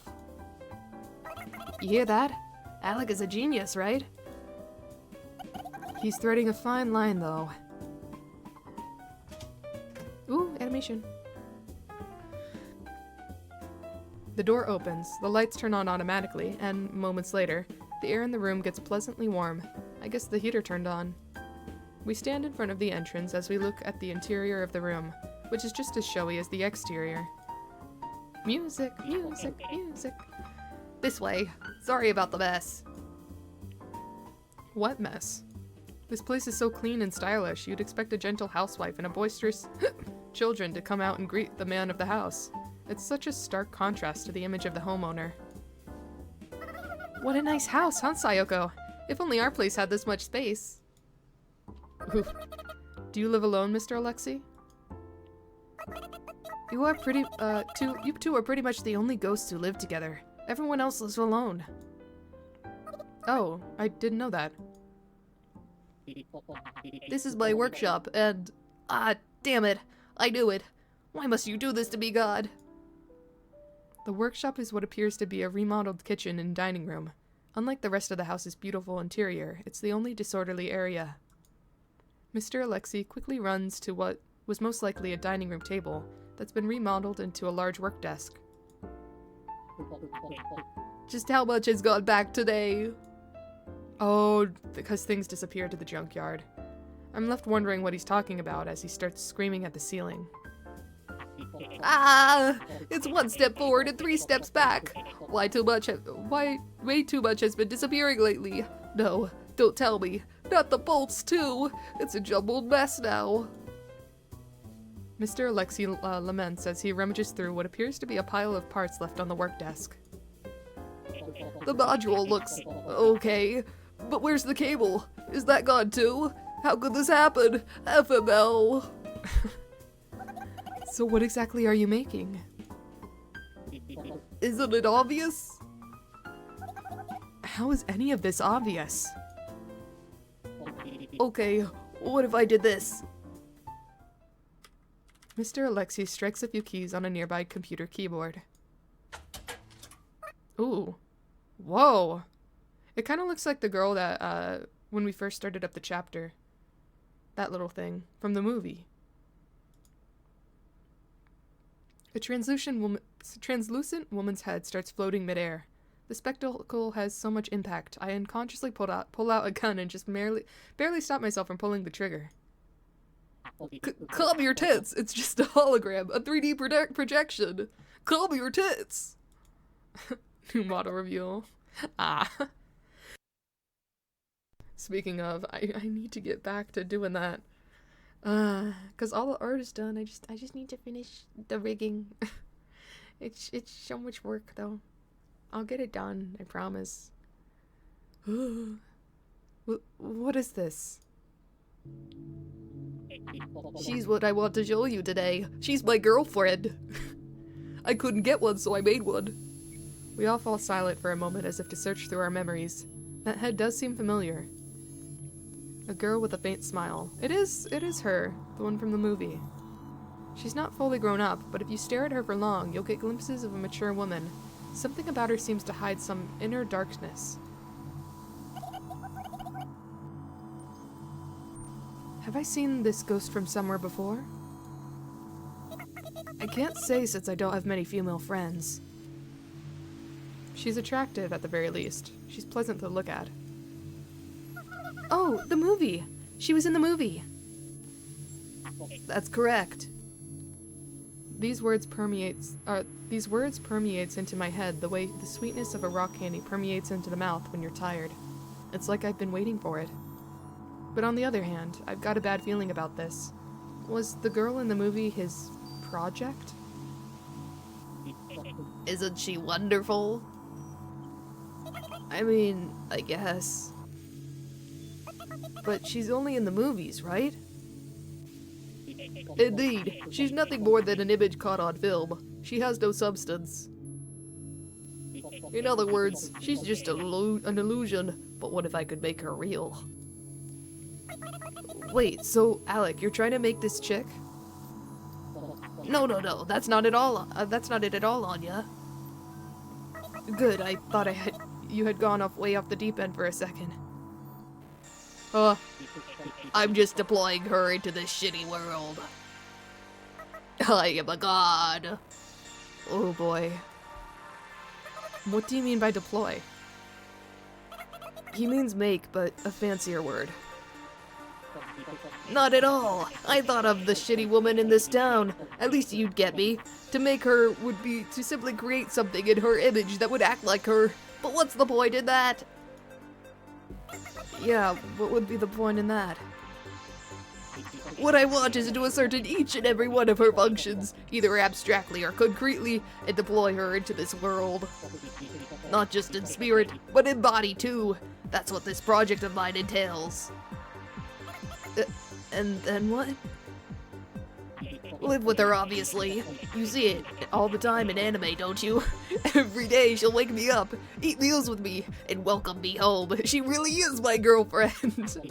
And sometimes we might argue, but I'm sure she'll enrich my life overall. Everyone gasped at Mr. Alexei. No, let's just call him Alexei. He's lost my respect. I'm thinking she'll be like a maid living under my roof. I've got godly taste, don't I? I'll even draw clothing designs. I'd love to get some people's opinion on them. Long skirts are the best, aren't they? I'll bring out my designs. Congrats on Chicken Luigio. You'll be back? Okay. Bitch, you got it before anyone else could redeem it. In your absence. Smart. And with that, Alexei starts typing away at the keyboard, but Anya frantically stops him. What, did he design a maid outfit? I bet he did. Well, whatever. I'm sure you've all come to understand the loftiness of this project's goals, but... I'm sure we all come to understand it was a mistake to come here. Ow, ow, ow! Anya suddenly groans in pain. Pacifica's pinching her butt. I look at Yoru's fingers, or Yoru, figuring she'd enjoy seeing something like that, but she's instead looking at Alexei with a sidelong glance. It seems she doesn't hear Anya. Well, in any case, I totally understand how Pacifica's feeling right now, so I won't stop her. You brought us here. So, I'm not sure there's anything we can do to help out with this project of yours. That's right. Sorry, I'm not good with technical things. You can take Anya off her hands, so go ahead and use her however you please for the rest of your life. Hey! You don't need any technical literacy. You don't even need any literal literacy. My request for you is simple. You just need to follow my directions. With luck, we should be done in no time. I can start tackling your request. I'll even do it for free of charge if you help me out. That's just how valuable your cooperation is to me. This is starting to sound suspicious, but fine. So what exactly do we need to do?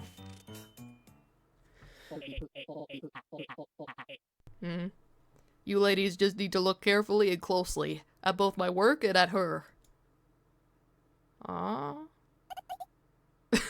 Strategy meeting! We would like to request some thinking time. Approved!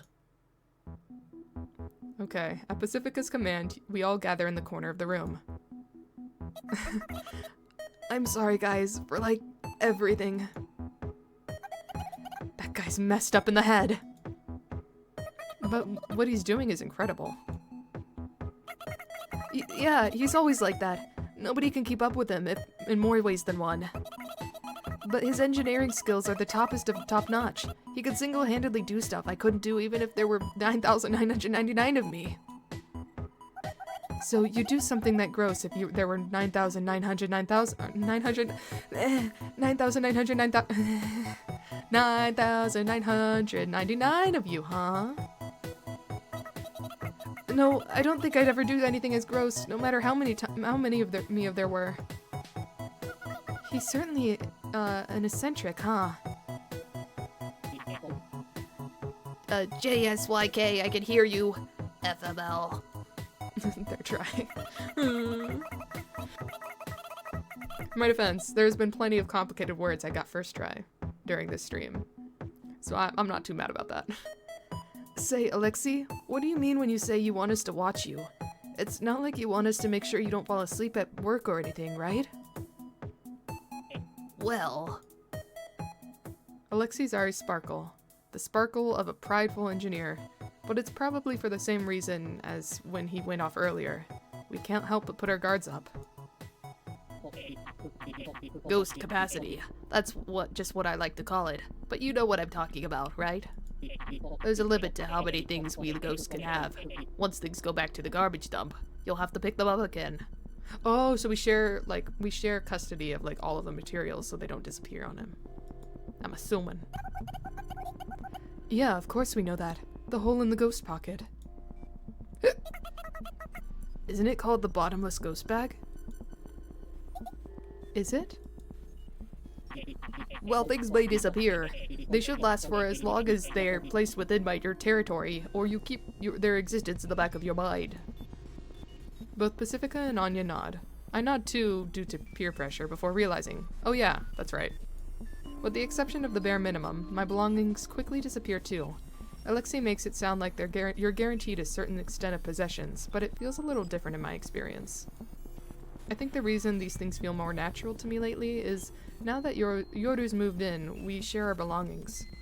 Also, now that I figured out gunshot wounds and other injuries count as belongings, I've actually been finding it pretty convenient sometimes. I've never paid any special attention to it before either. Never, ever. Not even once. However... Pacifica lets out an agonized groan when Alexei screeches mid-speech. She's too detailed. The sheer volume of information necessary to imitate God's creation of man is far too much for our ghostly bodies, it seems. Aha. Alexei casually picks up a part of the scattered heap on the work desk. His eyes seem filled with a deep sadness. No matter how I assemble her parts, no matter how I code her personality presentation program, parts of her disappear if I take my eyes off her for even a second. It's probably random what parts disappear. The bolts, the entire skeletal structure disappeared this time. So she's incomplete and I can't show her body to you ladies. FML. Alexei explains in an oddly dramatic tone, but I can feel his calm enthusiasm as he tries to convey the objective truth. We're not normal. We weren't humans that lived. We only call ourselves ghosts for convenience. We don't actually know what we are. If you ignore the fact that we've been excluded from the phenomenon known as death, then it certainly seems natural to call us ghosts. After all, we can't survive in sunlight. Intuitively, it makes sense to think of us as ghosts, or at least ghostly. Her volume exceeds my capacity as a container, so I just need to prepare a new container. Perhaps she could be contained in here if there are more ghosts to perceive her. But when you mix in the fact that there's a limit to what we can possess, that intuitivity starts to falter. So once again, my request is that you ladies watch as I assemble her. I'd prefer if you slept in shifts. That's all you need to do. You wouldn't ask storage to do computations, right? For how long? It probably won't be done as a single day. You'll need to take a few days off from your jobs, that's for sure. Even if we're not ghosts, we're some sort of ghostly creatures. I'm sure the others aren't scared though. I mean, why would you be scared of yourselves? We're not here to prosper. We're not here to expand. We're just here to exist. This won't have any negative effects on our bodies, will it? I'm a little scared. That's why I ask an odd question. I wanted to distract myself with some talking. There may be some negative effects, I will admit. If you're scared, just sleep through the whole thing. Alexei might not know this, but I've had that sort of experience before. I do feel that it's somewhat difficult to acknowledge new things, but there's no point telling him right now. That's not what Sayako is saying. She's not scared of working with you, she's scared of you. She's looking for a reason to decline. I'm just telling the truth, as close as I see it. Even when you're telling the truth, the tone, attitude, and syntax that you use to tell it make all the difference, you know? You must have failed your public speaking classes. Just hearing the phrase public speaking classes feels like a punch to the gut. I'll do it. I don't know if I can do it well, but there's no harm in trying. Oh, you will? I'm in too. You're definitely gone off the deep end this time, Alec, but as a lowly engineer, I'm intrigued. See now? My presentation was flawless! These girls are just softies. I wouldn't pat myself on the back for that presentation if I were you. Anyway, since Anya trusts you, I intend to trust you too. But I don't trust you enough to take time off work. Pacifica is talking to Alexei, but it sounds like she's actually directing those words to us. Someone needs to watch for danger outside that while these girls are preoccupied. You also don't know if the church will try to pull something either. I shall go have a nice stream. Okay, bye Deft. Bye bye bye bye. Nice to see ya. See ya later. See ya. Seems like Pacifica's acting nonchalant to melt away my looming anxiety from being separated from her. Or maybe she isn't, and the world doesn't revolve around me. That'd be embarrassing. Thank you. Don't worry about it. We're just dividing the roles. Well, Yoru, looks like it's the three of us. I'm not in. Oh? Okay, for now, we'll have to put out notices that you'll be on break from... Oh, it's not moving forward. Wait, what did you say? I feel a shock like being struck on the head. You'd think Yoru would be the first person excited by the sight of this stupid thing. At first, I think Yoru's messing with me, but when I look into her eyes, I see she's serious. I said I'm not in. Why not? Because I don't want to do this. I'm utterly confused by Yoru's calm rejection. She's usually overly expressive, so when I see her say that without a single change in her facial expression, it instantly throws my mental stability off balance. What's wrong, Yoru? Does your stomach hurt? My bowel movements are perfectly regular. I see. Good for you? Would you prefer us not to ask why? Well, yeah, I guess. When I notice Yoru frown, it makes me feel a little bit of relief. And that's because it lets me know she's not making this decision lightly, and she does feel at least a little guilty. I know it's not healthy to be happy about Yoru feeling guilty, but I need to accept the fact that I'm the mean sort of person who would feel good about something like that. I think it'd be dangerous to set up shop by yourself. True, if you're not going to be around, then I'll take a break off from work. If you're going to take a break, then why not stay here with me? No, I don't want to. Sorry. Huh. Yoru makes that face she makes every now and then. No, it's okay. It's your decision, Yoru. I'm not good with these sorts of situations. I really should press her some more. No, you shouldn't. But... So, what'll it be? Sayako and Anya will stand watch. Yoru and I will pass. According to my calculations, 2 should be plenty. It's a deal. And thus, Anya and I ended up helping the strange man named Alexei with his challenge. Sayako. Good luck. Thanks. There's a lump of anxiety lodged in my chest.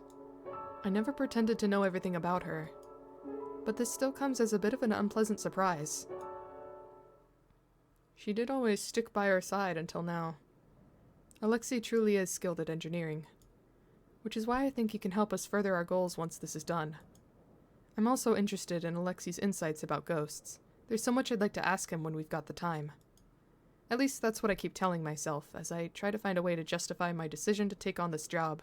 But the fact that I have to look for justification is proof in and of itself I'm unsure about this after all. I meet up with Anya in the same old plaza, with the same old sights, minus our psychiatry stand. After all, we're closing up shop for a while for the duration of my time with Alexei's. Yo! Wait, Sayoko, where's your luggage? Oh, I don't have any belongings. Whoop. Anya asks as she carries a big bag. In my coat pockets, I've got a handkerchief and a gun. The bullets disappeared, so I'll have to make up for it by aiming real good. Oh, good luck with that. Wait, shouldn't you at least bring a change of clothes and a towel? I'm stinky, so I don't own any. I've been thinking. Huh? Is it really necessary to shower and change clothes? Show her your standards when it comes to hygiene achievement. Ha. You're starting to sound like Yoru. You think so? Good thing Pacifica's not around. She'd be all like, bargle gargle. Bargle gargle. Yeah, bargle gargle. Bargle gargle. We talk as we walk. It feels weird since I'd usually be working around this time. It's like going to the hospital instead of school when you're sick. It's especially weird since I only started working just recently. I guess I've adapted to worker life before I knew it. It was probably a gradual, day-by-day process. I recall my conversation with Alexei. I can feel my face heat up as I do. Why did I act so proactively? I couldn't bear watching him. I wanted to do something to help, but this was that just because I thought of it was I was in a position to help? Help? Me of all people? With my social standing? I think those thoughts to myself as we approach the amusement park. We were here late last time, but it's operating hours right now, so there's a cheerful music playing with decorative lights shining in the night sky. Night sky. It's kind of extravagant by the town's standards. Tongue tie. Let me take a sip of my Celsius. Ba-ba-ba. Anya, have you ever been to an amusement park? I ask. I've never been there myself. At least, I don't think I have. Well, I've been there a number of times, but I didn't have much fun, though. Why not? The amusement park itself is fine, but the problem is the customers. Do they have bad manners? Well, it just feels like they're at the amusement park more to look like they're enjoying themselves, rather than to actually enjoy themselves. That's how it feels? Sends shivers down my spine. Shivers? Shivers me timbers. I see. I think I get you. It must be annoying to be surrounded by people like that, huh? It just feels like them look down on people like me. I don't want to be in the same place as them, you know? Anya speaks bitterly. I never really thought about it, but I guess that sort of vague social hierarchy exists in this town too. Maybe as a foreigner, I've just excluded myself from that pyramid entirely. Sorry if I asked something I shouldn't have. No, it's fine. Anyway, these people don't make sense when they talk. They're so damn boring, and I'm sure they'll find me so damn boring too. Anya gets her head back in the game and readjusts her bag as it started slipping off her shoulder. I'm not good with the whole female bonding thing. Like going to bathrooms in groups and gossiping and stuff. Girls who can't get into that sort of stuff end up with no choice but to join groups of guys, don't they? I respond with a vague, It's been a long time, I think, since the last time we talked about interhuman, or rather, interghost, relations. Makes my heart start to clench. But I suppose we can only really talk about this sort of thing when it's just the two of us. Anya and I keep talking about somewhat complicated topics as we walk down the path. I'm so glad we can walk together like this.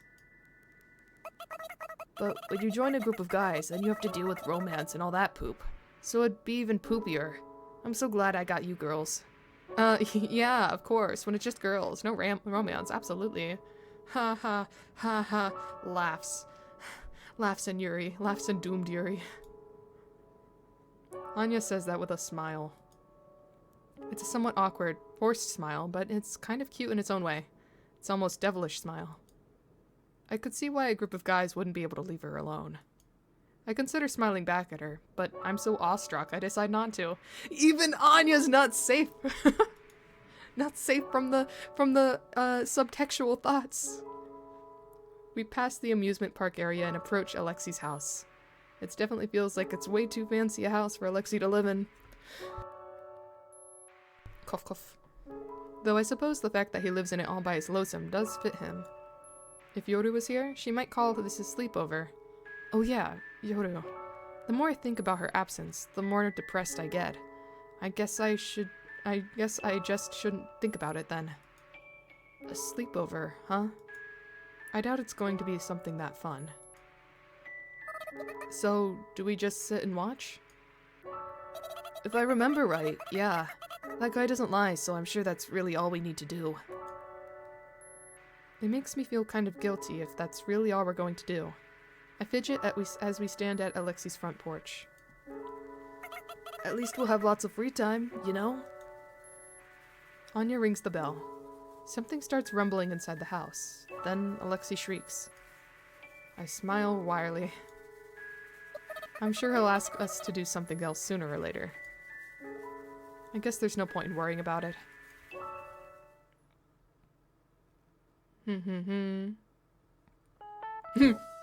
Cute little art. So basically, at this point, it's our third day at Alexi's house, and I haven't been asked to do anything else even once. I've just been watching. I watch as Alexi and Anya work on the project. I watch over the assembled parts with Anya while Alexi's away at work. And when Alexi gets back, I watch the machines and sleep. I really have just been sitting and watching. I don't have to worry about anything since I don't have to do anything. This would probably be hell for the type of people who need to be moving constantly, but luckily, I'm an expert at doing nothing, so it's not that agonizing for me. But for some reason, I feel like I've gained weight. Can ghosts even gain weight? I don't know. I kind of miss Yoru and Pacifica. It's a little frustrating for when your work and your pay don't seem to match. It's rough when you have to work hard to earn comparatively little, like Yoru did way back then. But conversely, I'm finding it rough to do basically zero work to earn a lot. I figure I could clean the room, not that I ever clean my own room, but a big barrel-shaped cleaning robot goes around the room automatically a few times a day. Apparently, this robot is to thank for the house's almost eerie cleanliness. It's not like Alexi's secretly a neat freak who obsessively cleans his house. For some reason, that's a relief. This cleaning robot is pretty well built. Using some mysterious technology, it hovers a little bit off the ground as it sucks up dust with a whirring motor sound. For bigger messes, like when Anya spilled her sugary coffee on the kitchen floor, some even got on her clothes and she had to change out, the robot extends a mysterious arm to mop everything up. I think that was just before bedtime the day before yesterday. As I watch the machine smoothly pick up the trash, I murmur, I want one for our place. Anya comes out of the shower, drying her hair with a towel.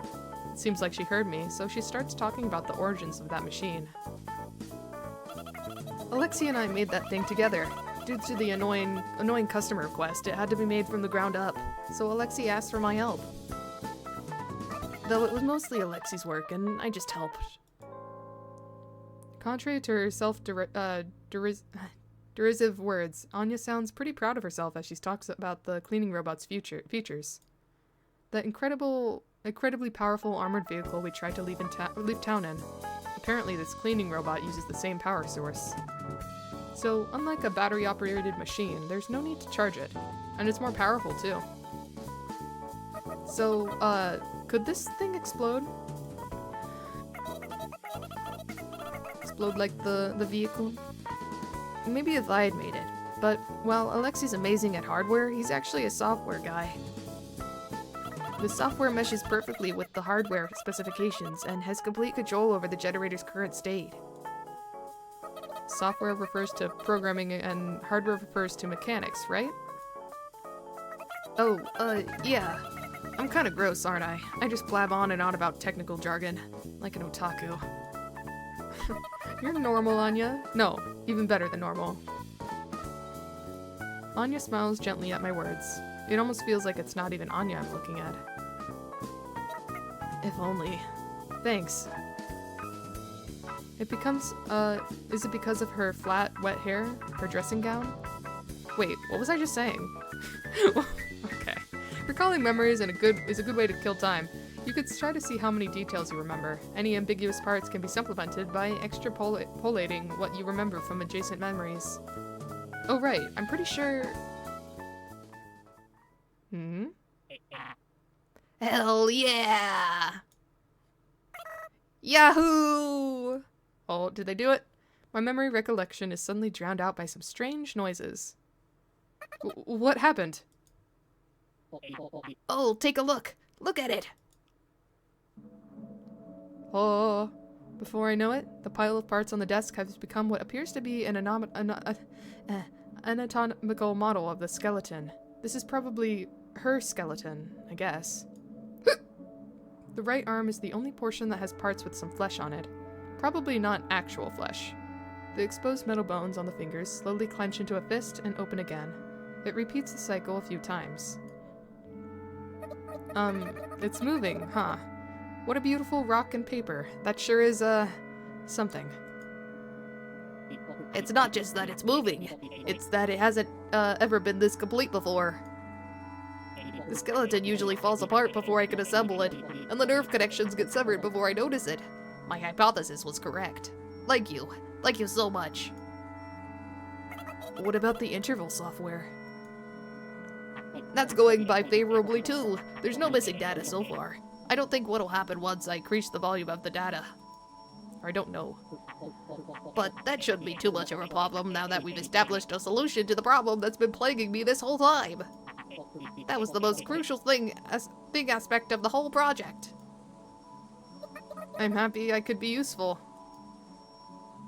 You weren't just useful. You were a lifesaver. Ha ha ha ha. Ha ha ha ha. Alexi starts rolling on the floor, laughing. I almost tell him not to do that since the floor is dirty, but I stop myself. The floor in this place is freakishly clean after all. Mr. Alexi. What, you want to give it a try too? No, not that. I was just wondering about this thing. She's not a thing. Sorry, why are you trying to make her?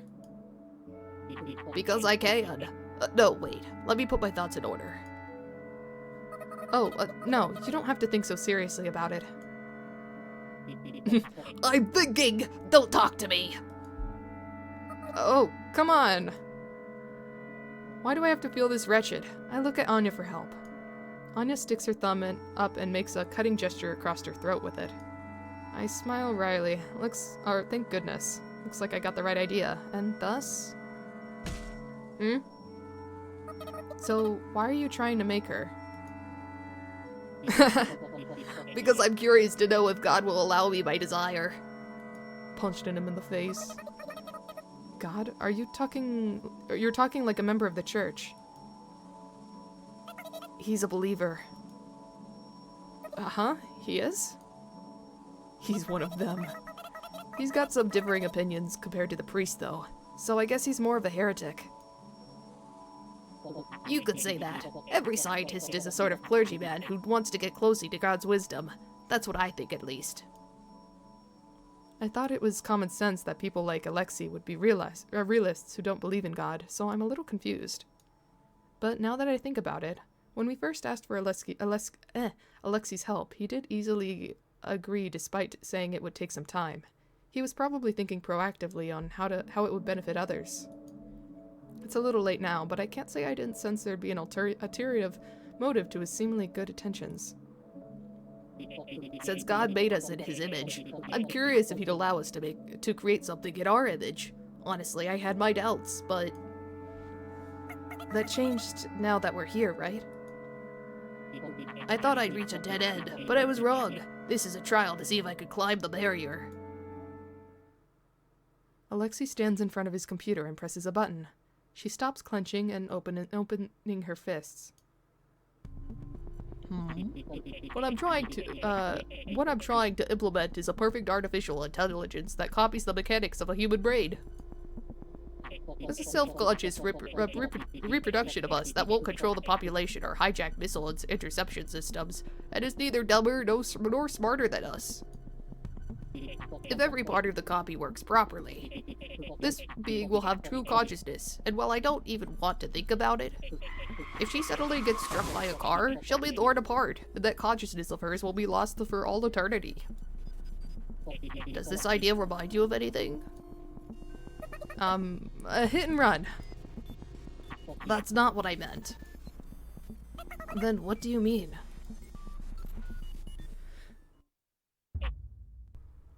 Death. Dun. A chill breeze blows underfoot. No, wait, we're indoors, so it's probably just my imagination. As soon as I process that word, my spine shudders and I start finding it hard to stand. An eternal wakeless sleep. Ignoring the final destruction of the soul, the body decays, and those left behind can do nothing but remember the departed. Now, what does that sound like? You mean... Yes, just like a human being. Our blueprint, our origin. The ones that lived, died, and became memories. Those who YOLO'd, have been removed from death could create death. YOLO'd too close to the sun. Alexei's voice trembles. Just how much does this guy believe in God? And just how aware is he that what he's doing is highly blasphemous? My creation has self-awareness. Does being aware of it itself count as being perceived, and thus can it exist indefinitely without a third-person observer? Yeah, I was a little curious if we had to keep watching even after she was complete. True, a consciousness that only exists if it's constantly observed sounds like a hassle. I feel sorry for the owner of that consciousness. If she has a consciousness, she could possess her own objects. So if I could successfully mass produce her, they could be used as a town storage system for resources, knowledge, culture, and everything else you could give them, enabling major expansion of the town. Whoa. Assuming God will permit it. We're here thinking about things because, of course, there's doubt that God will permit it. Are you aware of the theory that God has banished us into the night as punishment for our sins? For our sins? What sins? That's just what the church says, Sayoko. Lots of people have differing opinions. Some of them are kinda interesting, too. One time, a customer came in wanting a chainsaw repaired, and as the boss worked, the customer said that this town is a prison. A prison? Yeah, the prisoners here are all nefarious scoundrels who can't be placed in ordinary cells, so they're hypnotized into thinking that they're ghosts living in this snowy town who can't be awake in the day. Interesting idea. The reason they never die is because their sense of time has been tampered with. No time has actually passed. You and I are actually old men who've committed heinous crimes, apparently. Huh. That's kind of a scary thought. I try to imagine myself as a giant man in a prison uniform who thinks he's me. Oh, and they changed those outfits. There's a prisoner who thinks he's Anya, and a prisoner who thinks he's Alexei. And what he's actually making is just a small mud ball. That's scary. Well, way to rip off the church's sin theory, lol. He said there were several prison guards hiding amongst us for surveillance, and he was going to murder them. With the chainsaw, I guess. What? That's some customer you got. Well, we did call the police on him, but that's it. Police? What's that, ninja-ese? Wow. Anya laughs as if Alexei had said something funny. Alexei's shoulders shake up and down too. I guess everyone in this town agrees that the police don't really do much. Anya says, well, I guess they work just about as much as I do, and then continues. According to an acquaintance of mine, this is a theme park. A theme park? Like an amusement park? Yeah, according to that acquaintance, there was a war and the country had lost their population almost entirely wiped out by a missile, leaving no trace of their culture or language. Oh, so it's another scary story, or scary theory, huh? A missile, huh? I see. So like the missile in the town actually did explode. The country that won came to regret their actions later, and created something of a memorial park at the missile's compact site and created animatronic robots. Or animatronics. Robots that imitate the personalities and languages of the dead. Leaving the devices to their own devices is a reminder for generations to come of the people they have wiped out of their own hands. And we're those robots? That's right. We're set not to recognize when a visitor arrives, and we're forced to sleep after hour maintenance. What we think of as morning isn't actually morning. Huh. So if that theory's true, then probably Yoru, I don't think would be a robot. And maybe everyone's just programmed to think that she's one of them. If it's true. I don't know. I don't know what's true. I don't know what's false. And so the weird list of names written on the missiles is meant as a memorial for the victims who died. The prisoners in my imagination turn into robots. I imagine Alexei with exposed, somewhat rusty metallic joints. As we talk, there are kids on a social studies field trip watching us, anti-war pamphlets in hand. There must be some sort of real-time automatic translator translating our words, and the kids just go, huh, as they listen, not quite understanding what we're talking about. We keep talking under the mistaken impression of having been granted our own consciousness. That's the kind of thought that keeps you up at night. Like, maybe people can hear my thoughts. That kind of thought. A paranoid fear that you can't prove either right or wrong. Whoever thought of that must be amazing. Actually, I'm the one who thought of it. Whoa! Amazing!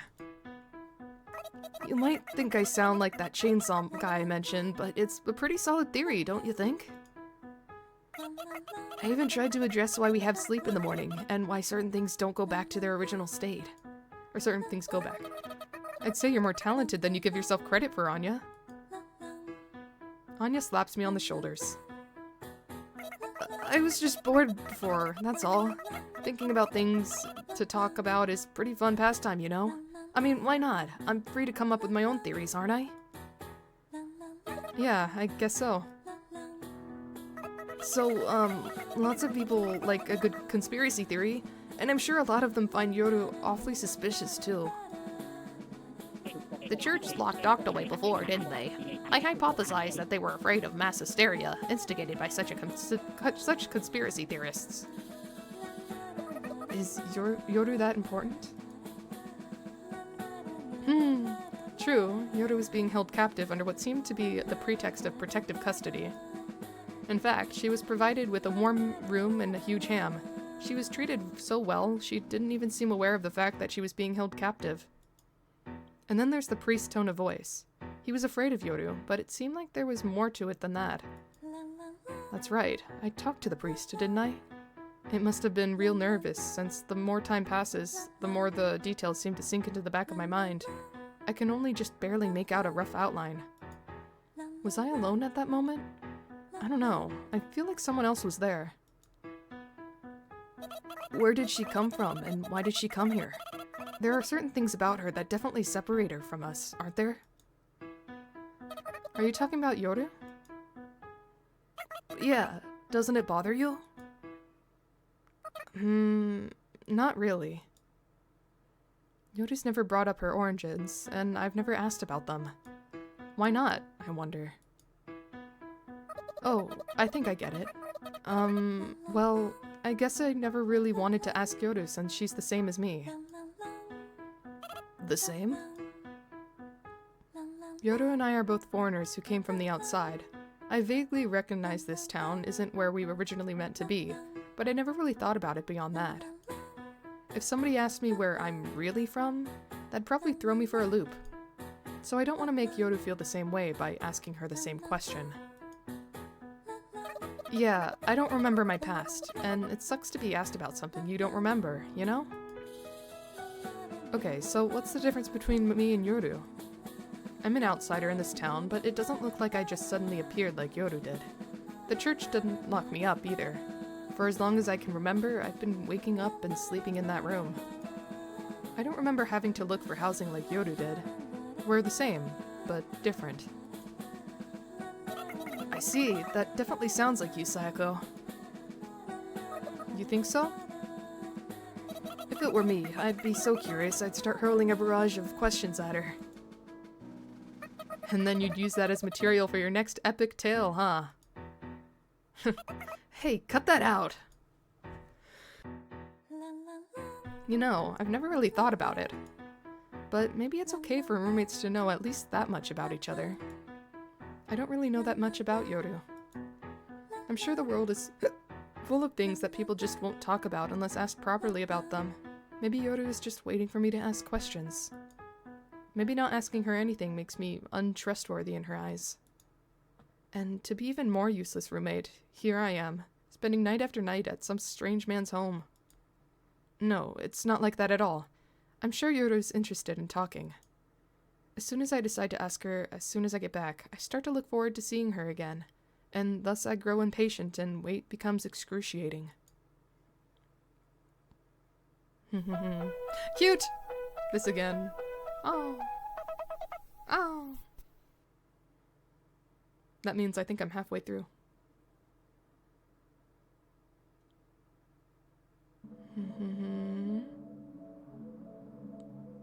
As I worry about Yoru, development proceeds smoothly. The flesh and soul develop concurrently, and they constantly act on each other.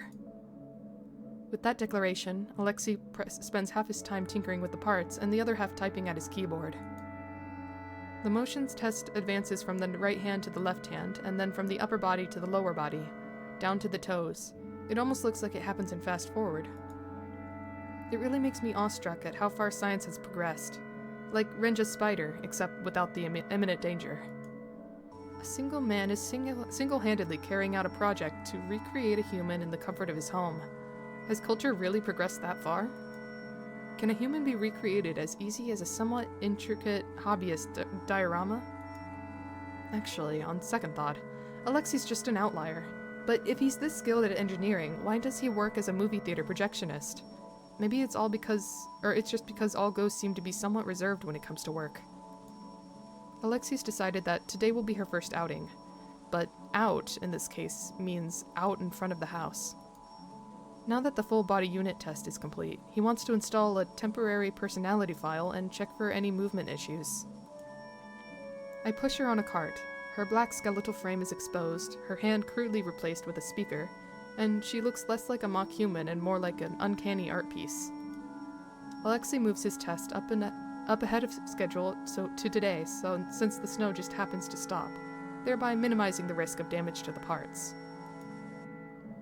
Okay, let her down over there. I let her down from the cart as instructed after Anya and the cleaning robot sweep away the snow that was the designated location. So surreal. It's finally happening. Something so different every time I come back. You stepped away for a second. Yeah. I mean, you were here for, like, his explanation, right? Or I know you were here for the Pog. I don't know if you were here for him saying, like, I'm making a person. As previously instructed, I insert the cable into the port at the back of her neck, and hand the other end to Alexei. You think so?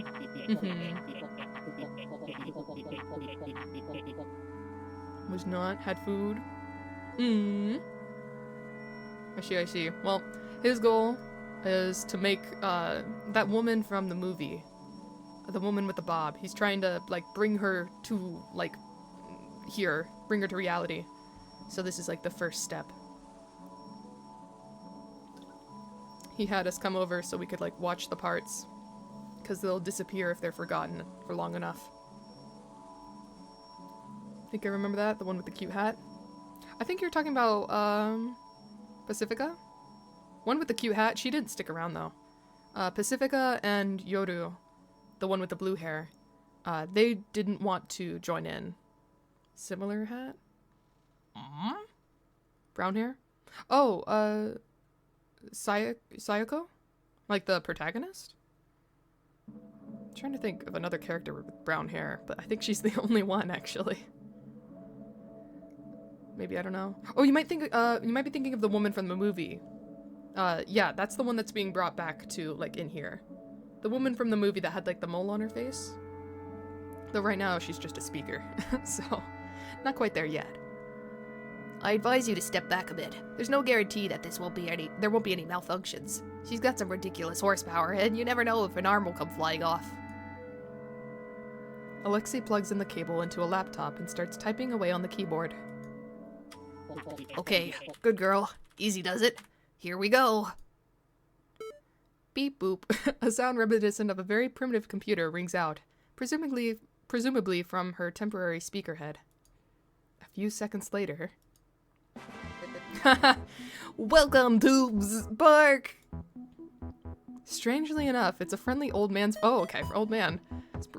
Friendly old man's voice rings out. The what park? I didn't catch the name since it was covered with noise. Please enjoy your stay. If you need any help at all, just call me Mr. Blank, or Bzz. We've got fun games to play. The Business Corporation has limited time sale on Bzz. What is this?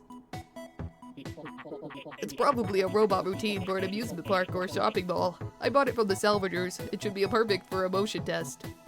Okay, so just testing the motion of the robot first. Huh. The salvagers, huh? I missed them. Wonder how they're doing. They weren't bad guys. Mr. What's-His-Face, What's-His-Speaker, slowly takes a step forward, then another, in an awkward walk circle. With each step, the attached cable gets tighter and tighter until it snaps off. But it doesn't stop walking. Ho ho ho.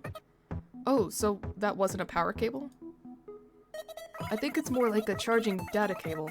It should basically wireless outside of charging. I mean, there's not really a point in a robot that can't move without a cable, is there? You've got a point. The more the robot walks, the more stable its walk cycle becomes. The robot then waves its hand at each of us and starts jumping up and down. Her body comes equipped with all standard functionality, so it should be able to run software made for other machines using the same standards out of the box. What do you think? Amazing, right?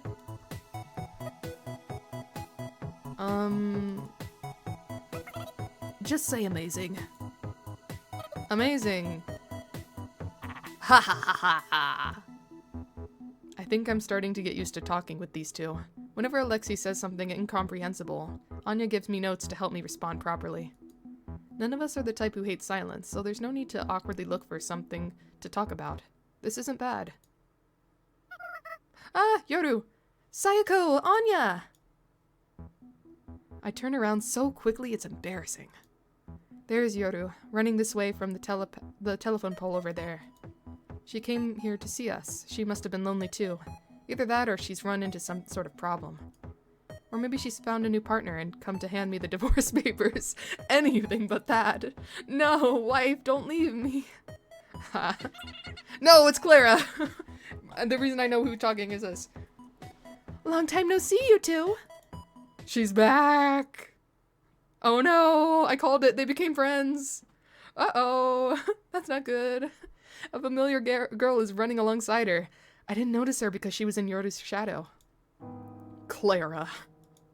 Why is that thing with you? My whole body freezes over and my legs go numb. I realize my right hand's in my pocket, unconsciously gripping my gun. I catch Yoru in my arms when she runs in for a hug.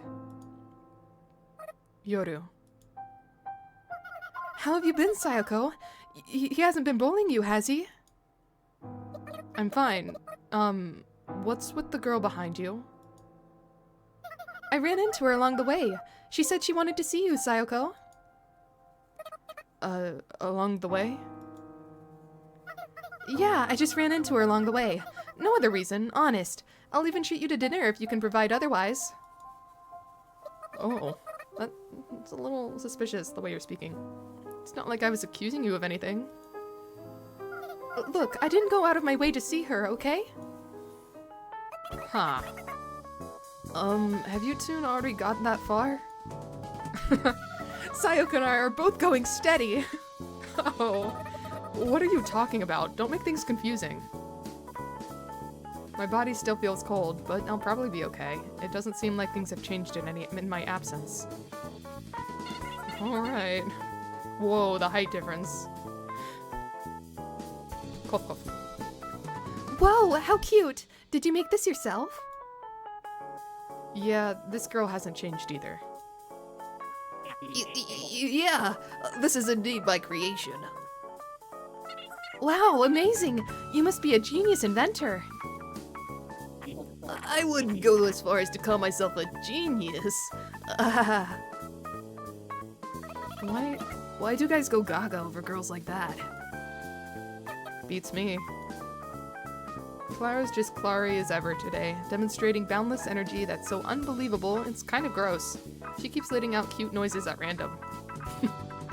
Can I play with this robot? As long as you're gentle. Is the robot gonna hate her? Oh god, oh god. Nice to meet you. I'm Clara. I'm an apprentice nun at the church. My hobby is talking with people and helping out in any way I can. Clara bows. That reminds me. She did bow to me too, huh? I've known her for longer than I thought, unfortunately. Hello, young lady. Would you like to play a game with Bzz? Let's play the Bzz game. Uh-oh. Uh-oh. Whoa, a game! Let's play! Oh right, since you're a robot. Clara rummages through her bag and takes out some sort of can. Here you go, a drink for robots. Is it WT-40? What is that? That's a can of fuel, a pretty expensive one at that. It's used for generators in motorcycles. Is it really a drink for robots? Of course not. Can't drink without a mouth. Wait, she shouldn't even walk around with that thing in her bag. That's dangerous. Yoru hums to herself. Clara's waiting for the robot to take the can of fuel and drink it like it's a can of soda or something. Go ahead. Feel free to drink it to commemorate getting to know each other. Oh. Beep. Uh-oh. Uh-oh. Clara's about to suffer for no reason at all again. Uh-oh. The robotic buzzer instantly causes the relaxed mood to tense up. Hostile behavior detected from gray light form in possession of hazardous material. The possession of hazardous material in this facility is a direct violation of Anti-Terrorism Act. All defensive measures are now permanent. Hey, Alec, what the hell's this about? I don't know. I didn't write this personality routine, but I think I've got an idea. Please quickly state your 9-digit national identification number and repeat it. Maybe it's a shinobi? I've only ever heard the rumors about them. Oh, what was that glitch? Oh, I see. Shinobi. It doesn't ring a bell. Sorry, can you explain? There's an urban legend that hidden amongst the general purpose companion robots at malls and conventions. There's a certain number of shinobi robots programmed to seek out spies and kill them, like a sort of secret police. Killer robots? That's not good. You gotta stop it. I repeat, state your national identification number. It's too late. Damn it. Security robots aren't consumer goods. They're military grade. You don't want a terrorist hacking something like that, so they're completely shut off from external commands. I'm only able to get the gist of what Alexi's saying, but I guess the machine has identified Clara as a terrorist and is about to attack her. Why didn't you notice it before you activated it? How was I supposed to know it was an imposter routine? Damn it! Looks like shutting it down won't be as easy as turning off a computer. You idiot! Don't shoot! You got any better ideas? This is your final warning. Please state your national identification number. I'm sorry, how do I apologize? Activating defense routines. Have a safe day. Eek! Oh, it cut off her arm. Or her hand. As soon as the robot finishes talking, she uses her metallic left hand to knock the can out of Clara's hand. Actually, let me rephrase that. She wrecks Clara's hand so hard she can't even hold the can anymore. Her wrist is bent at an unnatural angle. The robot then reaches for Clara's neck with her right hand. Oh, I'm so sorry. Clara suddenly goes quiet, probably because her neck's been crushed. The robot then dangles her in the air. Error. Weapon not found. She, or rather, the shinobi, speaks as its left hand clatters. It was probably intending to finish Clara off with the standard issue weapon, usually installed in the left arm. Oh, come on! I kick its clattering left arm. Ow! But man, is that thing hard. I guess I should have expected it since it's basically an iron pole. I shake my head and try to regain my focus. Weapon not found. Terrorist backup detected. Weapon not found. Oh, looks like my efforts weren't wasted, at least. The shinobi lets go of Clara. Thank goodness Alexei didn't install any weapons. In fact, it doesn't look like the shinobi even realizes that it's not in the body it's supposed to be in. While its repeated error statements are annoying, they're also kind of sad. I'm no terrorist, but come at me. The shinobi responds by letting out a static roar from its head speaker before tearing up some fallen scrap metal and brandishing it like a sword. Ooh. Whoa. The speaker-headed killing machine rises its rudimentary sword and it lunges at me. It's hard to believe it's made out of metal based on how light its movements are. But what's not light is the way it swings that thing down. I wouldn't want to get hit by that. Sayako! So Anya tosses me a road sign that's been cut off at its base. In fights like these, the longer the reach, the better. I swing wide and parry the shinobi swing. Come at me. Ho ho ho. Ho ho ho. I carefully ward off each and every swing. I may be fast, but it's nothing I can't keep up with. But more importantly, in hand-to-hand combat with a human, or rather, a ghost opponent, the advantage goes to whoever has the most endurance and stamina. But I'm up against a robot. I may be fine now, but how long can I keep this up? I know the negative thinking will just distract me and expose me to further risk, but I can't just unthink these thoughts. It's no use. I need to go on the offensive. Instead of holding the shorter end of the road sign to prioritize small, quick swings, I shift my grip and hold the sign out as long as I can to take advantage of the centrifugal's force. As a result, I don't have time to adjust to how different it feels swinging it before the next attack comes. Instead of simply warding off the attack this time, I swing back as hard as I can, focusing as much strength as I can into my arms and my grip to withstand the impact of the collision. The iron plate of the road sign starts to warp. Ooh. Perhaps thanks to the help of the centrifugal force, the effects of the impact is more than just even. The enemy retreats with a few nimble backflips, as if it had forgotten that it's made out of steel. So I take another swing. I can defend against the attack, sure, but the ground underfoot is too unstable to completely cushion the impact. So with plenty of leeway, I take another large swing. Now that it's lost its posture, it can neither dodge nor block properly. It may be a machine, but the sheer weight of the road sign attack is too much for it to take, as I knock away its metal shard sword. Now that it's defenseless, one last attack should be enough to... Stop! Ah. Alexei shouts, and reflexively I freeze in place. The shinobi doesn't miss its opportunity to quickly make some distance. Please don't destroy her. Don't hurt my girlfriend. It's not a her anymore, you idiot. It's a killing machine, and it could kill you too. I can't just let you destroy the one person who loves me. That thing doesn't love you, or at least not yet. It's not even complete. At the very least, it's the body that will be hers. If this project succeeds, how do you expect me to look at her without thinking about I destroyed her body once in order to protect myself? I couldn't live with myself. Having lost its weapon, the shinobi comes at me with its bare fist now. Its already fast movements feel even faster. Can't you compromise at least a little? No, I want her to be perfect. I finally found someone to love, and I need my love to be more perfect than anyone else's. Block, block, block, block, block, block, block, block. It looks like the enemy hasn't gotten faster, but I've just gotten tireder. I know that the reason nobody loves me is because there's nobody I love. I value myself, but unlike other people, I can't value someone else. I've never wanted to. Alexei speaks in a disgraceful, nasally voice. His enunciation is so bad it's hard to catch the words he's saying, but I think I can get what he's trying to say.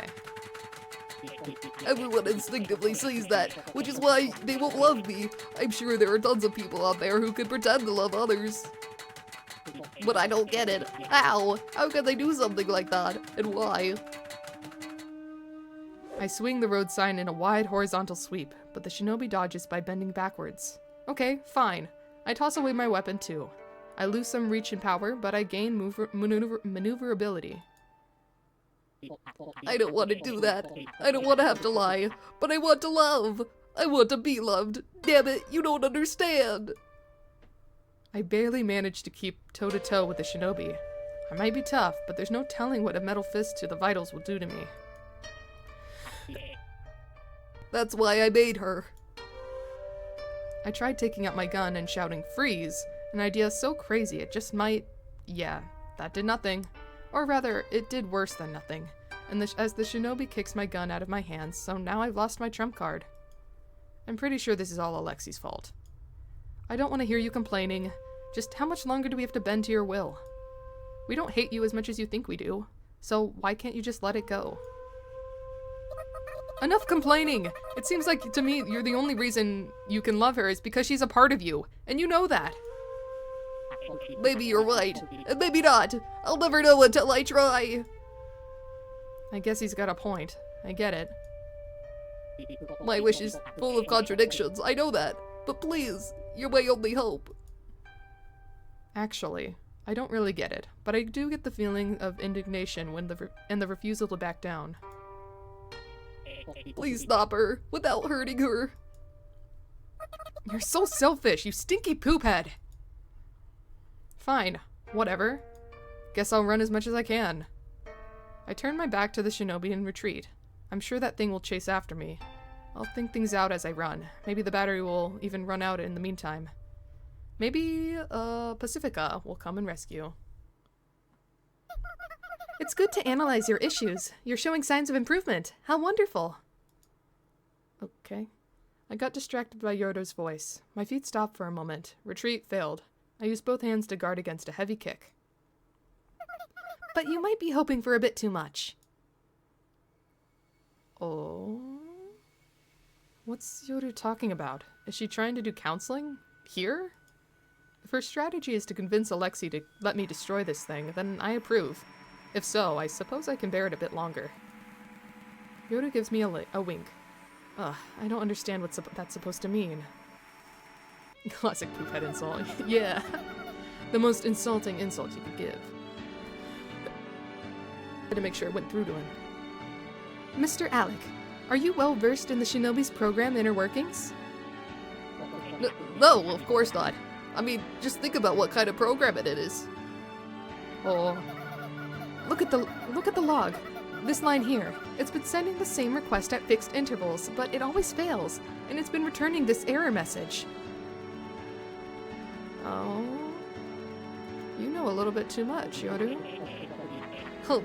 You think you could lecture me, you amateur? Of course I can see that. Then do you know what it means? No. How could I? There's no way I could tell what the function does just by looking at the...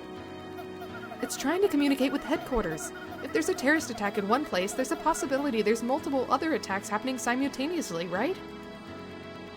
That's why it's been trying to contact city headquarters insistently every second. It's as if it's waiting for the command to abandon its post at the tiny, insignificant mall and go defend the important person or place. I see. How did you know? No. More importantly, are you suggesting we attack from that angle? That's right.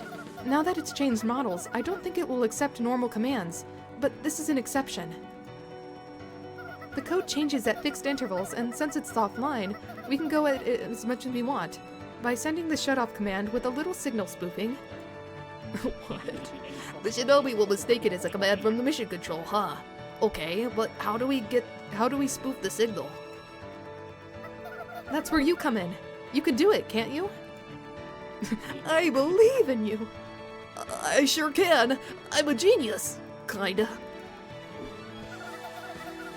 Sayako, hang in there just a little longer. Hey, give me that back. Yoru pulls something off his hand and tosses it my way. I see. That is the thing Alexei used the first time we met. Oh, it's the Pog! It's the Pog! We think it's the Pog! Okay. The Otaku Guard, was it? If you ask me, it needs a better name. You should get Pacifica or someone to think of something. I see Pacifica's face in the back of my mind. I want to have coffee with her again sometime. A moment before the shinobi's punch lands, the guard's thin outline envelops me. Not a scratch. The shinobi stumbles back as a step as if to ascertain what exactly blocked its attack. I find myself impressed by its cautiousness, though maybe I'm just amused by that my codename, Ninja, is synonymous with the code's name, Shinobi. Damn it. Is that it? Is this it? No, no, no. Yes, yes, yes. This has gotta be it. Damn you. I silently ask Alexei, way to go, or silently tell Alexei, way to go, as he shouts out his computer. But if I remember correctly, this thing's power output is still unstable, isn't it? I shouldn't use it for too long, or it might explode or something. I dare to shut off the guard, hold out my open palms, and beckon the shinobi to come at me. Come hither. Ha ha ha. The taunting. Yoru the program, apparently. Apparently! If we're going by the, that little theory that Anya had, it could be that, like, Yoru is the maker of the robots. Imagine. Imagine. She's the mastermind behind everything. I got it. Just a little more. There's no way the shinobi will miss the fact that I'm way open. It leaps at me as if in recognition that this is the chance at victory. Guard on! I activate the guard at the very last moment before those metal fingers reach me. The guard deflects the enemy. The unexpected rebound causes the shinobi to lose its footing, with one leg up in the air. I quickly shut off the guard and try to trip the shinobi's remaining pivot leg. With a sweeping kick.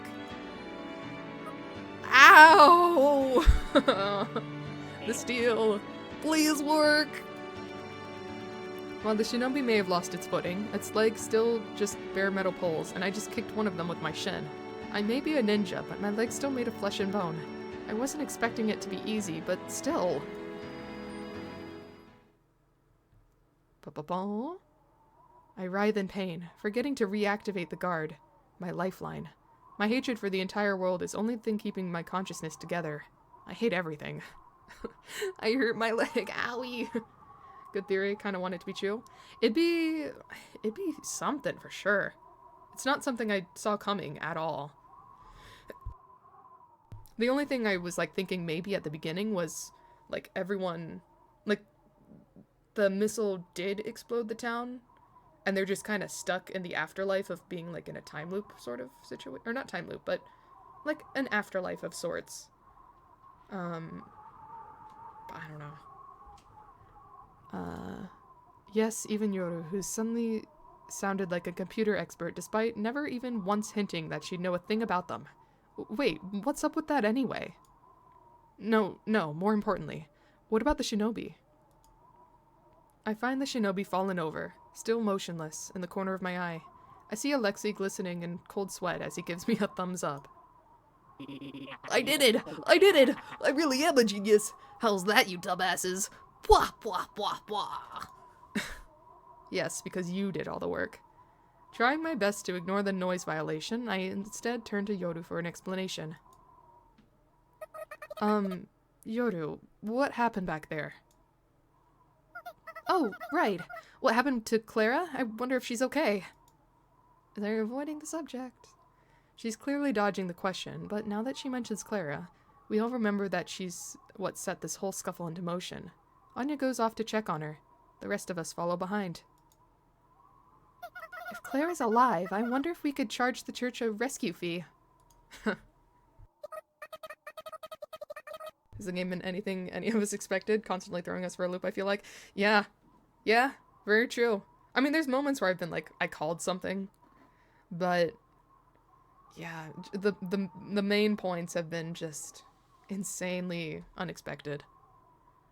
Won't change the fact that we killed her, we gotten her killed several times over.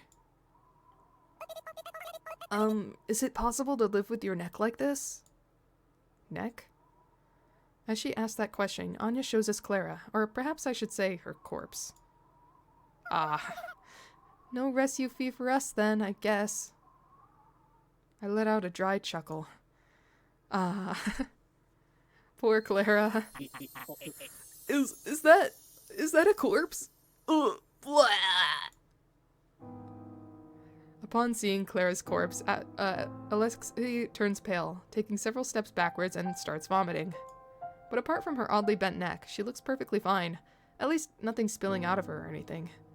I like to imagine that in this world, like how people are ghosts, just another fact of the world, their vomit, it's actually rainbows. Like, it's not some weird censorship technique, it's rainbows. It's just the truth of this world. Huh? Are you not used to seeing corpses? This guy's a shut-in, you see. It's you guys who are the freaks! Honestly, there's not much difference between a corpse and what this guy's trying to make. But I'm sure they're totally different things in his mind. I guess that's good enough for now. Don't worry, I'll take this thing someplace else. No. No, there's something I want to ask you, Yoru. That's right, I can't let this opportunity pass. I need to ask Yoru herself. Please get rid of it! Look, Alexei's getting impatient too. Then I'll come with you. Okay, then let's go. You're in trouble, Missy. Explain yourself. The two of us head away from the amusement park and go all the way to the outer limit of town.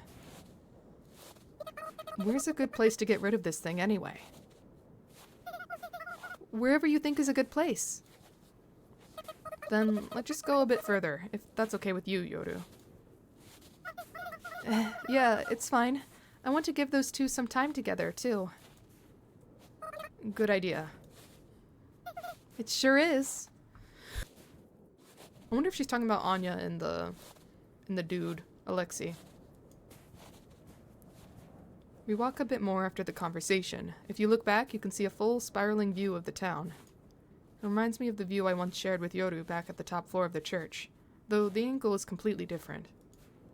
Each light in the town tells the ghosts who live there. There are a lot of worthless, good-for-nothing ghosts, but there are also ghosts that I like, even if they sometimes cause explosions with weird science experiments. A freezing wind blows. Whew, that's cold. It sure is. I guess we should get back quickly. Why don't we light a bonfire, Sayoko? It's way too cold. Oh, I've got the matches. I've also got a lot to talk about. Yes, you do. Yoru's eyes look straight through mine. Her eyes go from anxious panic to confident determination. I nod. It's exactly what you think, Yoru. I don't feel bad at all. I just feel a little ticklish that she's seen through me. I do want to talk, but we don't have anything to burn. There's not even trash around here. I casually glance at Clara's corpse. No! Poor Clara! Even as a corpse, she's not safe. I then look back to Yoru. She shrugs. I keep her hydrated and stretch. He's gonna be used as bonfire fuel. Oh, stretching. Alright, let it burn. I shrug back and let go of the corpse. When the corpse plops to the ground, a large can rolls out of Clara's coat pocket. Oh right, the can of fuel. She was trying to give this thing to the robot, wasn't she? Oh, how convenient. Yoru murmurs. I'm so glad you came, Yoru. Achievement bonfire lit. Discover the fun of pyromancy. Sayako. Yoru whispers. Oh, Sayako. Yoru looks like she's caught on to the fact that I was going to ask what I haven't asked all this time. She knows she'll have to answer. I'm the one who brought Yoru out here, so I'm the one who has to start off the discussion. We work together, and on our off time, we hang out with the people we know. When we get home, we chat before we go to sleep. It's a little questionable that we share the same bed, but there's only one bed and two of us. Okay. Ah, the body. Oh no, Clara! Clara! No! Still a small part of me, well, more than a small part of me, does think like she's part of the mastermind plan, Clara. Like, she's playing dumb. But at the same time, whoa, her treatment. So cruel. I speak from the heart. If I want Yoru to expose everything about herself, I should expose myself to her too. At least that's how I feel. Exposing ourselves to each other. Yes, that's the showing skin thing that Yoru once brought up. I use that logic to encourage myself. Because otherwise, I'd be too scared to push forward, I'm sure. I've always hated this town. I've always wanted to go home. I tell myself that even if I can't string my thoughts in a coherent order, if I just say everything I need to say, she'll understand how I feel. Also, I've always felt bad not knowing why ghosts even exist. So, with Pacifica and Anya's help, I've tried to leave the town. Though, for some reason, I don't really remember what happened back then. It's an especially vague memory of mine. Pacifica and Anya were my friends back then too. We were trying to get to the outside world just like we are now. I'm pretty sure it was my desire to go home that motivated us back then. Yes, back then. To be honest, now that I have you, I feel like I don't need to go back to where I was before. As long as I've got you and Pacifica and Anya, I don't mind being here. Back then, I really wanted to go back home. But now I feel like I've got a place to belong here. But I haven't done anything. I shake my head. I'd die for you. That's heavy. Whoa. I'd die for you. How can I say that with a straight face? I don't want you to die, Sayako. I can feel the blood rushing to my cheek a moment late. I won't die. I'm a ghost after all. That's just a standard ghost joke. I try to plaster a smile to hide my embarrassment, but only end up with a half-twitching face. I give up and take a deep breath. The cold air stings my nose. I can feel tears welling up in my eyes. Whoa! Why? Why do you... Okay. I don't think it's any, like, threatening thing. I think it's just to make a point. Still. Sayako, stop it. I killed those two. Such violence. I shot them with my gun. Probably on purpose. I pull out my gun and point it at Yoru, trying to remember how it felt back then. From the snippets of my memory that I do recall, I feel like I can remember the fear of shooting the gun and the surprise in the recoil. Did that really happen? Yoru keeps listening to me without faltering in the slightest. The three of us once tried to get out of the city. We used the same car as before. Things were going smoothly at first, I think. Then something happened. Something that's gotten hazy. Always goes 0 to 100 real quick. Yeah, she's super unpredictable. Despite all that happened back then, Pacifica and Anya said they'll help me try again. And that's not all. They fuss over me so much, they even brought you into my life, Yoru. It's not that I want to go home. I just want to go further than we did last time. With everyone. They did all that for me, and I killed them. There must be some reason why I thought that was the right thing to do. I feel like I need to find out that reason. But Sayako, that might just end up repeating what happened that time. I feel that the same thing won't happen if I've got you, Yoru. So I'd like to ask you again. Will you please come with me? I can't do anything. I just need your presence, Yoru. I've already shot you once before, haven't I? I feel like everything will be okay if you're with me. Why does that make it okay? I've already shot you once. Just come with me. It's fine. It'll happen again, but we've done it before. Worked out. I know there's no reason to believe it, but that's just how strongly I feel about you.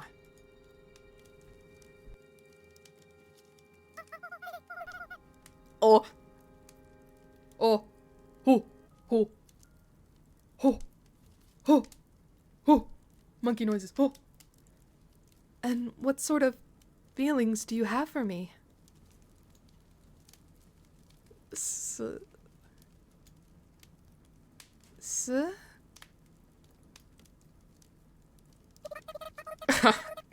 Special.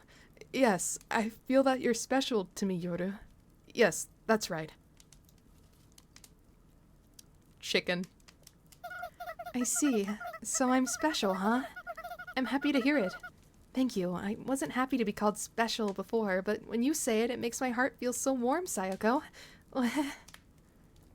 She asked. She did, outright. Didn't get a direct answer, though.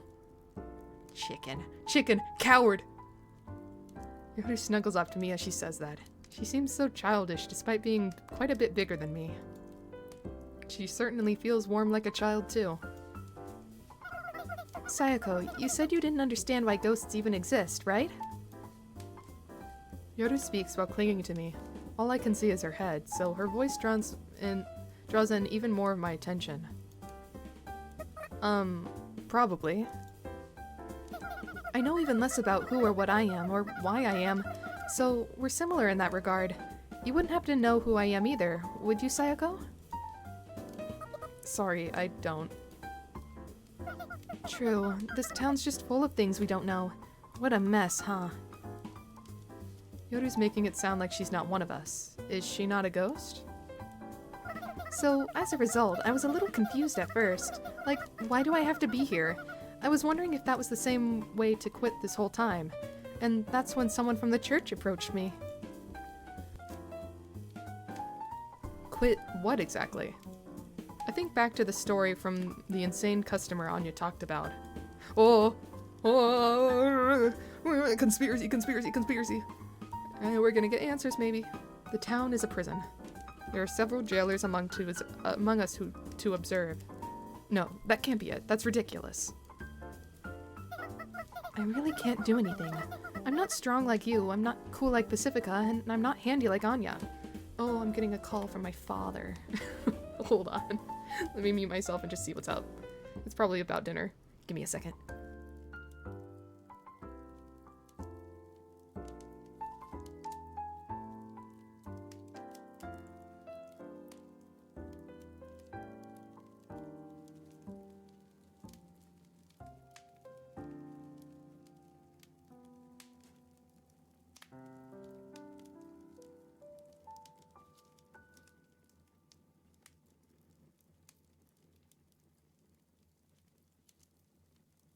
Okay, I'm back. It is about dinner. It is indeed. Let me, I need to find something from Wingstop that I want. Let's see, let me look at the menu real quick. Sorry to pause this regularly scheduled program. Wingstop menu.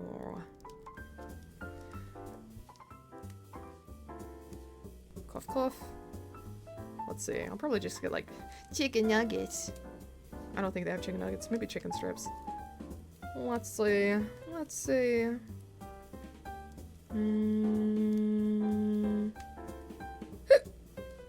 Hiccup.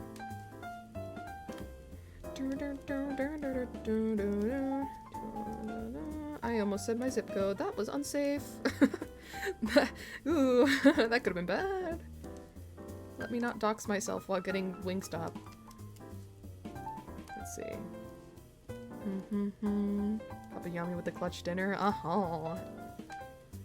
Lately, we've been getting a lot of takeout lately, though. I feel like we should be getting ingredients. Cooking stuff. Need to get better with that. Need to get like a... I wanted to order like one of those like... Oh. Now my mom's calling me! Why? Hold on once again. Different parent. I still gotta talk to them real quick. Muting.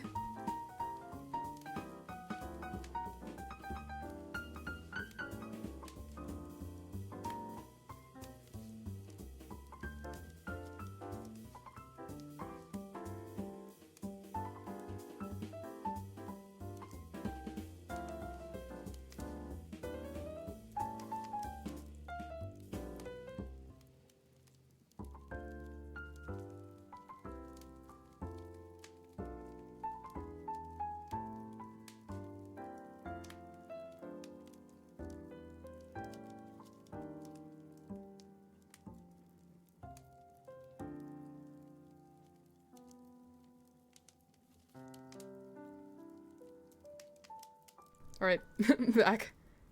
I have been given a task. I just need to drop something off. Gotta love parents? Yeah! Gotta love parents. They are good parents to have. Though it did take me quite a bit of effort to tell them I was streaming. Only one of them knows. Ooh, or do I want a chicken sandwich? Nah. I'll do something boneless. Boneless wings? Yeah, boneless wings. Boneless wings. What sauces? Heat. Let's do, mild. Mild. Or lemon pepper. Lemon pepper sounds good. There we go. Alright, let me just let my dad know what I want.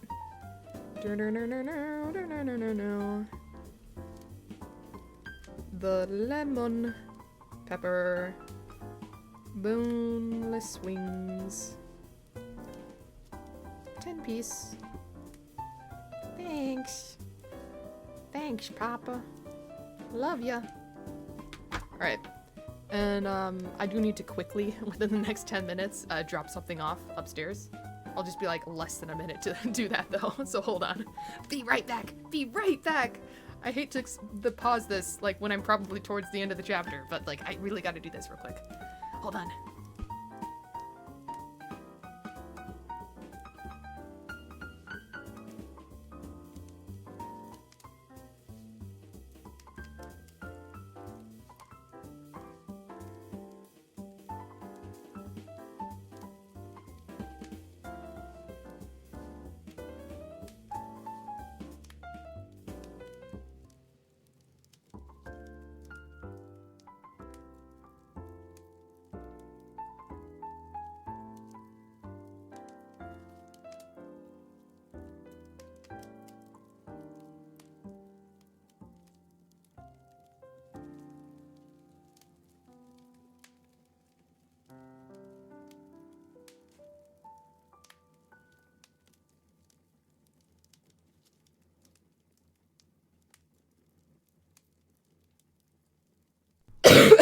I was talking while I was muted. Whoops.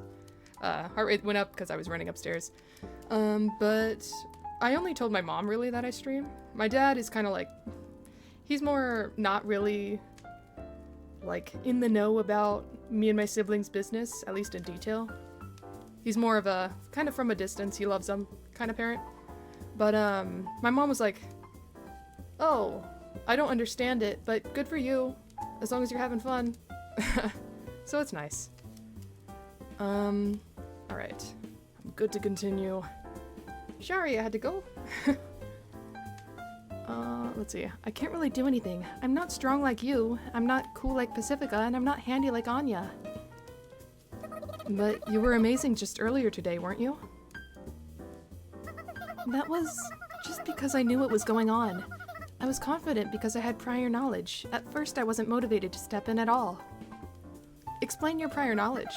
That'd be nice. That project was just in bad taste. I figured it'd be for the best if you just tore that thing to pieces, Sayako, but... It'd be a little out of character for you to say that, huh? Yoru smiles and continues. I noticed that Alec really treasures that girl. I tried putting myself in his shoes and got really scared. And before I knew it, I set myself into motion without thinking. I don't think anyone could have done what you did without thinking, honestly. There's nothing amazing about applying knowledge you just so happen to have. That's plenty amazing.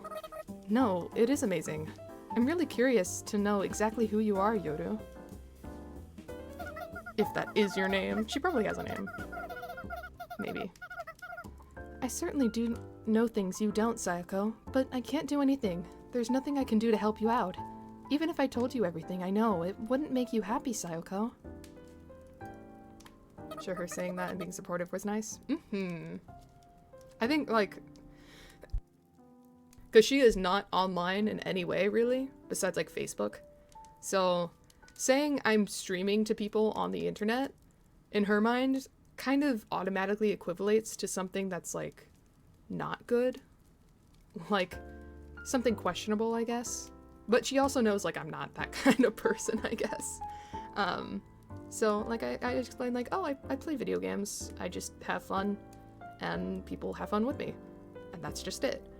So she was like, oh, okay, well, as long as you're not hurting yourself or, like being weird, go for it. So, I'm never telling her my channel name, though. Not unless she explicitly asks. No way. I can't handle anyone in my real life knowing. Though, I did technically, when I was drunk, I did tell one person. And she wrote it down in her phone. So, I don't know how to deal with that thought, but I'll ignore it and be fine with it. That's how that will go. We won't know until you tell me. To tell the truth, I'm a teensy bit different than you and the other ghosts, Sayako. I can tell you a little about this town, but there's no point. It wouldn't amount to anything. I listen intently to what Yoru's saying, every single word of it. I try to swallow those words and process them, but I can't digest any of it. There are many things that I don't know either, like how the church noticed me. At first I thought I'd eventually understand what I am, but in the end, I still don't know. But there was some good things, though. This is the art that was at the start of the chapter. Yoru stops clinging to me and looks me straight on. You appeared out of the blue and rescued me. You sat next to me and you even gave me a name as a present. How could I not be happy? I felt like I had no choice but to stick with you forever. That sounds a little unhealthy, but you know what? It's sweet. As Yoru reminisces, her eyes sparkle with a passionate light. It's almost as if the bonfire isn't the only fire burning here. She's so dazzling, I can't help but look down at the floor to avert my gaze and look down at the body of Clara. Ooh. It wasn't that big of a deal. I'll go with you, Sayako, wherever you go, but... But what? Every parent has Facebook, like, long as you aren't doing anything crazy, other people, like, you have fun on the internet. Yeah.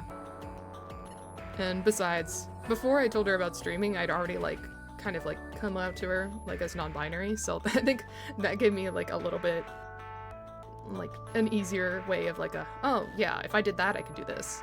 So, it wasn't like I was super, super nervous. But what? Yoda turns her back to me. I look up to find her looking at the city nightscape. For a second, I almost start to think that there's nobody left within those lights. The city nightscape means completely different things to me and Yoru. It's a little sad to think about. She and I are different. The two of us are actually quite distant from each other, but only just so happen to be physically close right now. That's a thought you've got to deal with, huh? Be terrified every time someone new came in and I hear a person smiling. Oh, like, from when I told the person? Well, I don't think I have too much of a... I think she's a chill person. The person I did tell drunkenly.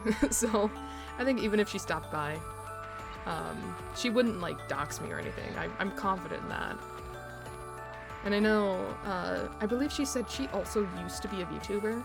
So that's another double layer of like, oh, I don't have anything to worry about. It's all good. She gets it. So, it's fine. If it was someone else, maybe I'd be like, ooh, I hope they don't say my name. But we're good. Just thinking about it like that makes me want to cry. You see, Sayako, the truth is, there are things in this world that are more meaningless than you think. She's crying, aw. Some things are just nonsense that seem true, and you might be able to be getting your hopes up for nothing. I wish I could be Yoru, because then I could understand the reasons for her tears.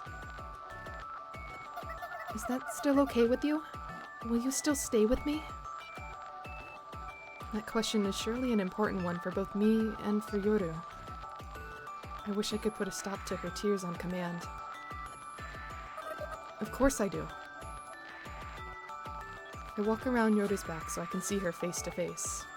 I gaze right into her eyes. Of course. I get it. You don't have to say it twice. I hesitate to talk back.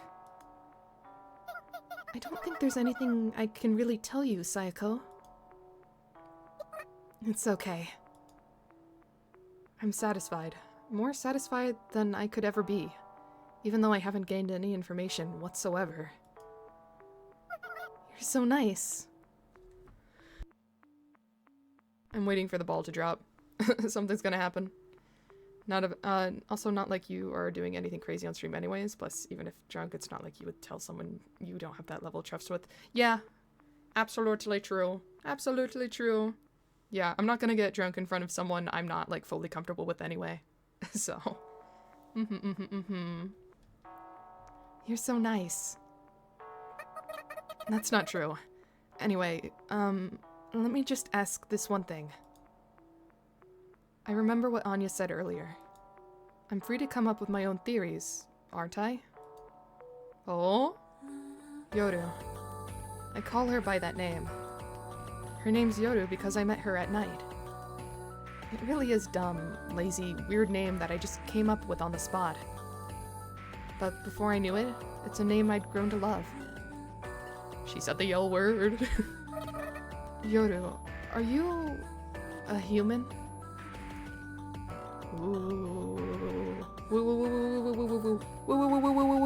If she's human, how did she survive the car? We could have been programmed to think. I don't know. Yoru's eyes open wide. After a moment of silence. Yoru laughs. A human? Well, there have been times I've thought it'd be nice to be human. Am I a human? I never thought I'd be asked that. It's not that funny of a question, is it? Aw, I squat down next to the bonfire, embarrassed. Sorry, but even if I'm not human, that doesn't ever change the fact that I want to be your trusty roommate forever, Sayako. Yeah, roommate. You're not trusty at all, though. There must be something behind the scenes of this town that sure make me sad. Let's go back, Sayako.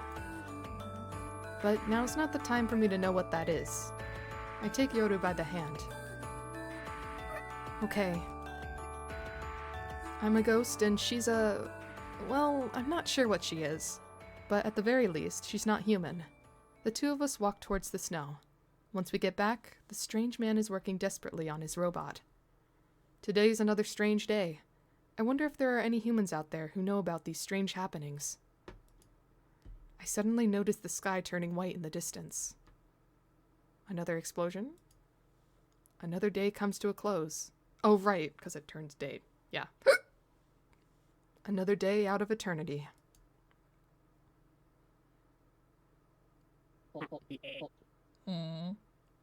Okay, how's this?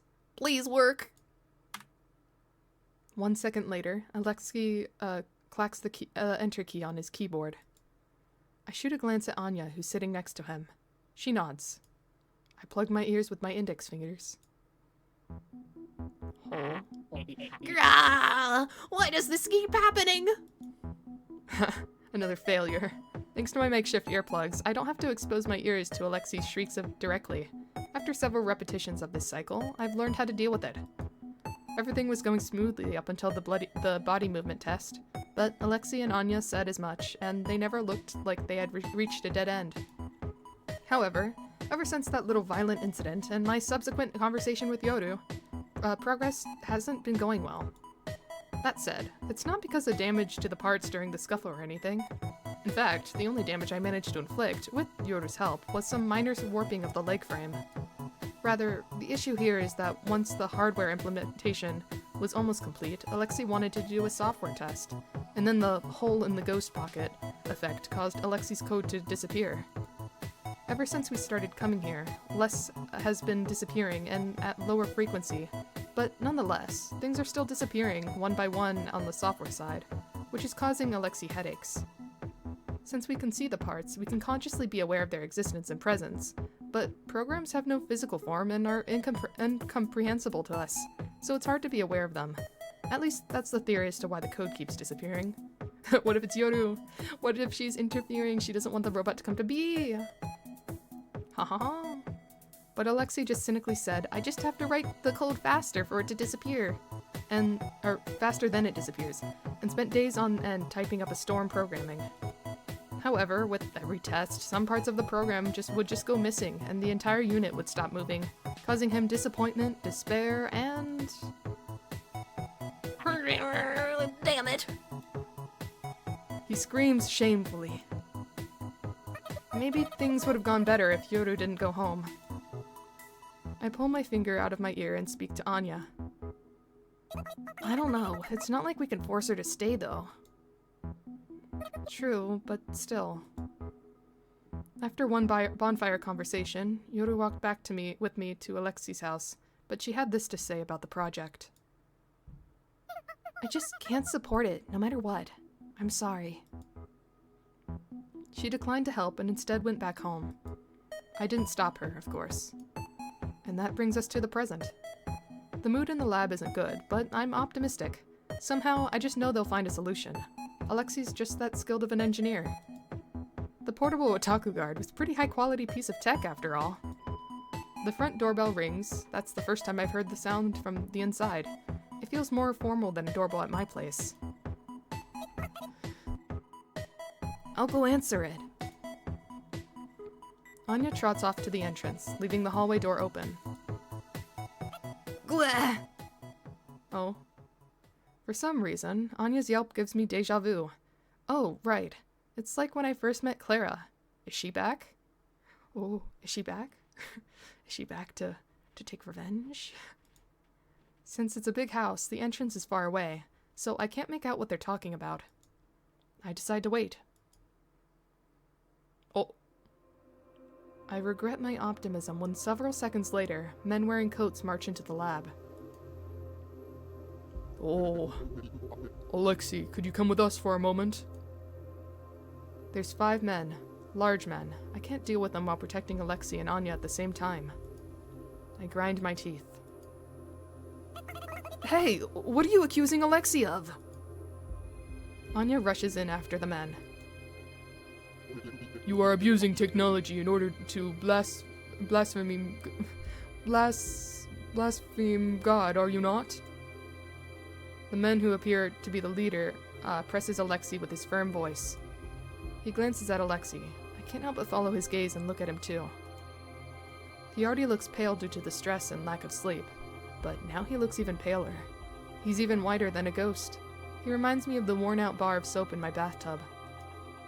Okay. How did you know? We have eyes everywhere. Anya jumps in front of the men as if to shield Alexi from those eyes.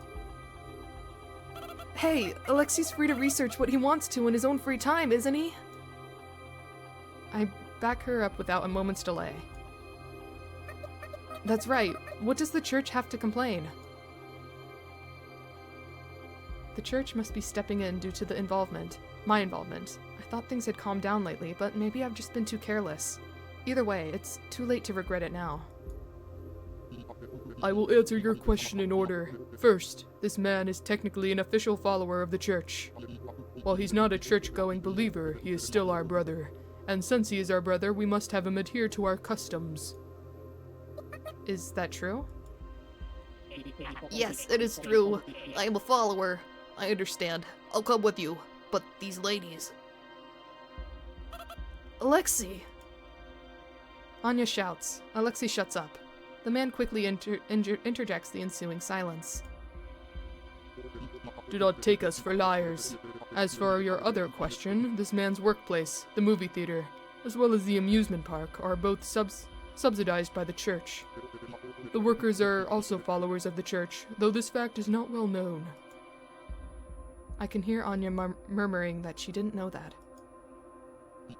This man is both a follower of the church and was given employment by the church, and yet he associates with the ninja that opposes the church. We thus have a right to complain about his actions, do we not? Mr. Alexei, if I could kill all of them.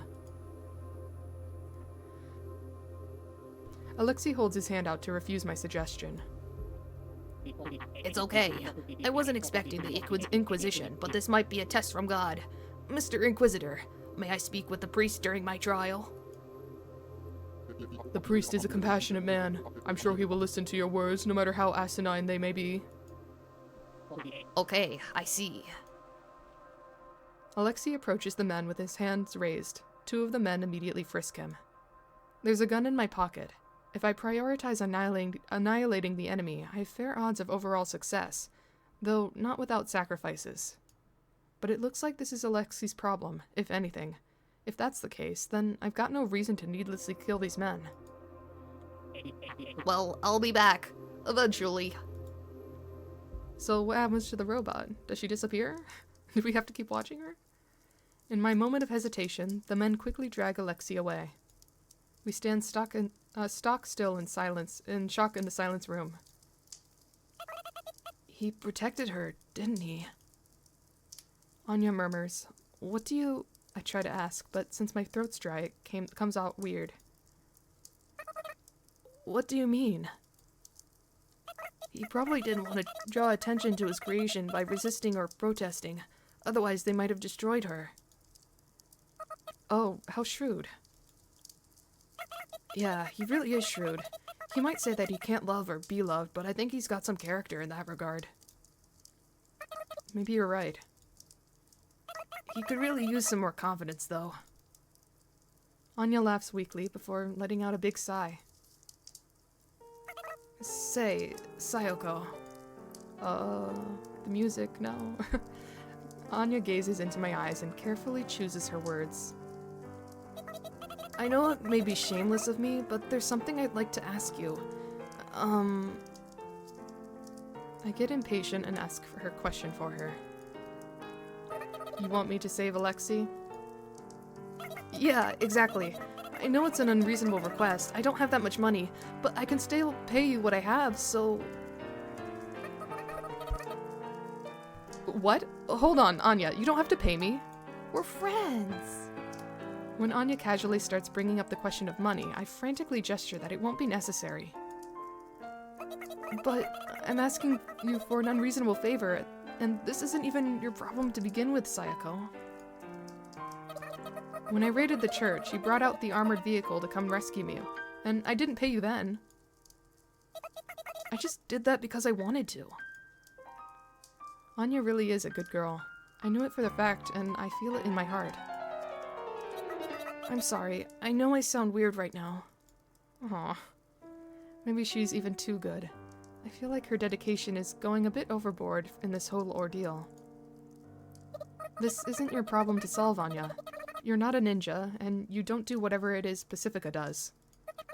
But despite all that, you're always doing your best and putting yourself in danger. You're so reliable. Oh, really? That's why I just want to pay back the favor. I always want to thank you for everything you do, but you just say thank you feels half-hearted, so I never get to say it. I'm running out of air in my lungs, so I take a deep breath before I continue. As you know, there aren't very few things I'm good at, but I want you to rely on me more. I'll do anything I can for you, Anya. I start running out of the room. I need to chase after those men, those inquisitors, I believe. I once heard... I stop at the sound of Anya's words. I once heard from a shithead woman that's in that sort of crowd. She said that's just a group of outcasts. That lonely girl's just trying to force herself in to find a place she belongs. The nerve of her! Anya's voice is full of rage. I don't know the finer details of that interaction, but I bet it was incredibly frustrating. I mean, sure, we may have just formed a group because we didn't fit into any other groups. In fact, I definitely think that was the case. But so what? Is it wrong to associate with like-minded peers? But it's not like we forced ourselves to group out of desperation, you know? That's why I've made up my mind. This time, it's Anya's turn to run out of breath as she gasps for air. I decided to treasure my friends as much as I can, so that I won't be embarrassed no matter who sees us. If I do that, then nobody can tell me that we're only friends out of necessity, you know? So, shit, I'm so uncool right now. I told myself I'd never talk about this. The tears welling up in Anya's eyes almost seem infectious as tears start to form in my eyes as well. Maybe it's because Anya's so overwhelmingly precious and I don't know how else to express it. Aww. Aww. Why are you crying? Come on. You're crying too, Anya. And thus, we both cry. I guess when it's just us two, without Pacifica or Yoru around, we're just a couple of crybabies. Weeping together like this feels so girly and dumb, and yet it's so satisfying. Once the tears have mostly stopped, I give Anya a thumbs up and speak again. I'm off. I'm counting on you. Leave it to me. Aww. I sniff as I run. My nose stops dripping. I fling open the front door and dash into the snowy outdoors.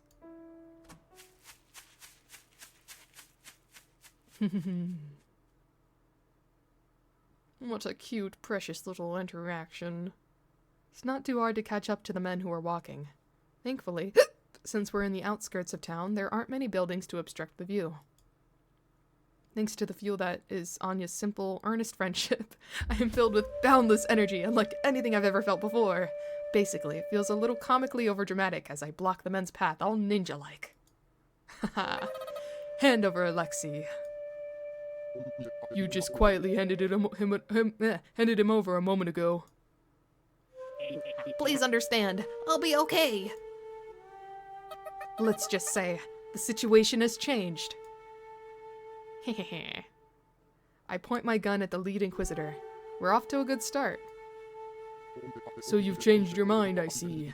Do you intend to take this man back, even if it requires the use of force? That was a really good interaction. I don't think we'll be able to get that sort of interaction out of Pacifica, though. I think the friendship isn't genuine enough there on both sides. But Anya, what a precious little creature. We love Anya. Well, I suppose you could say that. The Inquisitor takes a black, rectangular object out of his pocket. I can't help but gasp. No sudden movements! I recognize what it is the Inquisitors took out. A transceiver. Oh, for the mind control? Oh. Do it. Do it. I don't know what came first, the sound or the impact. I pull the trigger out of shock. The recoil hits my whole upper body harder than I expected, causing me to take a few steps back. Why? I thought I braced my legs better than that. I get a bad feeling as I look over my shoulder behind me. Oh, there's red blood splattered all over the pure white snow. I don't even want to think about it, but my abdomen a little lower than my solar plexus. Oh, come on. They got me. Uh-oh. I've been shot, but nobody in front of me even has a gun out. I'm confused, just for a second. Then I start to process what happened with surprising composure. I've been sniped. They've got a sniper. Shit, I screwed up. I scream out loud in an attempt to maintain indigenous opioid levels in my brain. The pain from a gunshot wound doesn't come immediately. It'll intensify as soon as I let my guard down, so I need to keep myself at a natural high. If you call yourself a sniper, don't aim for the gut. Go for a headshot. One shot, one kill. Ha. One shot, one kill. I shout like an idiot as I use the calm part of my mind to churn out thoughts at high speed. So that's why the Inquisitor's acting so smug. I suppose he's already planned out countermeasures for a ninja like me. If the sniper's been watching me this whole time, then they probably saw me climb to the roof of a building, or climb to the top of a building like some sort of action hero too. How embarrassing. They probably had themselves a chuckle looking at me. I wish I could smack them right now, but I don't even know where they are. Okay, so there's a couple people. It could be Clara. Could be Clara. Could be Pacifica. Honestly. I think those are the only two people that come to mind, though. At least out of the people that we've met. As I think those thoughts, the snow at my feet bursts into the air. I guess that was a warning shot. As in, I can always shoot you again. I make sure that I've still got a grip on my gun, but I'm not sure I can keep holding it for more than a few dozen seconds. My gut's bleeding even worse than I thought. If I make any moves, I'll only reach my time limit much quicker. I hate to admit it, but there's no way I can win. Go, ninja, go! I'll be okay! Alexi's hair-rising shriek snaps me back to my senses. He's right. I need to get moving. I back away, keeping my sights set on the Inquisitor. Even if it's just for formality's sake. Once I've gotten enough distance, I turn around and hide under the cover of a building. I find a conveniently placed garbage can and hide behind it. It's better than anything else, at least. Would be a huge Clara W. It would. I close my eyes. There's no indication that anyone's pursuing me. I guess they don't feel like finishing me off, which is a bit of a relief. That said, I don't know where the sniper is, nor do I know if they can still see me. I don't even know if there's only one sniper. I can feel my consciousness fading. Oh, right. If I can just forget about this injury, then it'll be as good as healed. It's worth a shot as long as I don't freeze to death beforehand. I feel my 5 senses fade away. Even my sense of time. Ah, it's Clara! Speak her name and she will appear! There she is. Miss Ninja? Miss Ninja, are you okay? My consciousness suddenly snaps back to reality. Oh, there goes gravity. I recognize the grating, saccharine voice. It's Clara. As my consciousness returns, so does the hot, burning pain of the gunshot wound in my gut. I groan. Ah. You're badly injured. You need first aid. Thanks to the asshole seeing my wound, this entire disappearing process has been reversed. Nice going, Clara. Oh. I'm fine. Just go leave me alone. Go do something else. I can't. I need to treat you. There's no point. I'm a ghost after all. Who cares if I die? I care. I found it. After finding bandages or something in her bag, Clara sits down next to me and leans over to inspect my wound. Her sugary scent frustrates me. Clara, why do you care so much about us? It's not like you need to. There's tons of other people out there who love you. There's no deeper meaning behind those words. I just want to get through to her that there's no point in getting close to me. But the priest told me to. Uh-oh. It was probably some sermon about the importance of friendship or something. What did he say? He said that I was the only one who could save your souls. He said he expected great things of me. I almost write it off as foolish nonsense before I make a sudden realization. I focus my hazy consciousness and reflect on the words Clara said. Clara, why did you go to Alexi's house? Because the priest told me that you guys were all up to something in the movie at the movie projectionist's house. Oh. Uh-oh. I can feel my heart start pounding. Did you tell the priest what happened during your visit? I sure did. The priest is nice and gives me lots of advice. Every day when I hang out with you guys, I always have a friendship review with the priest. Oh no. Clara. That's not a good thing to say to Sayako. Uh-oh. Oh no. As she says that, Clara tries to stick a bandage on my wound. I grab her hand without thinking. The bandage flutters down to the ground. You consciously did all of that, and you still don't understand what it is you've done? Are you kidding me? Why did Clara approach us? Surely it was because she was a simple-minded idiot who felt an odd sense of camaraderie towards us. At least that's what I thought. Creek, hi Luigio. You come at an important moment. Clara has come, and she just revealed that any interaction she has had with us, she's had a friendship review with the priest. Uh-oh. Uh-oh. But that wasn't the case at all. Claire's a moving wire trap, a breathing surveillance camera sent by the priest, or, in simpler words, you're a spy. Word of Alexi's girlfriend spread from Clara to the church, thus setting the Inquisition in motion. The priest used his power, the power of his faith, to rise this the thoughtless, almost hopelessly optimistic girl into the splendid spy. I felt that the church had been pretty hands-off lately, but they had actually been surprisingly thorough in their surveillance. Come to think of it, when we met Alexei, he was working at the church-funded movie theater, and he's a follower, I'll bet a stray one. In that case, it should be a given that some of his coworkers might be followers too. We watched several of these coworkers walk by as we waited Alexei. At least one nosy follower must have reported our conversation with Alexei to the church. After hearing that report, the church, that is, the priest must have had some doubts about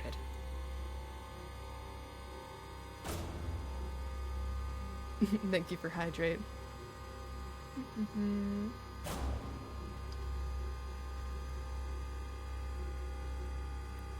Alright.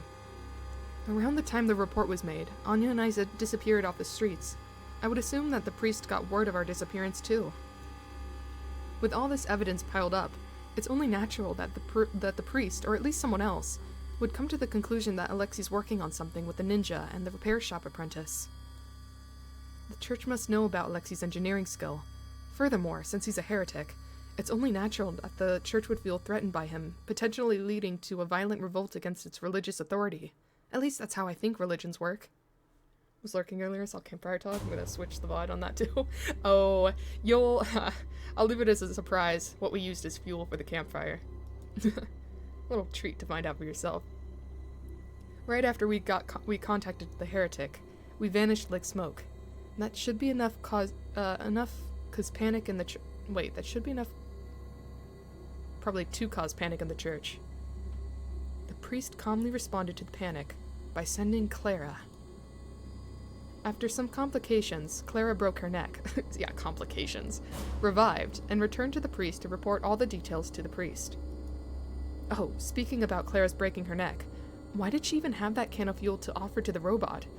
Why didn't she raise more alarms? Why didn't that raise more alarms with me? Clara knew we were making something there. Her idea of an appropriate gift was that can of fuel. I did nothing. I didn't do anything wrong. I let go of her pale, slender wrist. Disgust! I despise you. A certain sort of despair drives me to speak in the coldest voice I can manage. Clara has been an irritating pest, but now I realize that somewhere in my heart, I had started to grow fond of our semblance of a relationship. It's a toxic relationship, but okay. You innocently hide behind a facade of good, as well as spread ill will of others as an intermediary, all the while feigning ignorance to protect yourself. I tremble at the thought that it was all just a ruse. I'm mad, and maybe a little sad too. You're disgusting. Filthy. You're far worse than the priest himself. To berate myself for my own stupidity, I have to act as coldly as possible, to do what I need to do. I don't know. I don't know what you're talking about. Just the other day, I came to help because I was worried about you, remember? I'm not a spy. No, you knew. You just pretended not to. You've been pulling the wool over our eyes so your shepherd would praise you like a good little sheep. But you couldn't bear the guilt of deceiving someone, so you deceived yourself. The whole time. I think the indigenous opioids level in my brain are rising again. The pain has faded, and all I feel is a boiling heat like magma churning in my stomach. Oh no, Clara, you mean well, but oh no. Clara cries pathetically, her nose dripping, but I don't feel a thing watching her. I proceed with the execution. The execution of a relationship. I feel like something similar has happened before. In this town, nobody dies, but if you kill a relationship, they're dead to you. Don't you dare show your face in front of me or my friends ever again. I'm never talking with you again. I won't hurt you. I'll just ignore you. No information for spies. Clara tries to say something, but I cut her off. Go away. But I tried so hard. Go away! When I shout, sparks start to fly in my eyes. Maybe I strained myself too much. I can't even hear Clara sobbing anymore. So maybe I'm starting to lose my hearing too. Or what if she's not sobbing? What if it's an act? No. We'll believe she's being strung along. Hopefully. Soon enough, not even my sense of time can drag me down. My consciousness disappears.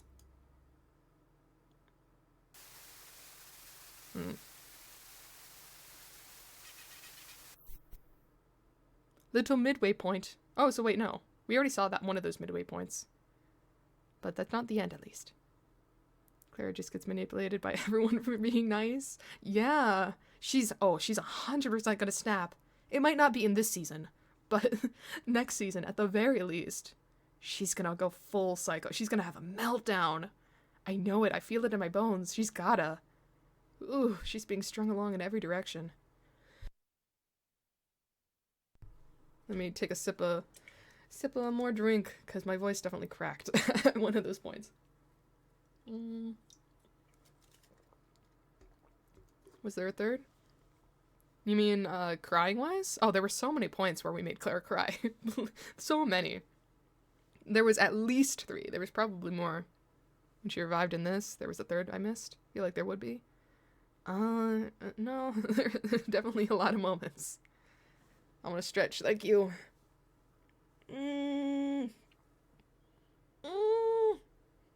Stretch. I feel so downhearted, but more than that, I'm driven by a sense of duty. So I reach for the doorknob, only to realize the door's locked, until I break it down, and I'm free to go inside. After a tragic defeat in my separation from Clara, I end up back to where I started at Alexi's house. I slip out of the hallway, and head into a familiar room, and enter the lab. Okay, that's fine. It's not going to skip dialogue, it's just going fast. Want to see Clara go full scorched earth and take Saiko's harem and take over the town. Oh, that'd be such... I hope it, like, ends season 1, like, at the beginning of her total, like, breaking point. So it's, like, sets up for what season 2 it's gonna be. That'd be so cool. That'd be so cool. Oh, I want that to happen.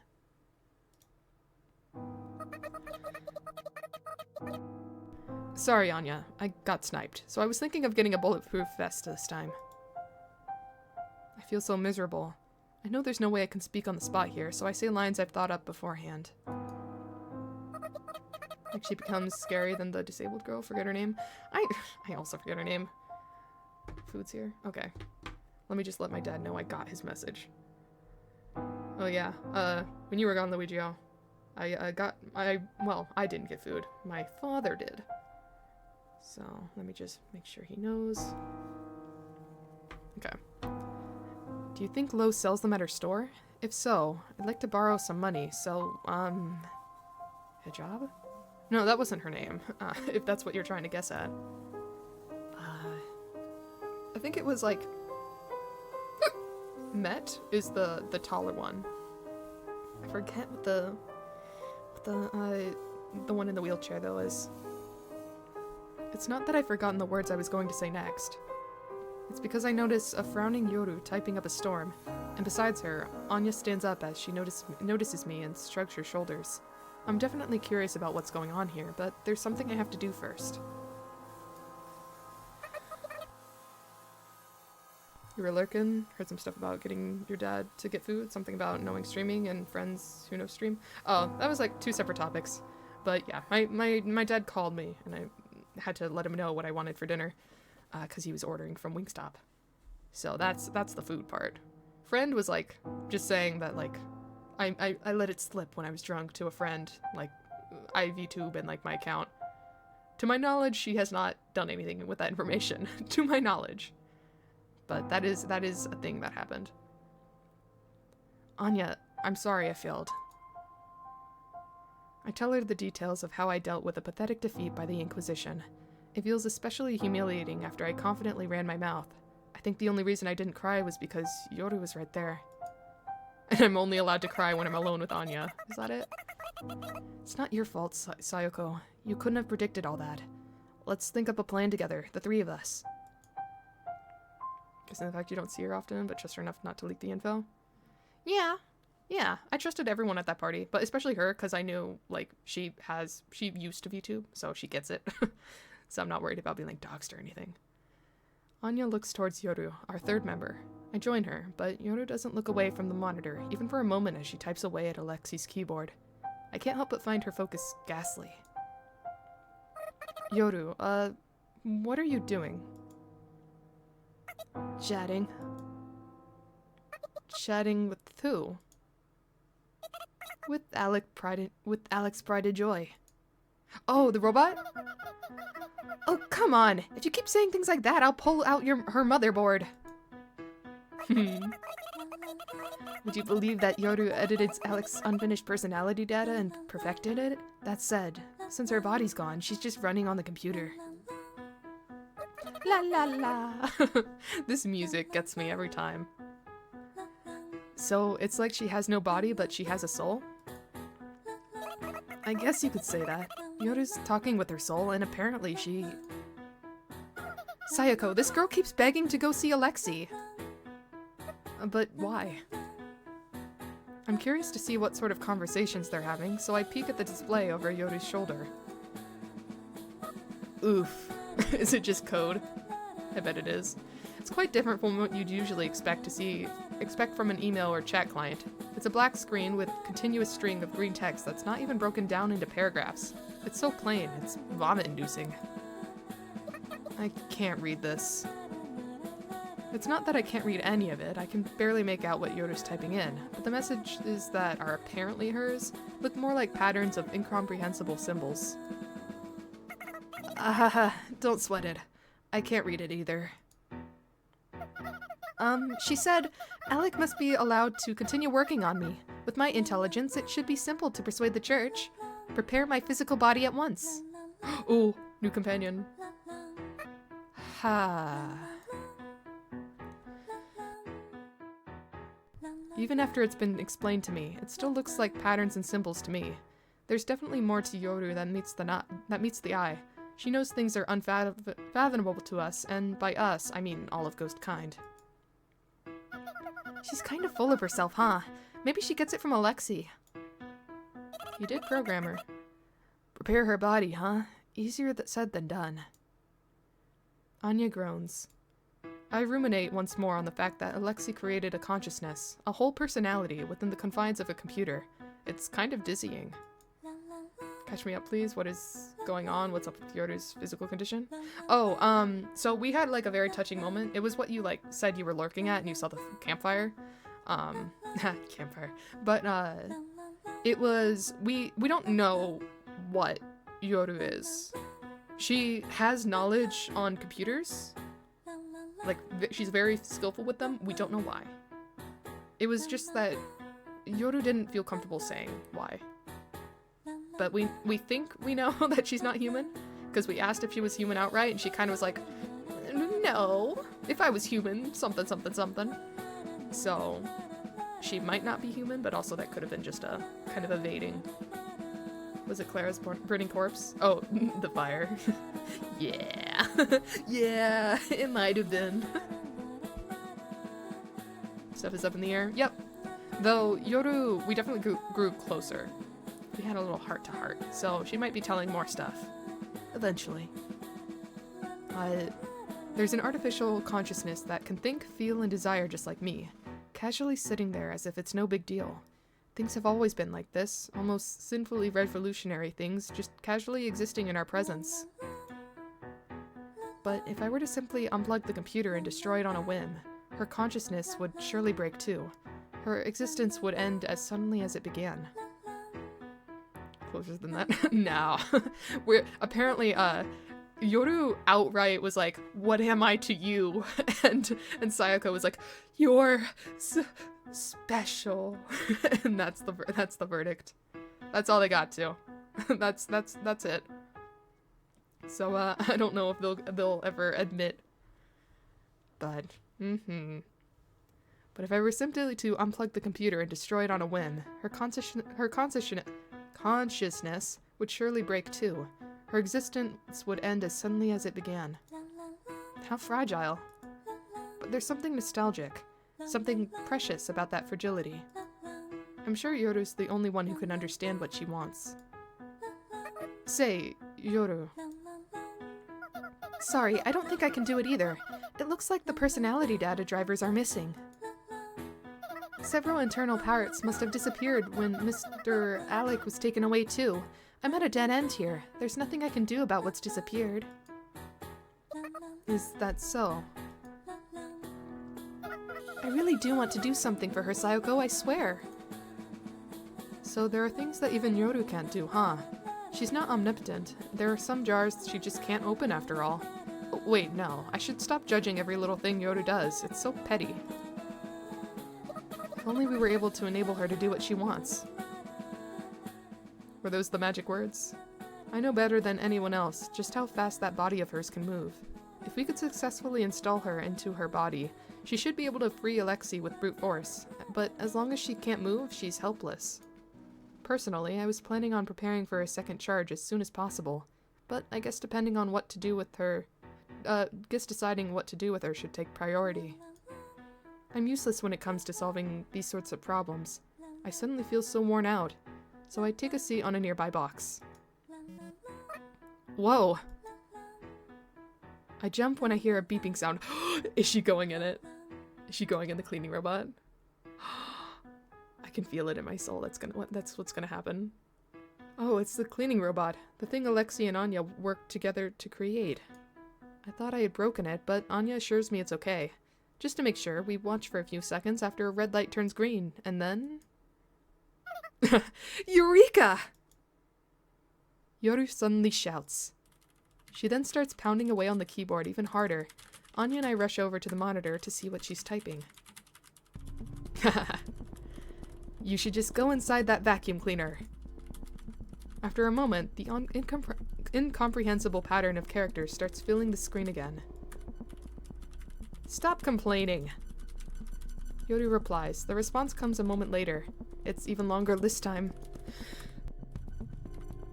Having free will doesn't mean you will get everything you want for free, you know. Likewise, Yoru replies gets longer too. She gets a longer response with a shorter wait. Arguing in chat feels so unproductive. Anya murmurs. Whatever. I'm gonna do it whether you like it or not. After typing in that message, Yoru takes her eyes off the monitor and turns to us. The monitor behind her fills with a response, then another, and yet another before Yoru finally speaks up as if to drown out the text. Wait, are you seriously gonna stuff that shitty personality of hers into that vacuum cleaner? I'm fed up with her, so I think I will. I've got fewer parts than a humanoid robot, but I'll take out the hassle of bipedal walking, so that's two bugs with one stone. I mean, sure, but that's still like a hell of a long time. Well, don't worry about that. I'm sure I can get it done before it's time to eat, which is why I want to ditch this slow keyboard and use a more direct input device. Yeah, really? I'm sure there's something around here somewhere in this house. As Anya leaves the room to look for a direct input device or whatever, I call out to her. I'm completely useless here right now, so I need to do what it is I can do. Anya, I'll go to Alexi and... Anya turns around. There's an indescribable look on her face that has me confused. What's with that awkward expression? It must be because I failed to meet her expectations after all. I'm sorry. I'm sure you've suffered a lot because of me. I'm so sorry. I shouldn't get ahead of myself like that. It's so tacky of me. No, I'm the one who should apologize. I failed to save Alexi. I need to try again. No, you don't have to go. Not now, at least. I try to put in a but, only for Anya to keep going with full control over the conversation. You must be tired from all the action, right? You should rest. You look exhausted. Besides, I agree with your thinking. We'll see how long that plans out soon enough. We'll see? Yes, so let's just watch Yoru and make sure she doesn't slack off. I'm a little concerned about how Anya said we'll see, but I decide not to go against her. I decide to sit down in a nearby chair and blankly watch as Yoru types on the keyboard. I should be feeling tense right now, but for some reason, I let out a yawn. That's not really much I can do to help here, is there? I don't think there is, at least.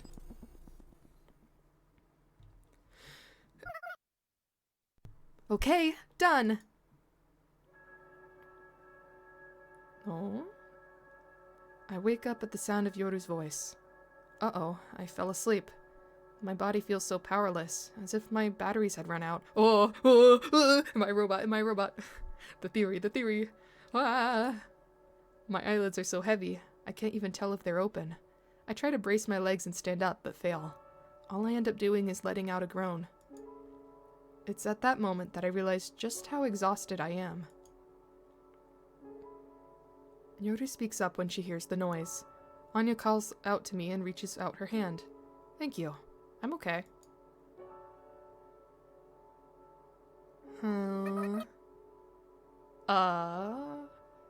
Thank you. I'm okay. You good? I can't even speak clearly. How embarrassing. I notice someone standing behind Anya, looking down at me. Is that Pacifica? No. I strain my barely openable eyes. No, it doesn't look like Pacifica. She doesn't have black hair. And this person is an adult. It's someone I know. That person suddenly smiles. I recognize that smile. After all, I've seen it in a movie. It's her. The beloved woman Alexi's trying to create. I gasp. My head slowly starts to wake up, and like magic, my drowsiness disappears. Yes, that's her. But not exactly. To be more specific. Oh, is it a head on the robot? Is it a head on the robot? I feel a head on a vacuum. Please? The hell? I get up and stare at what lies before my eyes. It's the cleaning robot we were talking about earlier. But what was once a smooth, flat surface is now the uncanny valley of a woman's head. Her eyes are shut like she's sleeping, and of course, she's not actually smiling. In any case, it doesn't look like it was just glued on there as a joke. The base of the neck is attached to the robot chassis with some sort of adapter. The head parts hadn't disappeared, so I figured it'd be a waste not to use them. The neck also uses standardized parts, so attaching it was doable, but that doesn't mean it wasn't tough. I was able to manage with Anya's help. We're done! Yoru looks a little tired, all tangled up in some mysterious cable, but her eyes glitter as she lets out a victorious roar. I'm so tired! All that's left to do is turn her on! Let's turn her on, I guess. Done? What about debugging? Anya asks with concern in her voice. She sounds a little tired too. Yoru did say that she got Anya's help. Nobody debugs anymore. That's what all the cool developers say. They definitely don't. Looks like a lot has happened while I was asleep. I must have been out for a long time. My stomach starts to gurgle in hunger, as if to prove just how long it's been. I'm sure I can get it done before it's time to eat. Okie dokie, let's start the installation. Yoru loudly types on the keyboard, starting the installation. I look at the back of the cleaning robot. It's connected to the computer with a thick cable that looks like a water pipe. Several lights of different colors flicker on and off on the cleaning robot before all the lights shut off. Beep. That's the same beep I heard earlier. Beep, beep, beep, beep, beep, beep. Now that's a new one. This time it lets out a bunch of short, rapid beep beep beeps. It's a little annoying.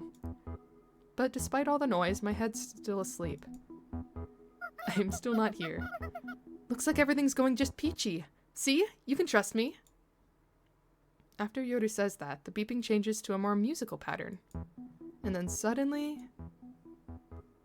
Oh. How elegant she opens her eyes. Her eyes open. She looks somewhat gentle, just like in the movie, but not passive. Her eyes are brimming with confidence. Even someone with a hazy memory like me can tell her image is in perfect reproduction. She has the youthful looks only available to women of the cusp of adulthood, but she also has a certain sort of refined dignity that makes you want to protect her. Anyone who sees her would have the word fascinating burned into their minds, regardless of the details of what exactly they'd find fascinating about her. She's so fascinating, it's almost destructive. Isn't that this otaku's GF? Yep, it is. Except we made her, not him, because he went away and, like, some of the parts got disappeared. So she doesn't have a body. As a result, the state of her body below the neck is such a pity. Haha. Suddenly she loses her complexion and nearly tears off her own head off. Looks like she finally realized what's happened to her. She's been fused to a vacuum cleaner. Hahaha! Congratulations! Yoru speaks from behind her. Her neck turns to an inhuman angle and speeds to look at Yoru. Haha! She lets out the lowest, heaviest beep yet. She then tackles Yoru with a force that no cleaning robot should ever need. Gah! As Yoru lies sprawled out helplessly on the floor, the robot relentlessly pinches her face with an arm extending out from the chassis. The beautiful girl-faced robot lets out a flurry of wild beeps as she proceeds to physically punish Yoru. This is getting brutal. So she can't talk, huh? She's not built to. Her voice synthesizer module is in her chest, I believe. Oh, I see. She looks so angry. Hey, stop talking and help me! Ow! Ow! Well, you're just reaping what you sowed. I mean, I get how she feels, but let's leave it at that for now. I nervously approach her. Can you blame me? I've never dealt with a murderous woman-headed vacuum cleaner before. And touch her body. It's cold and metallic. Hard to believe her soul is in something this organic. I mean, she wants to go to Alexi, right? We need to plan out how we're going to do that. I decide to change the topic. She lets out a few intermediate beeps that sound somewhat disappointed. Yoru. You want me to translate? Sure. If you don't stick the head on, you... How can you translate? Okay. If you don't stick the head on, you could have at least strategically disguised myself as a cleaning robot, you know? Think, you idiot, think! Ow! I try to soothe the woman-headed vacuum cleaner as I ask a quite logical question. Why did you do that? Why did you do that anyway? I can't see how it was necessary. That's exactly why I did it. Try straining your side a little bit. See what pops out. The arm pinching Yoru stops moving. The head puts on an expression of sudden realization and... Oh, whoa, watch it. Woohoo! Now try the other side. And the lower left too. Yoru cheers. The robot beeps in response as arms armed with arms pop out of the vacuum cleaner chassis, each weapon more dangerous than the last. An electric saw, a blowtorch, an over-the-top machine gun, and... I'm not sure what that green light emitting gun-shaped thing is, but you probably wouldn't want to touch it. What the hell did this girl do? Didn't you make that thing, Anya? Yeah, I did install the self-defense weapons, but the processor's throughput meant only one weapon could be used at a time. Plus, it'd only work in low-precision mode. That's why I gave it a flamethrower, since those don't exactly need precision, Anya adds in a whisper. I figured it'd be good enough for self-defense. I mean, its main function is cleaning after all, but the situation is clearly changed.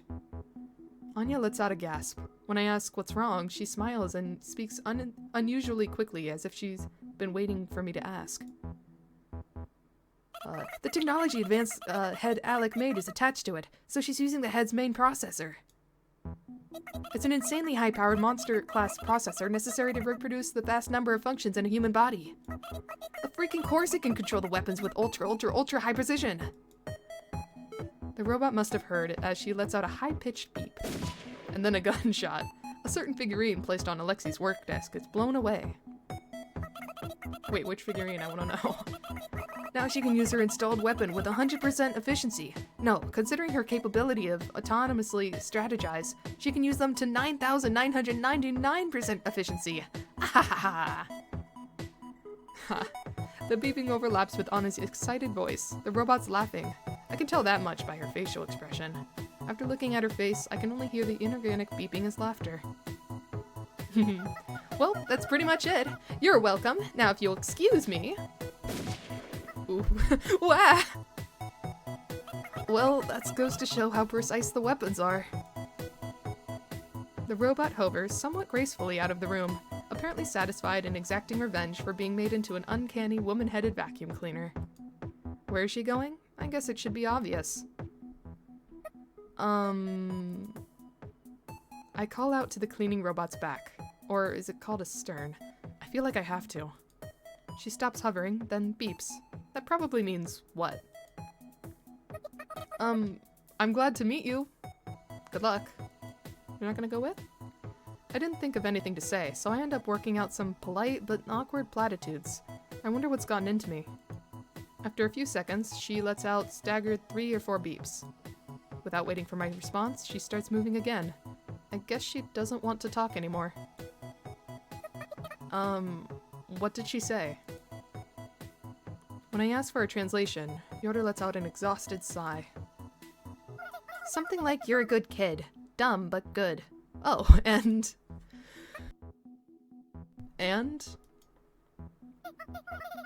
I'll talk with you again if I feel like it. Huh. So that's what she's like, huh? That's what she's like. She's kind of rude, huh? It's like she's on a high horse. A high, hovering horse. But even so, that just goes to show that she's got an individual personality. At least, I think that's important to note. Okay, so do we follow her? Anya speaks up as I'm thinking to myself. Yeah, that seems like the proper thing to do. Well, after we wake up this girl, that is. Oh, she passed out? She's been hard at work, let her sleep. Anya says that with a bit of a chuckle. I look at the floor and find Yodo sleeping on the floor that, until recently, had a robot clean up after it. She must be deathly tired. She did look sleepy now that I think about it. Maybe we should wait a bit first. Sorry, but I'm not as gentle with Yodo as you are, Anya. Oh? Oh? Aww. Anya and I, with Yodo in tow, follow the trail in the snow left by the vacuum cleaner. The excess force of anti-gravity leaves a faint single line in stark contrast to the footprints left by bipedal walking. She must be heavy, huh? I think she's normal weight. It's fine.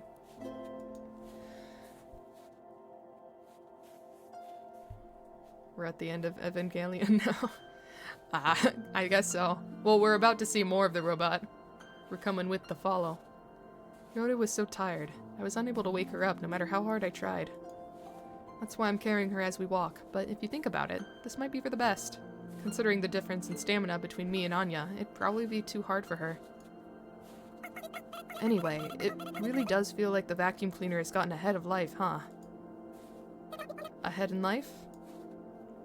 I know it's not exactly the right phrase, but the thing was originally going to be scrapped. Huh? But it's so amazing. I may have mentioned this before, but Alec and I made that thing. I think I remember hearing that. You see, a famous rich person came to our workshop and commissioned a one-off vacuum cleaner. Thank you for hydrating. And that is the last of my energy drink. I do have water though, so I'm gonna take a little sip of that too.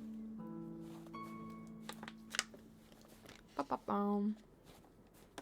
Hydrate goes out to chat as well. Yes, everyone hydrate if they have water or juice or whatever liquids. Drink, drink, drink. You see, oh, I read that. The offer was pretty generous, so due to certain circumstances, we ended up outsourcing the software to Alec. Had you met Alexei at all before this point? Nope. I don't have many personal connections, and his personality is like an embodiment of everything wrong with engineers, you know? Ha. I was a little worried if I'd be okay to work with him, but I figured he'd do his job properly. Alexei certainly is a serious worker at heart, I think. He did go to work on time while we were at his house, but that might have just been a cover so the church wouldn't find out. He was so skilled, it came as a shock even to me. When you're that skilled, I kind of let a few personality flaws slide, I guess. He eventually opened up to me about it, so I teased him about how overly serious he was at first. Anya stops walking and looks at me directly. Then he had the gall to say, I realized I could take it easy if I just didn't look at you as a woman. So I hit him. What a wretch. What a wrench. That's not a thing to say. Not when I'm pretty sure Anya likes him. She gestures the motion of hitting something with a blunt object before letting out a cackle. He definitely is that sort of guy, huh? Yeah, so we finished the cleaning robot, but as you'd expect, the customer demanded a retake as soon as they saw it. They wanted more luxurious functionality, or a more chic design. A bunch of worthless complaining, basically. But business is business, so we asked if we could fix it with minimal adjustments, but... So Anya's a tsundere, got it. I think it's more so that, Alexei's kind of a jerk sometimes. But, yeah, I think a little bit. Anya realizes that she had stopped walking, starts taking a few steps before continuing to talk, her eyes fixed ahead of her. Take a drink of your vodka, Red Bull. Oh ho ho. Oh ho ho. Do that. Not too much, though. Drink responsibly. Alec was there with us, and he suddenly burst into tears, saying, "How cruel can you be?" Oof. Oof. Oof indeed. Makes you think he's fragile, right? That's what I thought too, but then he said, "How can you say that in front of her? Don't you care how she feels?" He wasn't crying for himself. It's not like the vacuum cleaner had an AI at that point, did it? Of course not, but he seriously snapped at the lack of consideration for her feelings. That's crazy, right? He was crying too. Is there something wrong with his head? Anya talks the way a boy talks about a book hero. That is, without any hint of scorn. Just admiration, trust, and praise. Furthermore, he said, getting up from his chair, "This robot is like a child built by me and, this other engineer. Did you insult children in front of their parents? Do you?" It sounds like Alexei was shouting through the tears, indignant that the customer was mad when he was the one who should be mad instead. Anya continues. Been drinking some lunch, so I've been running buzz all day. Oh, well, I guess if you have nothing to do, go for it. Happy you're having a good time. You dress so classy for someone who acts so trashy. The customer was so mad that mad enough to leave without paying. I understand how he felt, but I'm impressed he could say all that. Can't say it was effective, though. Honestly, if it were me, I would have thrown hands. Absolutely, you would have, Sayako. No doubt about it. Alexei must have worked so hard. He probably devotes his whole body and soul for paid commissions. It's all just my imagination, of course, but based on everything I know about Alexei, I guess I've got an idea of how he felt. I guess that must be what Anya likes about him. Several days after that, he said, "I'll take good care of her," and bought it with his own money. We started talking once we'd see each other again for aftermarket service. So he got some good sides to him after all, huh? He sure does. He's got way more bad sides, though. That said, this isn't really the time to talk about this, huh? Anyway, please save our child, if you can. Aw. Of course. Ah. Huh? Did your child get blown up? Oh god. Oh no. Oh no. Oh snap. That girl just used more than 3 weapons at the same time, didn't she? We arrive at the explosion epicenter to find a small crater. A little bit of foundation remains of what appears to have been an annex close to the church. I bet a lot of things have happened here. More than I could possibly imagine. Uh-oh. Though I do think she had a rocket launcher, so maybe it's fine. Is she not supposed to use more than 3? Well, while the generator might be under control, the limiter becomes ineffective under heavy load. I mean, look, she's using the same energy source as the car we all rode on that one time, after all. It's peaky, but powerful, you know? And you don't even need to charge it. So, when the car we were riding on exploded, it must have left a crater like this too, huh? Anya gasps. I follow behind her while carrying Yoru, who's still asleep. I follow Anya's gaze and find what caught her attention. Ain't got nothing to do all week, though worried because started with wine and whiskey, some seltzers, and now vodka. Interesting if it all mixes bad or not. Ooh, yeah. That's a dangerous game you're playing. Ooh. Make sure to drink some water and eat some carbs while you're doing that. Don't want to regret it later too much. What? Alex, your legs! Your ass! What happened to your ass? Oh, did he get... I think he got split in half. Uh-oh. Whoa, Anya? Alexei has lost almost his entire lower body. He probably doesn't have long, but he's so excited when he sees us, it seems like he doesn't even care about death. She came here. I met her. She tried to save me, but then she overheated. Alec, don't talk! You'll lose blood! His eyes sparkling, Alexei continues, ignoring even Anya's pleas for him to stop. The way she fought was so beautiful. It's a pity you couldn't see. It would have been worth recording. It's such a shame I can't sell it on disc. By the time the Inquisitors fired their first shot, she'd already swept up 2 of them. It was amazing. Battle heroines are so cool. I can't help but wonder, she was his creation, right? Isn't he going to say anything about how she'd suddenly been installed onto a vacuum cleaner? I can't speak for him, but I can imagine him not caring in the slightest if her body was organic or not. The truth of the matter is that his creation came to save him without any regard for himself. In Alexei's eyes, what matters isn't if your body is human-shaped or vacuum cleaner-shaped, but rather what you do with that body. Maybe, after all, Alexei's area of expertise is software, what's inside, rather than hardware, what's outside. That said, what I think is the most Alexei part of this whole situation is how he's prioritizing praising her efforts rather than mourning her loss. Have you ladies ever seen a battle robot heroine in action? Of course not. Suckers. Wahaha. Rah! Alec, sheesh, you're always such a handful, huh? All the excitement surely must have shortened his remaining time, but for some reason I find it a charming sight to see Anya fussing over Alexei and holding the upper half of his body as he coughs up blood. What a heartwarming sight. I'm scared. Scared? What could possibly scare someone like you, Alec? I'm scared of death. It's hard to make out the words Alexei squeezes out. On closer inspection, his already pale face is getting even paler. At this point, he's almost like a corpse that forgot he was dead. Don't worry, you'll come back soon. What if he's human? You don't know that.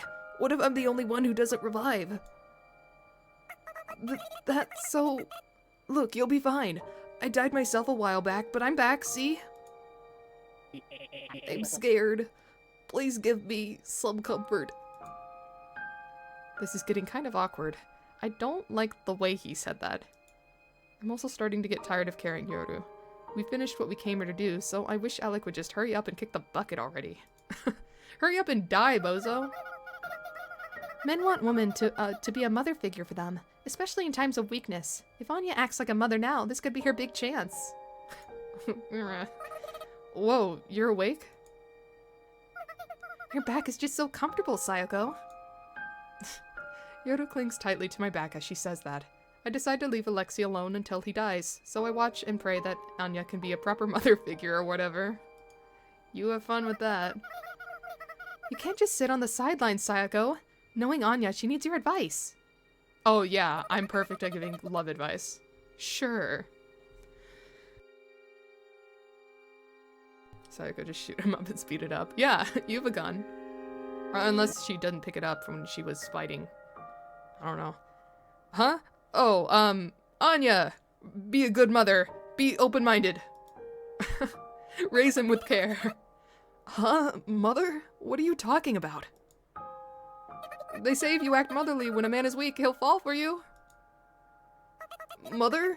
Motherly? I don't know what that means. Pa. Pa. Alexei murmurs something, but his voice is too weak. He sees her as a father figure. Anya asks him to repeat himself, and he speaks up a little more clearly. Pa, what's her face? The blonde one? Oh, Pacifica? Huh? You mean Pacifica? What about her? You can't pull it off, Anya, but I think Pacifica could give me some... Oh, no! No, Alexei! Why would you fumble this so hard? Oh, God! She seems so reliable, like a mother who's usually strict but will gently tuck you in bed when you catch a cold, so... Oh, God. Without even waiting for him to finish, Anya hurls Alexei's half-body into the crater. Alexei's already lightweight body has been cut in half, so it should be easier to throw him, even for someone small like Anya. I can hear Alexei's body sliding down the slope of the crater. What a wonderful sound. Whoa, he really fell for you into the hole. Can you quit joking around and get off me? Anya urges us to move on right as I manage to shake off Yoru. Let's go. A crowd's starting to form. When I look around, the crowd's still thin, but ghosts are starting to gather around to see if everything's okay. Some of them must be the church's followers, too. In any case, I don't want to stay here too long. Oh, someone. They get no pixel art, they're just someone. What's with all the explosions lately? When I hear the crowd of ghosts having conversation like these, I can't help but smile warily. They've got a point. Are we going to call Pacifica? Do you want to call her? Oh, she's still sore. Maybe we shouldn't do that.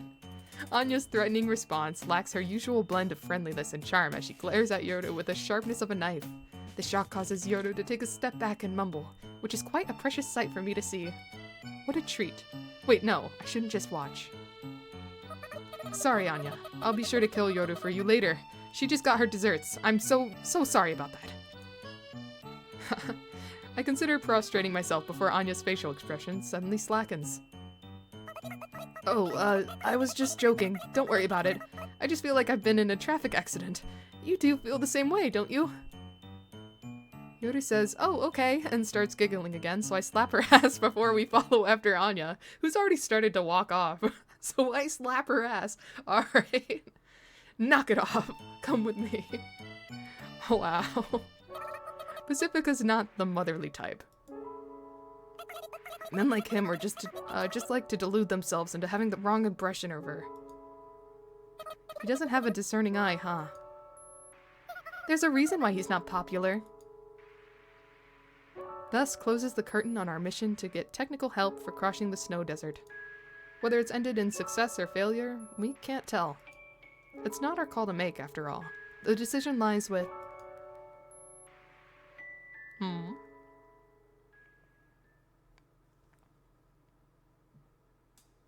No! Okay, there's gonna be hopefully one more scene after this.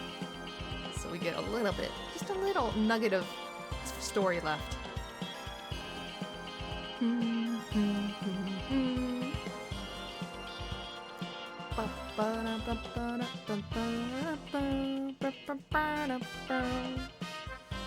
A little bit more. This is so good. Very enjoyable story. I'm very, very, very happily surprised. Good game, good game. and it only took 7 hours to get through 2 chapters. Wow. Longer than it took last time. Or actually, wait, I think last time the stream ended at exactly 7 hours? So maybe, I guess, around the same time. We'll see. We'll see what happens here.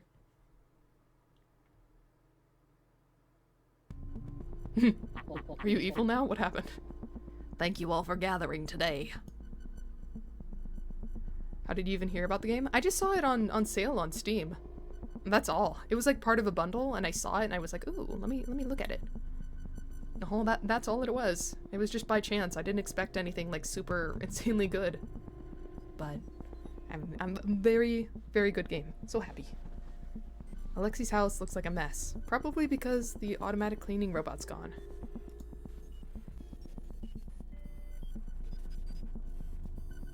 The workshop's even more of a mess than when we first came here. We sit on random boxes and large cans and such as we talk with Alexi. Oh, and Pacifica's here too. It's been a while since we saw her. I think she's barely appeared in this chapter. She's been gone doing her own work. Dumbass was thinking 2 chapters would be shorter. Kind of a talent for that stuff. Wait, no, this wasn't completely my fault. This was also, the game was longer. And because I read it out loud, you know, like, someone could breeze through this faster, but they're not reading it out loud, you know? So, this is just a long game. Not my fault. Not my fault I want to finish the game. We had gathered at Alexi's house for a few days, after a few days in his bisection. Pacifica. I glance at Pacifica's face. She hasn't had much to do with this whole mission, so... Why didn't you call me? I would have abandoned work in a heartbeat to come help you. She's been this huffing mad ever since we gathered. It's been making me feel a bit uneasy. You ladies helped me. Now it's my turn to help you. Thank you, Alec. Don't mention it. I'm only doing what's expected of me. I steal another glance at Pacifica's face. To be honest, when Anya contacted us, she already told us that Alec was going to help. So this meeting is kind of like I'm watching a movie after hearing the spoilers. That's what it feels like anyway.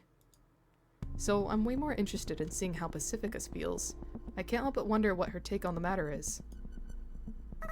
So, do you have a plan? Let's hear it. As Anya urges Alexi, it makes me feel like she truly is the moderator for this meeting. Despite all of the dumb things that have happened lately, she still does her best to give both us and Alexi proper care and respect. It's touching. All right, I do have a plan. Want to hear it? I want to hear it! Yoru answers loudly. She initially seems to have her doubts about Alexi, but it doesn't look like that anymore. She looks like the usual, sociable Yoru. I haven't had a complicated conversation with Yoru ever since that night we went to dispose of Clara's dead body. I wonder if that has anything to do with it. As I space out, Alexi clears his throat and starts speaking. I concentrate my scattered focus into one point and listen closely to what Alexi has to say. First of all, from what I heard from Anya, there's a huge oversight in your lady's plan. The part where you're going somewhere without knowing where, that's no good. You're basically lowering your own chances of success. We don't know where we're going, so what do you expect us to do? We don't have a map or GPS, so we figured our only option was to go aimlessly. Pacifica answers with the tone of someone who asked to add two two-digit numbers. Yes, that's it. The reassuring feeling that Pacifica gives off. Just being in her presence makes me feel twice as powerful. Oh, really? Alexi grins, sticks out his index finger, and points up. We all look at the ceiling. It's high up and has fancy lights, which makes me think, wow, this really is a nice house. But that's it. I don't get what we're supposed to be looking at. My thinking is that before you look outwards, you should look upwards. Oh, are we gonna fly? Pacifica gasps. I still don't get it. Maybe I'm not concentrating hard enough. We'll launch a rocket. It's true that we have no maps, no satellites to rely on this town. Radio waves are also a non-starter. In that case, we just have to make maps of our own. We'll launch a rocket and get a bird's eye view. Once we know the surrounding terrain and distances, that's where we'll finally stand at the starting line. Wow. I'm easily impressed, but I really do think it's impressive. He's got a point. We may have been a little too haphazard with our approach. Alexi's brain quickly notices our plan's weak spot, that was in our blind spot, and gave us a suggestion to rectify it. This might actually work. I'm honestly excited. So that's what you were thinking about, huh? Pacifica speaks without any change in her tone at all. Alexei must have been expecting some sort of reaction too, as he just mumbles, yeah, in response. Meanwhile, hearing Pacifica's voice sends my inner monologue into overdrive. Building a rocket would be difficult, wouldn't it? But then again, they did manage to build a robot. Kind of. It's a good plan, I'd say. The air of tension instantly dissipates, and I realize I've forgotten to breathe. Looks like Anya's the same way, as I can see her shoulders move as she takes a deep breath.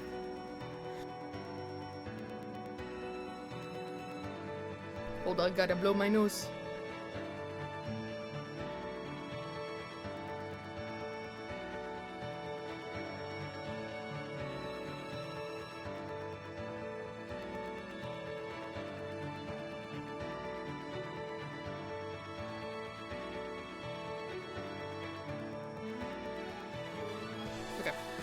Gonna turn out like you said earlier, with the missile in town killed everyone, just a loop they live. Once we landed and killed everyone. Honestly, maybe. That'd be, but then it doesn't give way to more seasons after that, because it'd just be a constant loop. And I don't want that. I want a continuation. But who knows? I know I misspoke when I actually said that. I meant less time loop and more that they're like stuck in an afterlife, but time loop, honestly, it's a theory that kind of checks out, at least in some ways. Just a possible one among the others. There's no way a plan can fail if Alexi's thought it up and Pacifica's given her approval. At least that's what I think. I'm sure Anya approves of the plan too. But that just leaves one person. Yoru. Hey, what's with that look, Sayoko? It's a rocket we're talking about. Rockets are cool. They are, as long as they don't explode, that is. Well, you know what they say. Toast lands buttered side down, so you gotta make sure that toast doesn't fall. Is that what they say? I did that this morning. Oh yeah, that was a huge explosion, huh? Hey, stop jinxing it. We're all unanimously in favor of Alexi's plan, but he says we need to regroup at a later date, after he works out the finer details. We have no real reason to refuse, so we accept his proposal. He then pretty much kicks us out, but it doesn't feel bad at all. As for why? There's a cafe we like to go to, so let's hold our next meeting over there. I've never been to a cafe before. Just come with us and check it out. We need to learn more about each other. What if it's a maid cafe? Ha ha ha. Okay, I suppose you're right. It's probably because I get to hear that conversation as we leave the house, since I'm in the back of the line. Never heard that toast saying before? Yeah, neither have I. I think they just made it up. When I speak up, Alexei quietly offers me a seat, acting as if he knew I wanted to talk. I tell him that I want to keep it short, since Pacifica and the others are waiting for me outside. Ooh, secret discussion. In response, he asks me what's wrong. Are you sure about this? Obviously, I'm referring to how the life Alexei was trying to bring into this world came to an abrupt end. In the end, she couldn't use the body you worked so hard to create, and she even broke the body she did end up using. And now she's gone. I think we failed you, so I didn't expect you to help us. If you do think we failed and are still helping us out of a sense of obligation, then... Why so negative, lol? Who are you? Me? Alexei laughs out loud after saying that. I'd rather not listen to his guffawing for another second, so I press him to continue. Please don't mock me. I wanted to be helpful in the end. Thank you for the stretch. Stretching.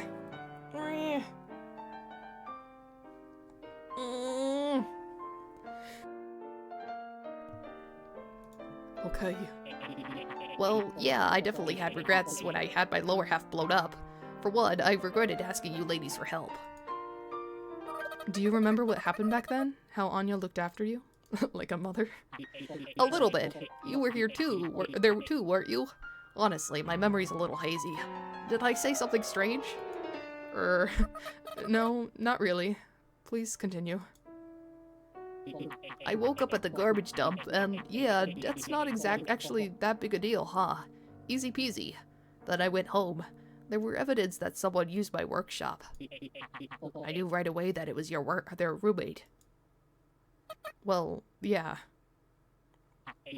That's when I did a system check, and found a letter from her hidden somewhere in the server. That's when I knew the experiment was a success. Her? Oh, maybe it's the robot?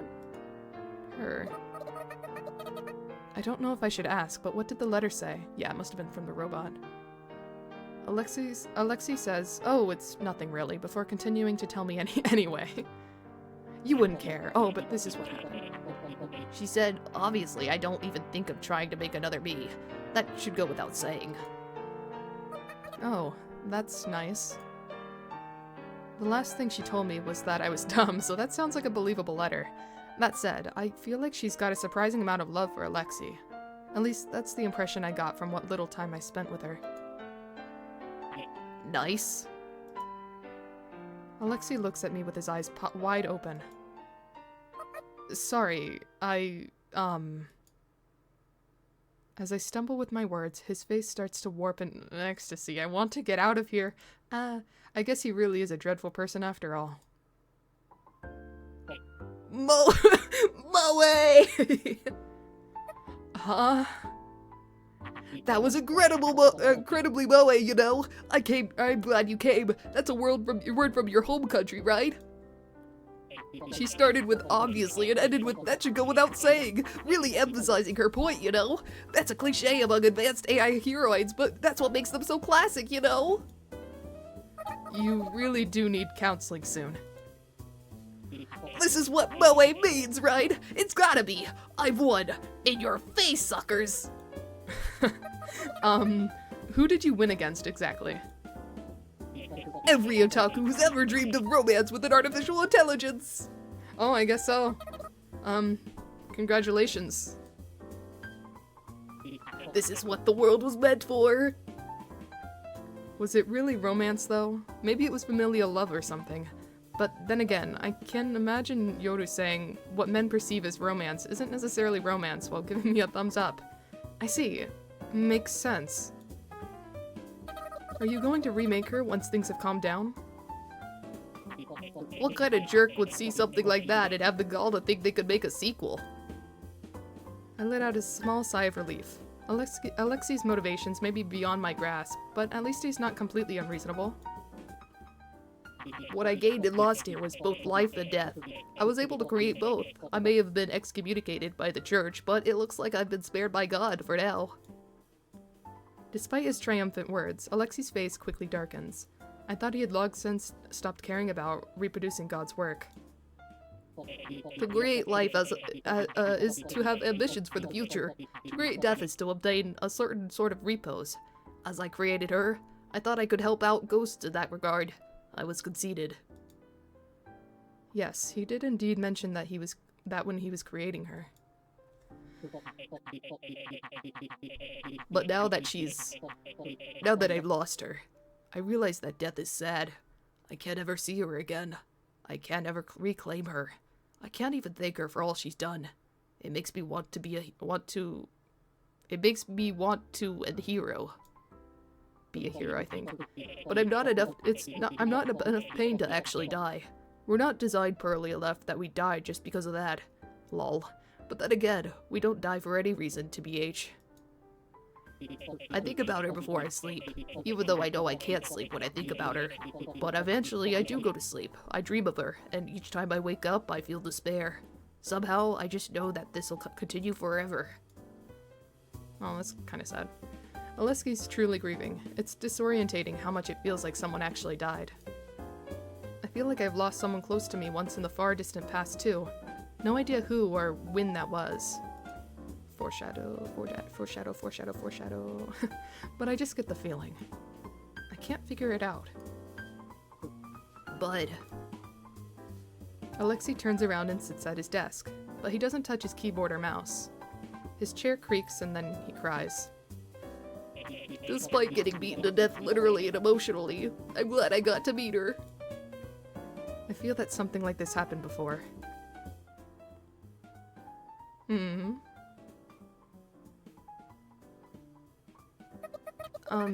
I'm just guessing here, as a woman, just like her, but I'm pretty sure I did something similar back then, too.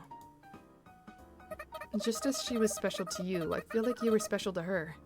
I'm sure she was glad that she got to meet you. Or maybe I wanted to, but couldn't. Honestly, I wanted to talk with her again, too. When she felt like it, that is. I don't think there's any need for me to say that, though, so I leave it as a mental note. I should get going already. I head back to my friends with the sound of Alesky's sobs at my back. Once I get to the entrance... Sayako, you really are such a good girl. Uh-huh. You don't just say that. Pacifica embraces me with tears welling in her eyes. What you said was so touching, Sayako. So tear-jerking. What's your secret to delivering such iconic lines? Do you ever take notes or something? Ha, they heard everything. Anya gives me a round of applause. Alex said it was romance, but what men perceive as romance isn't necessarily romance, you know? You already said that. Huh? The conversation's getting out of hand, so I slip out of Pacifica's arms and kick open the front door and rush outside. Okay, let's go home already. Take off with the gang achievement. Everyone turns around and starts running their mouths as they run after me. I'm not that comfortable leading the group, so I let Pacifica take lead. I stop in my tracks, close my eyes, and take a deep breath. The pitch-black world spreading out behind my eyelids reminds me of the specter of death looming around Alesky's house. I feel that what Alexei experienced was only one side of death. In death, there's those who are dearly departed and those that who that departed hold dear. Alexei is the latter. In fact, as long as he is a ghost, he can never truly become the former. The same goes for me. I think about the other side of death, the side I can never reach. But what if I could? I could have been shot to death when I went to save Yoru, but blown to bits in the car explosion when we tried to leave town, or impaled through the head by Renja's spider. Renja was her name. Any one of those things could have been the end for me. I wouldn't have been able to save anyone, but I wouldn't have to suffer anymore. Nothing could threaten me anymore. I can feel the darkness behind my eyelids sink into my heart. I've been caught in the allure of death and cannot escape its grasp. Death is all too peaceful. As someone who cannot die, the allure of death is spine-chilling. Could it be that I want... Sayako! A bundle of warmth slams into me, almost causing me to tumble over. Whoa. I stumble back a few steps. I open my eyes to find Yoru. What's wrong, Sayako?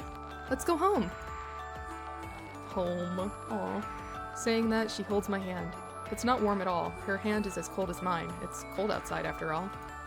A few meters behind Yoru stands Pacifica and Anya, my precious, precious friends smiling at me. I smile back. I'm a little sleepy and hungry. We laugh. Yoru pulls me by hand as we leap into the laughter. Death is an attractive concept to me. The peacefulness of death grabs my attention and won't let go. But I don't think I'm in any rush to die. I mean, just look at everything I have to cherish. It's just naturally how I feel. That's how I feel despite everything that I am. I really do feel that way. I'm happy that I can feel that way. I wish that I could feel this way forever. I wish... That's now my dream. Ow! In my dreams, I can get out. In my dreams, I can fit in. Walking animations. Cute. Now what happened to Clara? I don't think we'll ever find out. Not in this season.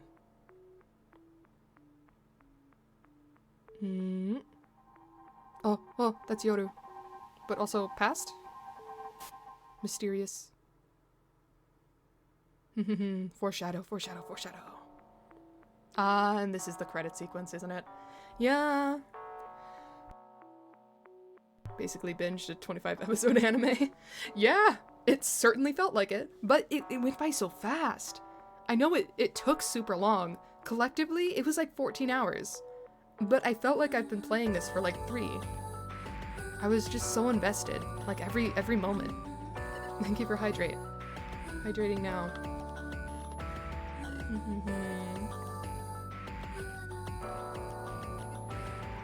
Might have been longer than 25. Let's see. Let's see. Every episode of anime, 20 minutes if you don't watch the credits or anything. So that'd be, let's see, 14 times 60 divided by 20. I can't do that mental math. Let me pull out the calculator. I'm curious. I want to see if I get the answer before someone types it. So 14 times 60 divided by 20. That's 42. Yeah, 42 episodes. 42. That's like almost like pretty much 2 seasons. 2 seasons worth of anime. Just about. A little under that, but still. If you're assuming an episode is 24. Whoa. No, the voices, their questions. Oh, right, because there weren't voices. Right. The Animalese. Animal Crossing speak. No voice actors. I wonder if they used, like, I guess they just used, like, pitches and put it in. Enjoying the music. Close enough to be 2 seasons? Yeah. Yup. I really enjoyed this game. I've usually, for the most part, every game I've played on stream, I've really enjoyed. If I didn't, I wouldn't be playing it, or I wouldn't finish it. Or actually, that's a lie, I probably would finish it, because completionist mindset. But I think this is, like, up there, and one of my favorites.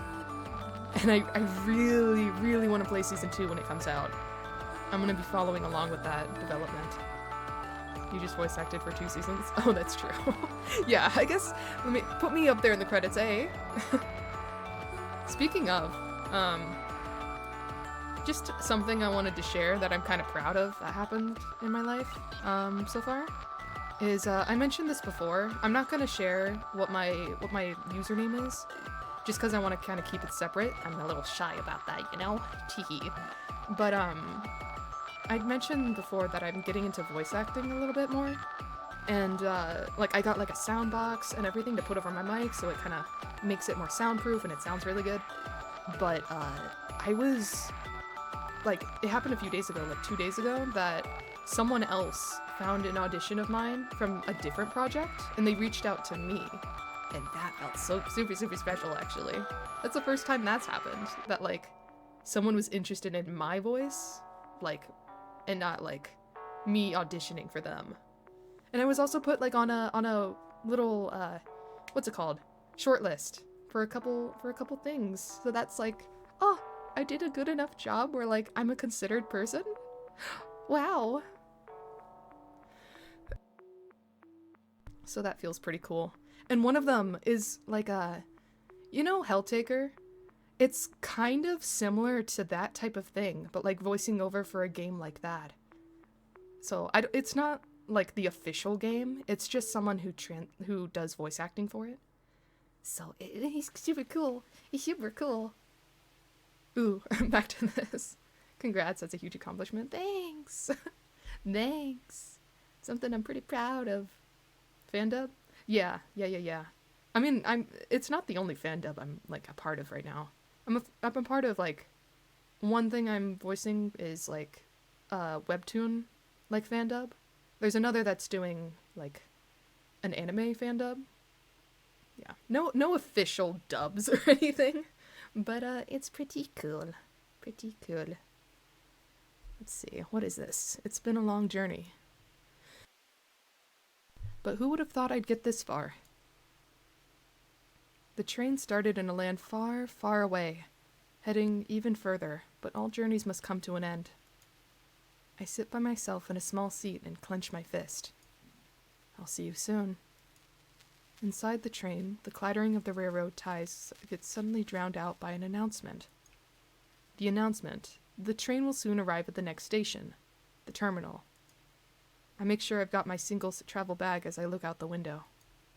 The setting sun seems to weigh down the horizon as I spot a long, spiraling fence that almost looks like a solid wall. I've heard many times before that this town was surrounded by a fence, so I already knew about it. She's on the other side of that fence. Just thinking about it makes my heart feel like it's on fire. I've had to sacrifice so many things in order to come here. But that just makes this journey all the more valuable. It feels like the whole world has existed solely to lead up to this day. I think those thoughts as I watch the town's perimeter fence slowly approach.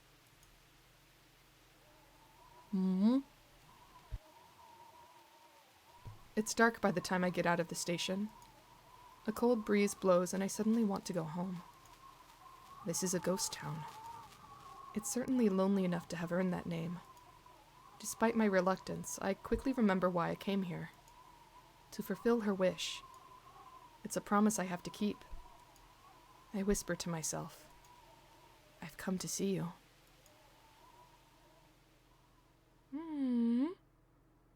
Backstory, I guess. Finish episode 5. The day I looked at her, then saw her. End. Ooh. Thank you for reading! Thank you for reading through the end. Please look forward to the story's continuation. I will! I will, game. I will be following along. Yay. Such a good play. But, 7.5 hours. It's 7:30. I have a planned stream. Let's see. At 10, was it? Let me look at Discord and pull up some lo-fi while I do this. So it's not... I accidentally exited out. Hold on. So it's not quiet. Lo-fi, lo-fi, lo-fi. My sweet, my love, thank you. So my next stream is in a little bit. It's, it is Thursday. Stardew at 10. It'll probably be a shorter one, because of how long this went on for. I feel like I'll probably drain out of my energy before long. But I think I'll leave and get something to eat. My food has been here for quite a bit, so I should probably eat it. If you're still up to stream, mind raiding. Hold people over, then send people back to you. Also, you sleep. I mean, yeah, I'll raid you. I don't mind doing that. What do you mean? I hold people over, then send people back to you. Aww. But yeah, I'll raid you. Don't worry about that. If you are on by the time I'm ending, raid back when you start. Oh wait. Oh okay. You mean you're going live now? Gotcha. Sure. Yeah. I'll raid you. Are you on right now? Hold on. I need to open Twitch. Are you multitasking? Are you live and also watching me? Let's see. Going to Twitch. Okay, yeah, you're not live right now. But yeah. As soon as you get on, I will. Let me take some more water.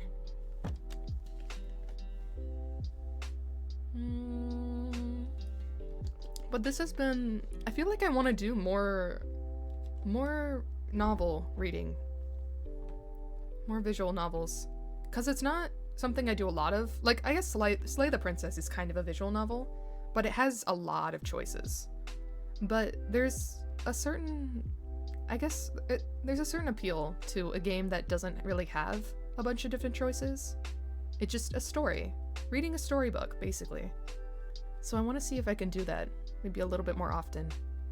At least, like, once every 2 weeks or something. Or at least once a month. Maybe once every 2 weeks is a little optimistic. But, yeah. It was fun. I think you went live now. Yeah, looks like Luigi is on. So I'm gonna go have it and raid over to, it looks like you're playing Pikmin. Fun. Fun, fun, fun. It's also good practice for when it comes to voices. Absolutely. Yeah. It goes like vice, like it's a two-way street of like, as I continue doing voiceover and I'm like, during stream, I guess I'm not super like going all out. And I think that's just because I'm in front of an audience. But doing voice acting alone is going to help me get better at that.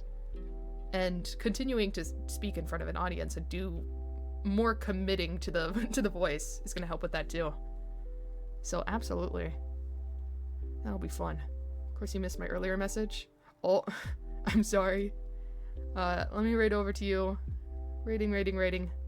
There's one person over there already. Oh wait, no, that's me. Whoops. Let's see. I need to go into my stream manager. I'll switch over to talking.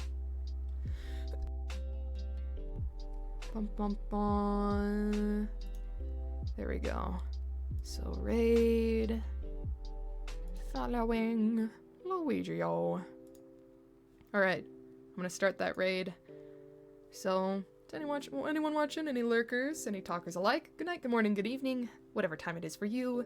I will be back on in like 2.5 hours. So, if you want to join, come join me. If you don't, if you need to leave or just not interested in Stardew, I completely understand. So, handing it off to Luigi, y'all. Take care of him. See ya. Bye bye.